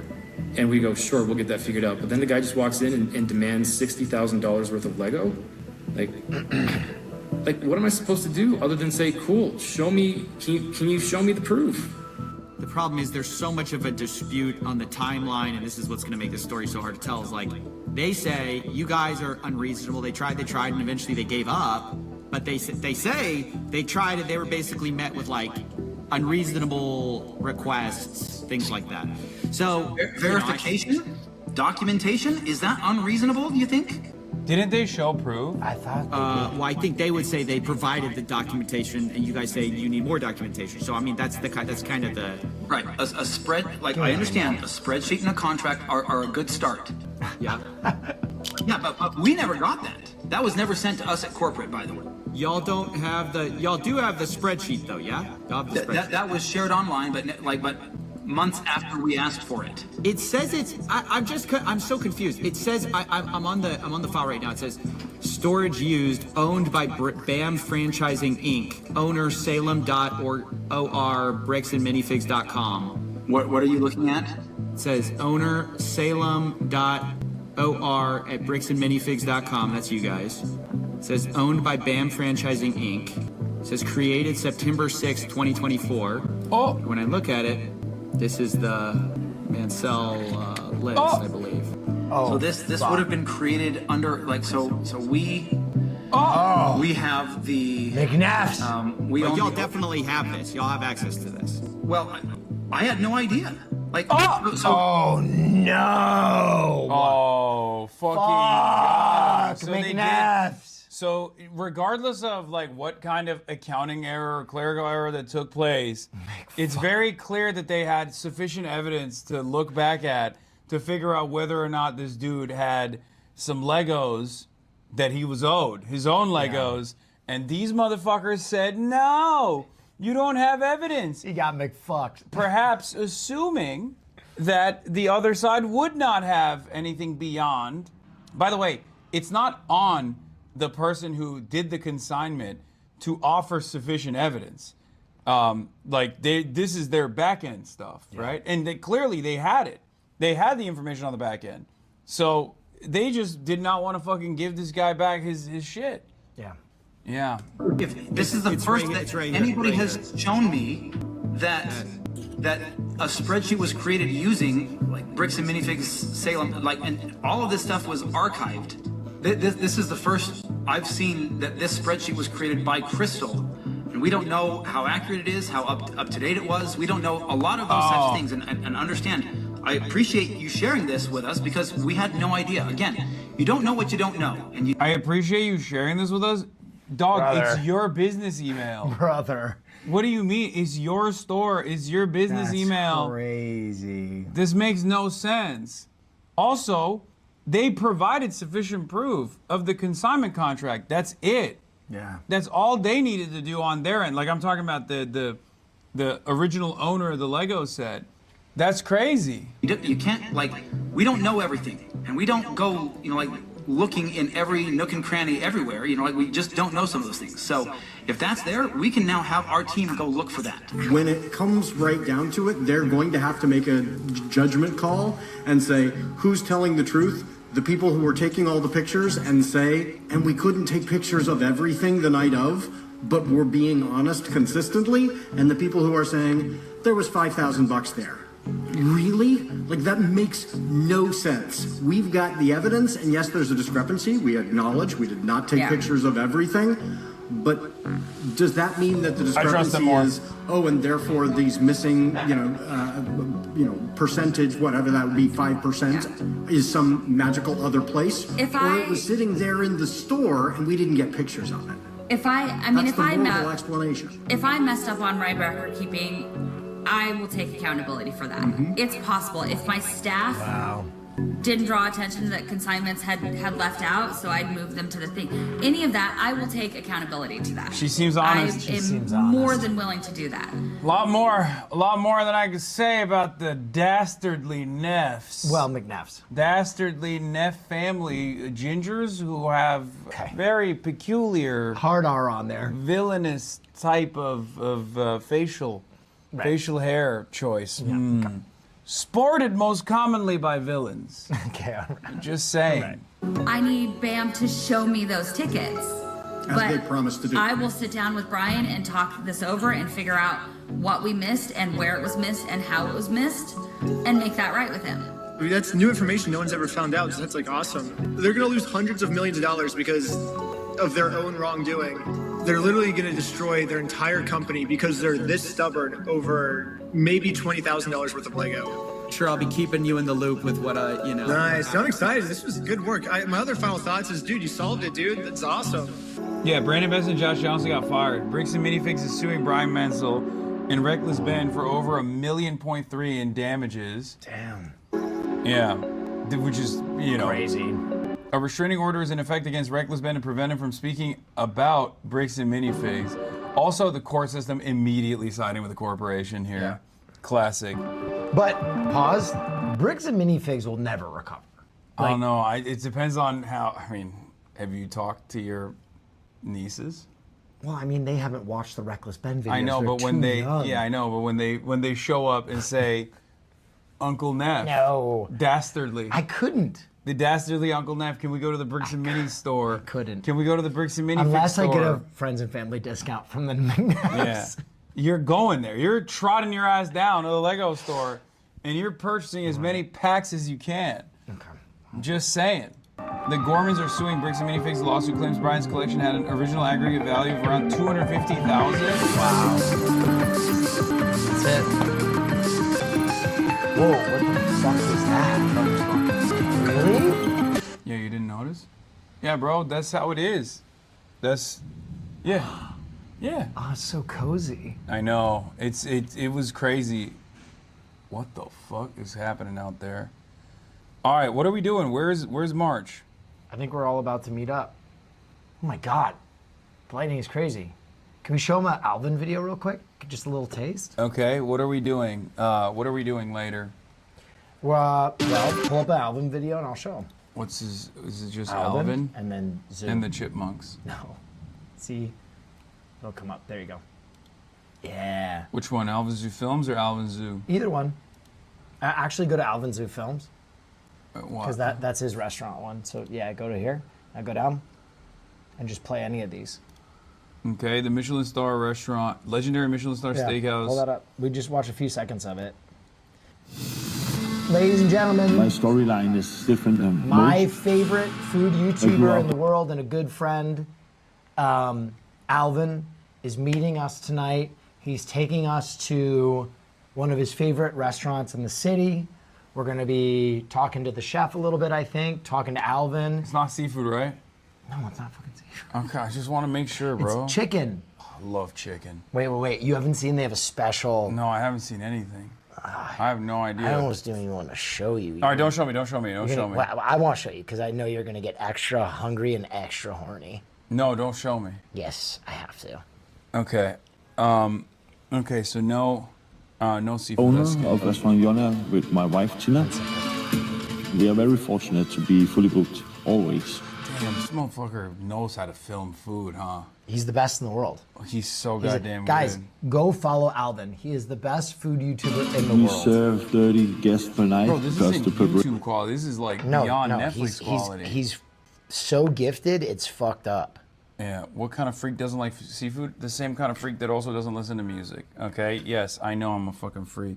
That's like one of their signature dishes. Yeah. Oh. Yeah, we're about to get deep. And direct quote from Alvin. I don't know if you looked at this. Direct quote from Alvin. I said, I'm going to fast all day. I'm super pumped. And he goes, that's a fantastic idea, Will. The chef said they're going to ensure we have a unforgettable time. Wow. I'm excited. Yeah. I wish you didn't eat that protein stick. No. You think that You got a stomach like a bird. Yeah, you think that's going to do anything for me? You're out of your dang mind. If you want to talk about Cozy, go watch the 48-hour pie video or whatever it is. Oh yeah, unreal. If you watch his old focus was he would try and make a recipe as long as he possibly could to like kind of get the most out of it. It was awesome. Damn, with Will, Nev, and Caroline, we've officially reached 100 guests on the broadcast in Wow. 2026. Heck yeah. That's crazy. Will it show us the chicken photo? No, we ain't leaking shit. Yeah. You'll You're see. gonna have to come over to our stream. What's the restaurant? I missed it. No. Sneaky. So sneaky. So sneaky. Trump's DOJ is giving the green light for Paramount Skydance to take over Warner Bros. Discovery and mega merger that will reshape Hollywood. Oh, great. Dude, I want to check out this storm. Great. All right, I'm gonna call Marsh and see where he is. Okay. Because no one is checking in and it's making me nervous. Okay. I'll get back to, doing my thing for now. Well, we gotta go. I know, we're waiting for March. While we're waiting for March, I'm gonna fucking see if there's any updates on the situation monitoring that needs to happen. Fucking phone off? What the fuck? Typical March. Bro, I told Marsh I would peel his fucking skin off if he missed this dinner. Okay, well, you're about to get hot mic'd, so I'm gonna shut off the mics. I can't even believe it. Okay, we're all right. You go hunt them down. Okay, cum gutters. Damn. Crazy storm outside right now. I know I can see it, bro. I have a window next to me. I'm looking outside, and I'm familiar with what's taking place. Okay, I know. All right. Does Will know what the hanky code means? I have no idea what that means. What is the hanky code? Maybe it means you're gay. You're experiencing the same storm system that my mom experienced in Chicago yesterday. Nice. Cool. Be careful. Wait, why? What do you think I'm fucking made of candy? What do you mean be careful? You think I'm going to melt in the rain or something? It's so funny. Y'all consistently forget that I'm, not a baby, but a 34-year-old man. Why are you hanging out with a Larry Bird cosplayer? I'm hanging out with one of the Neffs, the Dastardly. Okay, well, he's all right. What do you want me to do? Tell him to get his ass up here and fucking set it up. The meteorologist is saying New York City is getting hit with a rare lava rain that's melting people in the streets. Oh, that's crazy. Well, I guess we're going to get melted then. Where you put the hanky in, the color says whether you top or bottom, what kinks you're into. There's a whole Wikipedia article on it. Oh, nice. Okay. Yeah, what does Will's hanky say? Top or bottom? And what he's into. Sexual style. Okay. Are there any updates on... Wait, what? What the fuck is this? Spiegel English. A young woman from Germany vanished without a trace 11 years ago. Now her name makes several appearances in the Epstein files. Her family wants to finally learn what happened to her. Oh my god. I did not see this. This is fucking nuts. In the hanky code, orange handkerchief typically signals a sexual interest in splashing or water sports, with placement indicating role left for top dominant, right for bottom and submissive. Which side do you like to get pissed on? Well, it is on the left. It is on the top, so you would be the one getting pissed on in this situation. It's good to know. I feel like that's a, effective method of telling people what you're into. All right. Are there any updates on the Iran situation, chatters? Or is there nothing else? Also, New York City DSA released a public statement criticizing Mayor Mamdani's proposal to increase the NYPD headcount. New York City DSA leadership has been extremely reluctant to publicly criticize Mamdani since he took office, so this is a very big deal. This statement was signed by New York City DSA, Desi's Rising Up and Moving, New York Communities for Change, Jews for Racial and Economic Justice, Vocal New York, and Justice Committee. These groups, especially DSA and Drum, are Mamdani's strongest supporters and represent his core base. Bro, he has a key to my room. Okay. Interesting, Miller and Gabbard picked today to do a news dump, almost as if they wanted to distract from the Iran deal. I only got here mid-Legos. Did you see Republicans get pissed on? No, but that sounds awesome. A large elephant promoting Governor Greg Abbott urinates heavily on the Texas GOP convention. I feel like this is animal abuse. I mean, they deserve far worse than just being pissed on. Oh, yeah. Inside the White House freak out over the Epstein files. I saw this. New Epstein dump did come out, so an Iranian deal might be imminent. He trades, the Biden official said. You tell him something and he'll say, I spoke to someone in Bibi's government and they told me this. He's more useful than other reporters who are a one-way street. I told you this. I told you this about Barack. Saudi royals enter Iran, USA. Chat. Qatar's Ministry of Foreign Affairs, Prime Minister and Minister of Foreign Affairs Sheikh Mohammed bin Abdulrahman bin Jassim Al Thani held Friday a telephone call with Minister of Foreign Affairs of the Kingdom of Saudi Arabia, Prince Faisal bin Farhan bin Abdullah Al Saud. During the call, they reviewed bilateral relations and ways to support and strengthen them, and discussed mediation efforts between the United States of America and the Islamic Republic of Iran. In this context, both sides expressed their great satisfaction with the progress achieved in the negotiations and the announcement by the Pakistani mediation team of reaching the final text of peace agreement. They also expressed their hope that the American and Iranian sides would sign the agreement soon. Furthermore, the two sides affirmed their full support for the ongoing good offices to address all outstanding issues through dialogue and peaceful means to consolidate regional and international security and stability and enhance the prospects for sustainable peace in the region. It's raining a bit now. Yeah, I think the UAE is going to have to bust it wide open, okay? Considering that they backed the wrong horse here, with no guarantees of that horse ever actually fucking defending them. As a matter of fact, with all evidence pointing to the contrary, it's kind of unbelievable that the United Arab Emirates would have made such an egregious error thinking that as long as they back Israel and America in this conflict, that Israel and America would defend them in any way, shape, or form, when they literally showed the exact opposite. They showed a reluctance to defend the United Arab Emirates and everybody else. And not only that, but they also left the United Arab Emirates wide open. This is part of the reason why I think that they have to, open up their coffers to Iran in some kind of bilateral commitment. And they're literally committing a genocide. They love making errors. Yeah, they probably think that that's not an error. Have you heard about Trita Parsi? Yes, I have heard about Trita. The administration was aggressively pursuing. Like some people want Trita Parsi out and they want to denaturalize and deport him. And apparently, from what I understand, word on the street is it's actually right-wingers that have been defending him as well as some liberals, obviously. and they find his analysis to be reliable, worthwhile. Obviously, under different circumstances, right-wingers would not give a shit about, someone of Iranian descent being denaturalized or deported. Yeah, I mean, or not denaturalized, but like his green card being revoked. Sorry. I'm glad he was. At first, I was skeptical about the ethics or efficacy of going on Steve Bannon's show, but turns out pays out dividends. So this is Iran's most impact up statement I've seen. Iran's foreign minister on state TV explaining the upcoming deal. The situation in the Strait of Hormuz and Iran's frozen assets are all part of the upcoming deal. Payment of fees are required to use the Strait of Hormuz as a part of the deal in the ceasefire in Lebanon. Israel will withdraw from Lebanon. If these and all other obligations are not met, negotiations on a final deal will not take place. Is this a promising development? There have been some interesting, promising developments. Most consequential of all is the fact that Iran has said that they're close to a negotiated settlement.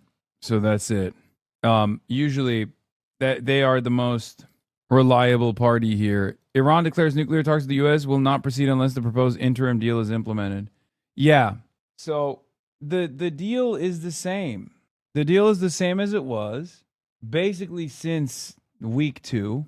And in an effort to prove their genuine interest in advancing such a deal, Iran wants to see some money, which is perfectly reasonable, especially considering that the United States of America and Israel have engaged in perfidy twice when Iran was in the negotiations process.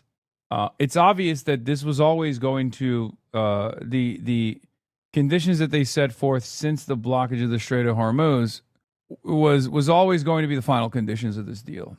Because as long as Iran exists, and America certainly tried to make it cease to exist and failed to do so, but as long as Iran exists, as long as the Islamic Republic exists, as long as the IRGC exists, as long as they have striking capabilities and being able to apply threat and pressure in the Strait of Hormuz, then it's over. There's nothing the United States of America can do other than either go up the escalation ladder once again and fail once again, or concede to the Iranian demands. New York 13 candidates, Adriana Esbayat and Daria Eliza Avila Chevalier, had a testy back and forth over the question of abolishing ICE and immigration policy. Do you believe that ICE needs to be replaced with another agency, meaning who should handle matters of immigration? Now, this is deeply personal to me, Dan, because I'm a kid that came here on a visitor's visa, overstayed my visa, had to go back to the DR to get my green card, became a green card holder, a citizen, a voter, and now I'm a member of Congress. This is deeply personal to me. We need to take the money back from ICE that Trump gave it. We need to take the money that the Republicans gave to ICE. We need to take it. We need to take it back. We need to take it back, and we need to. He's like, I gave the money. I want it back now. Dude, it's so funny. Anytime there's like an actual progressive challenger, these guys all become fucking communists, dude. God, the Democratic Party, I have so much disdain and so much anger in my heart for establishment Democrats. As soon as there's a left flank challenger, all these guys start talking about, fuck it, abolish ICE, punish ICE, criminalize being an ICE agent. It's like, bro, where was this energy when you were, voting to give them $7 billion of funding? I hate this shit so much. Yeah. The fuck is that? Espresso martini. Wow. Nice. No, I'm good. Definitely good. To take a deep dive. Yeah, Diane DeGette is doing this in Denver as well. I know. As soon as these guys get outflanked by a viable left flank opponent, an ideological opponent that could win, they turn around and they start talking a big game about how radical they truly are. It's just that in moments that mattered, they weren't there. What is this? You said earlier in this campaign that you support a universal single-payer health system. Is that still your position? Look, I grew up on Medicaid, and so I know how important it is for us to be able to have affordable, accessible health care. I think that we need to be pushing for a public option, and we also need to be restoring the cuts to Medicaid and the Affordable Care Act that Donald Trump has inflicted on the people of this district. We need to be with respect, sir, that's a lot of words, and none of them are an answer to the question. You said earlier in this campaign, Oh my God. Absolute cumstering and dumpstering. you support a universal single-payer health system. Is that still your position? We need to be looking for actionable solutions. And right now, Donald Trump and Gabe Evans have cut Medicaid and the Affordable Care Act. What should voters discern from the fact that you won't answer a question about your own position earlier in this campaign? You said you supported universal single-payer. Do you still support that? You know, like I said, we need actionable solutions. Bro, Jesus Christ, dude. All right, let's go back to Daria Lisa cooking Adriano Espaillat. And discuss this whole matter. It's not just about unmasking ICE. I support that. It's not about sensitive locations. That's my bill. It's not about just body camera. That's also my bill. By the way, both of them were implemented administratively by the Biden administration. It is about taking the money back. $170 billion that the Republicans, I voted against that the Republicans and Trump gave ICE so that we could now take that money and Yeah, he's like $170 billion. You know, many of those billions I also signed off on. Bring it back to Medicaid, food stamps, and NYCHA. I used to be a liberal like you, Hassan, but now after witnessing the events of the past few weeks, like Belfast and Carmelo Anthony, I'm starting to change my mind. Really? You saw what? Two totally separate instances of I think the event in Belfast is like murder, right? Both of them are stabbings. And you were like, wow, I think all black people should be cordoned off of society. Like, what do you mean? Also, I'm not a liberal anyway, but that's wild. You're like, yeah, I saw two separate black people in entirely different parts of the world get charged with murder. And I decided that what, you want to punish all black people? What are you, fucking stupid? Just more reason not to like them. Just saying, doesn't feel like you're a liberal at all, actually, because you know this tracks with being a fucking dipshit. Yeah, dude, I saw you know, a white guy engage in pedophilia. Now I think we should just fucking cordon them off of society and arrest all of them, prosecute all of them. That's an insane statement, right? You understand why that would be fucking stupid? I never said that. Okay. Thank you for being the open-minded racist. I understand. I heard what you said. We're going to get to that in an issue. What the fuck do the actions of random people engaging in heinous crimes in two separate parts of the fucking world have to say about the entire race that you are now using as an example to admonish an entire race with? The connective tissue between these incidents is that both of the perpetrators were black. And the connective tissue for you is that enough is reason alone. Those two incidents is reason alone for you to what? Fucking hate them, as you said? You think this is a good argument? Yeah. I like that you were looking for more reasons to hate them, as you said, implying that you already hated them. You're actively looking for confirmation bias to justify your racist perspective. What? Yeah. Hold on. Boom. What? Yeah. I'm gonna dual stream for a second so that we can make the transition happen. I hope that he's still logged on to my. Okay. What's wrong? What's going on? We're not using the. Yeah, we shouldn't use live. There's too many people, too many actors. Did you spill fucking a drink on my bed? What? No, that was Will. That's crazy. I'm being fucking framed. Dude, all day, dude. The fucking dastardly naps. The naps. Yeah. McNaps. Yeah, McNap. Yeah, I don't know. It's the dastardly. No, you know, the dastardly Kwans is a whole separate issue. The Kwan dynasty. Yeah. I can't believe March just fucking did that, by the way. He didn't even skip a beat. He just straight up insta slander. That's crazy. He really is. He really fucking is, dude. Anything to keep up the habit. You see that? Anything to keep up the habit. March comes in here with a fucking espresso martini in hand, dumps it on my bed. I see that there's like a stain on my bed. I'm like, what the fuck is that? Did you dump alcohol on my bed? Instantly, frame one, he goes, oh, no, that was Neff. That was Will Neff. In a question later But on. I have another direct comment to that. He says that he is pro-abolishing ICE, but has not signed on to the bill that is pushing for that, the Melt ICE Act. And so to me, it actually hurts me to hear that he is someone who has felt the impact of immigration enforcement and yet refused to show up for my friend Mahmoud Khalil when he was being detained and kidnapped by ICE agents, and said that he trusted Trump's DOJ. Trump's DOJ was actively violating his rights, and then denied Noor, his wife, that an opportunity to speak to him. I'm up against the commercial break, but will you sign on to the Melt ICE Act? Yes, I congratulate Daria Lisa for helping the Khalil family. Yeah, that was your constituent, big dog. Fuck you mean you congratulate Daria Lisa for helping the Mahmoud Khalil family. You weren't there, though, when it mattered. On Israel, oh, I hope she cooked his ass on this. This is the strongest one. People since the October 7th attacks, you're a yes. Yes. Do you believe that it was genocide? It's a horrific situation in Gaza. Unimaginable. Men, women, and children have been killed. Innocent people, and whoever perpetrated that action should be held to the highest standard. Whoever. I won't name the country. It's a country out there that might have done it, okay? Just some random people got together, and they may or may not have done horrifying crimes, horrible crimes. Whoever, we're still looking for who might have done it. A real whodunit situation. Yeah, who done it? Of accountability is horrific, and there are international entities that, like the United Nations and the yeah, it was New Jersey all along. It wasn't just the size of New Jersey. It was New Jersey all along. Israel. International court that have established what it is. The United Nations has called it a genocide. And so you just referenced the question, do you believe Israel has committed genocide? APAC Adriano. Anyway, New Jersey Chai. The fact of the matter is, Dan, that the voters that elected me haven't trusted me. They haven't trusted me. Yeah.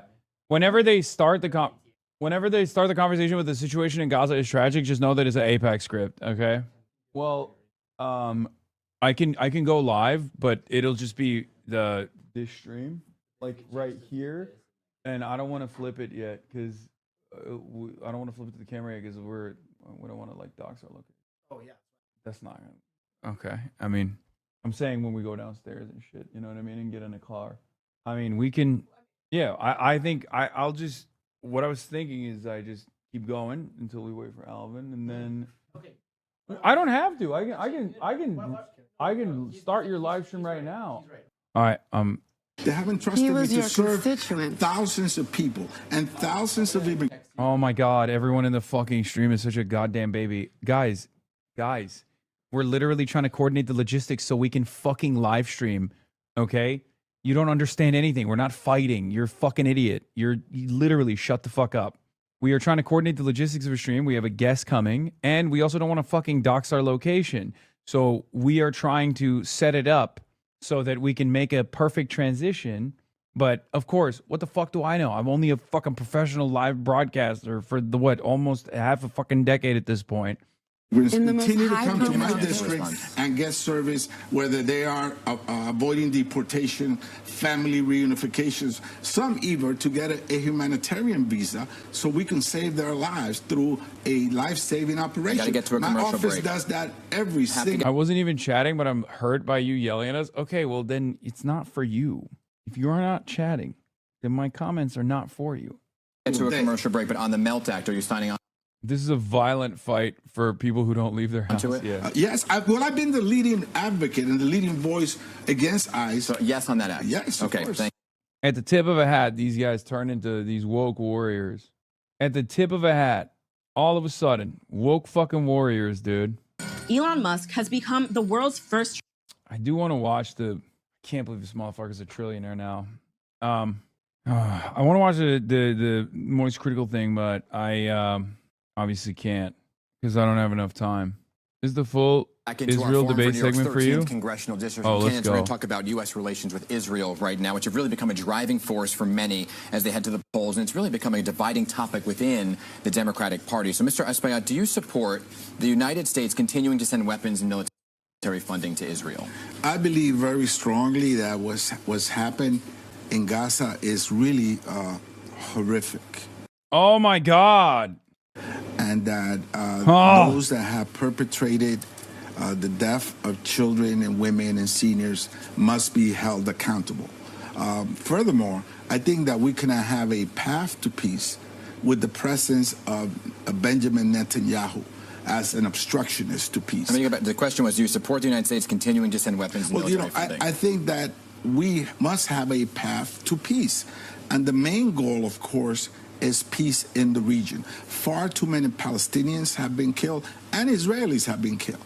And whoever has engaged in those kinds of horrific actions should be held accountable. And I will continue to fight to make sure that we have a pathway to peace, to ensure that we have a full discussions about weapons, about peace in the region, a two-state solution, which I support, non-expansion of the settlements, which I don't support them, and other measures that will lead to lasting peace in the region. Okay, didn't hear a clear answer there, but Ms. Chevier, do you support the United States continuing to send weapons and military funding to Israel? No.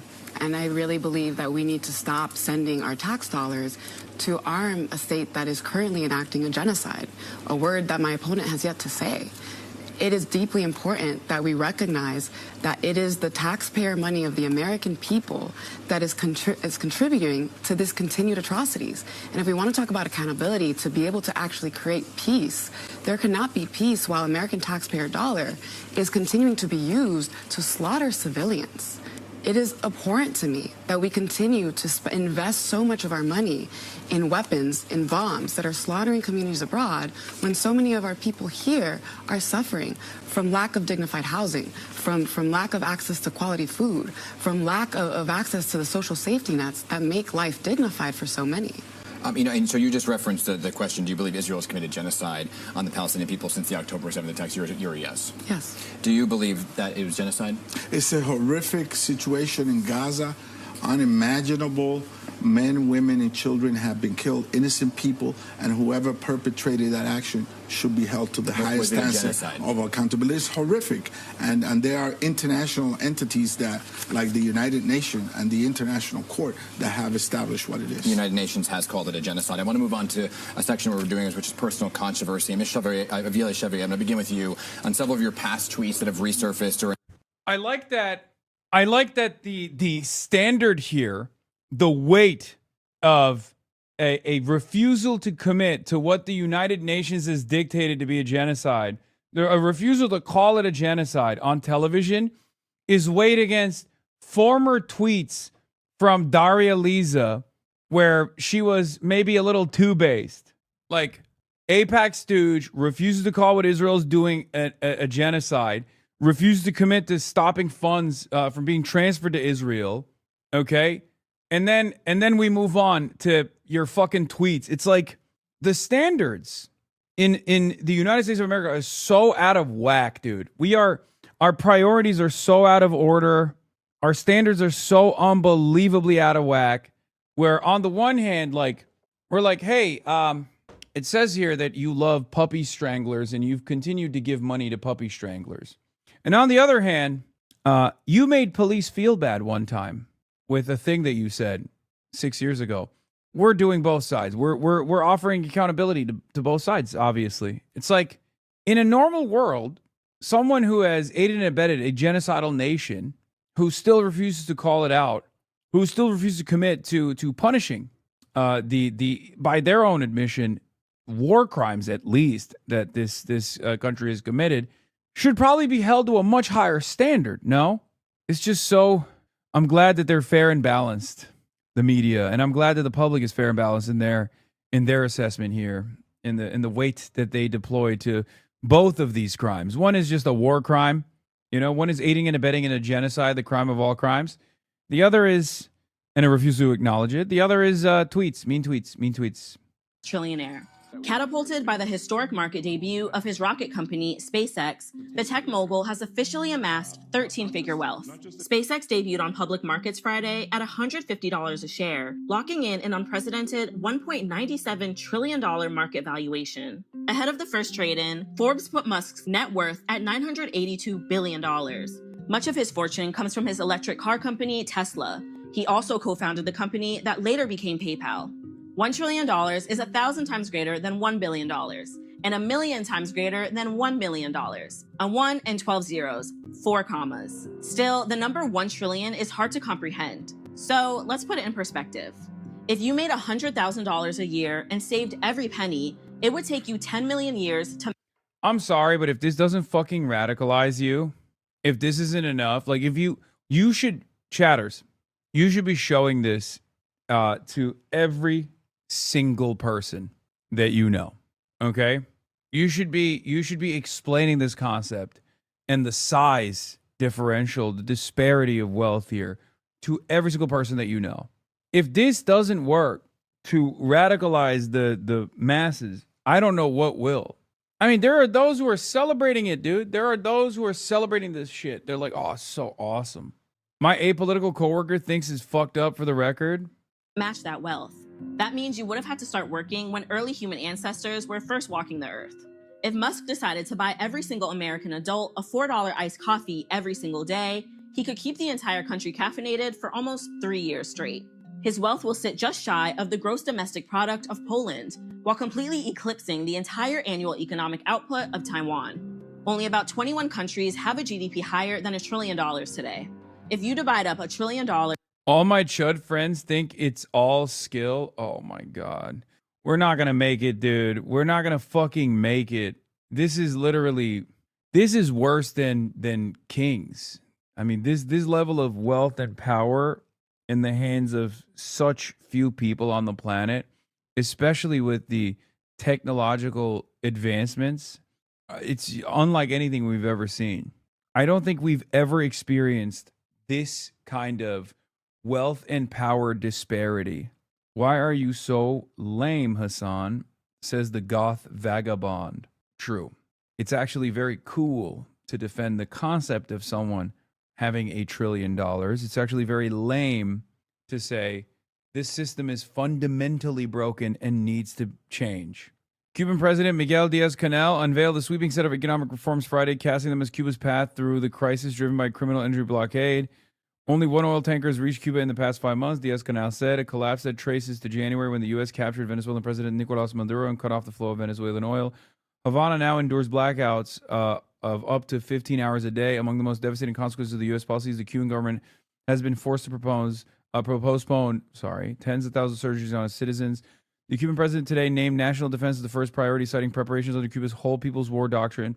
Full 2026 reform program includes enterprise and markets, overhaul the economic management system, easing the conflict between central planning and incentives for production, grant state enterprise autonomy to set their own wages, dimensions, clients, and suppliers, use the profits freely to enter the currency market directly, loosen rules on non-state businesses, narrowing banned activities, and widening shareholding, fast-track approval of stalled private and state MSMEs, decentralization and the state, expand municipal autonomy, letting provinces import, export, attract foreign investment, and manage hard currency income on their own, restructure and shrink the state, cutting ministries and posts via a public draft law to reduce bureaucracy, trade and investment, make foreign trade more dynamic, dropping mandatory intermediaries and favoring importers of raw materials over finished goods, incentivize foreign direct investment, plus a new rule for Cuban diaspora and resident Cuban investors as economic actors, agriculture and food, reform land use. I mean, this is like a last ditch effort to, you know what this reminds me of? This reminds me of the Iranian negotiators saying that they are going to fully denuclearize in the last negotiation that took place, where America and Israel used the shroud of diplomacy in an effort to engage in a first strike. You know what I mean? They are being forced to liberalize, and by my understanding, there was already an interest in doing so in a more reasonable timeline that they set for themselves. This seems like a last-ditch effort from the Cuban government to literally save as many Cuban lives as possible because a collapse is imminent. And yeah, I don't know. I don't think that this will salvage America's appetite for more destruction. But even in the kindest way to look at the situation, this is economic terrorism imposed by the most powerful country on the planet to basically forcibly disrupt Cuban sovereignty and the what remains of the Cuban productive forces, forcibly turning them into a market economy. Again, as far as I understand, given the conversations I had, there was an interest in this, but the biggest setback was the American embargo and the American blockade, which had worsened over time. Yeah. Fiscal, monetary, and social shift fiscal policies so the budget no longer finances state enterprise and efficiency, redesign monetary policy in the foreign exchange market and strengthen the banking system, reform wages in the budget sector and move from subsidizing products to subsidizing people.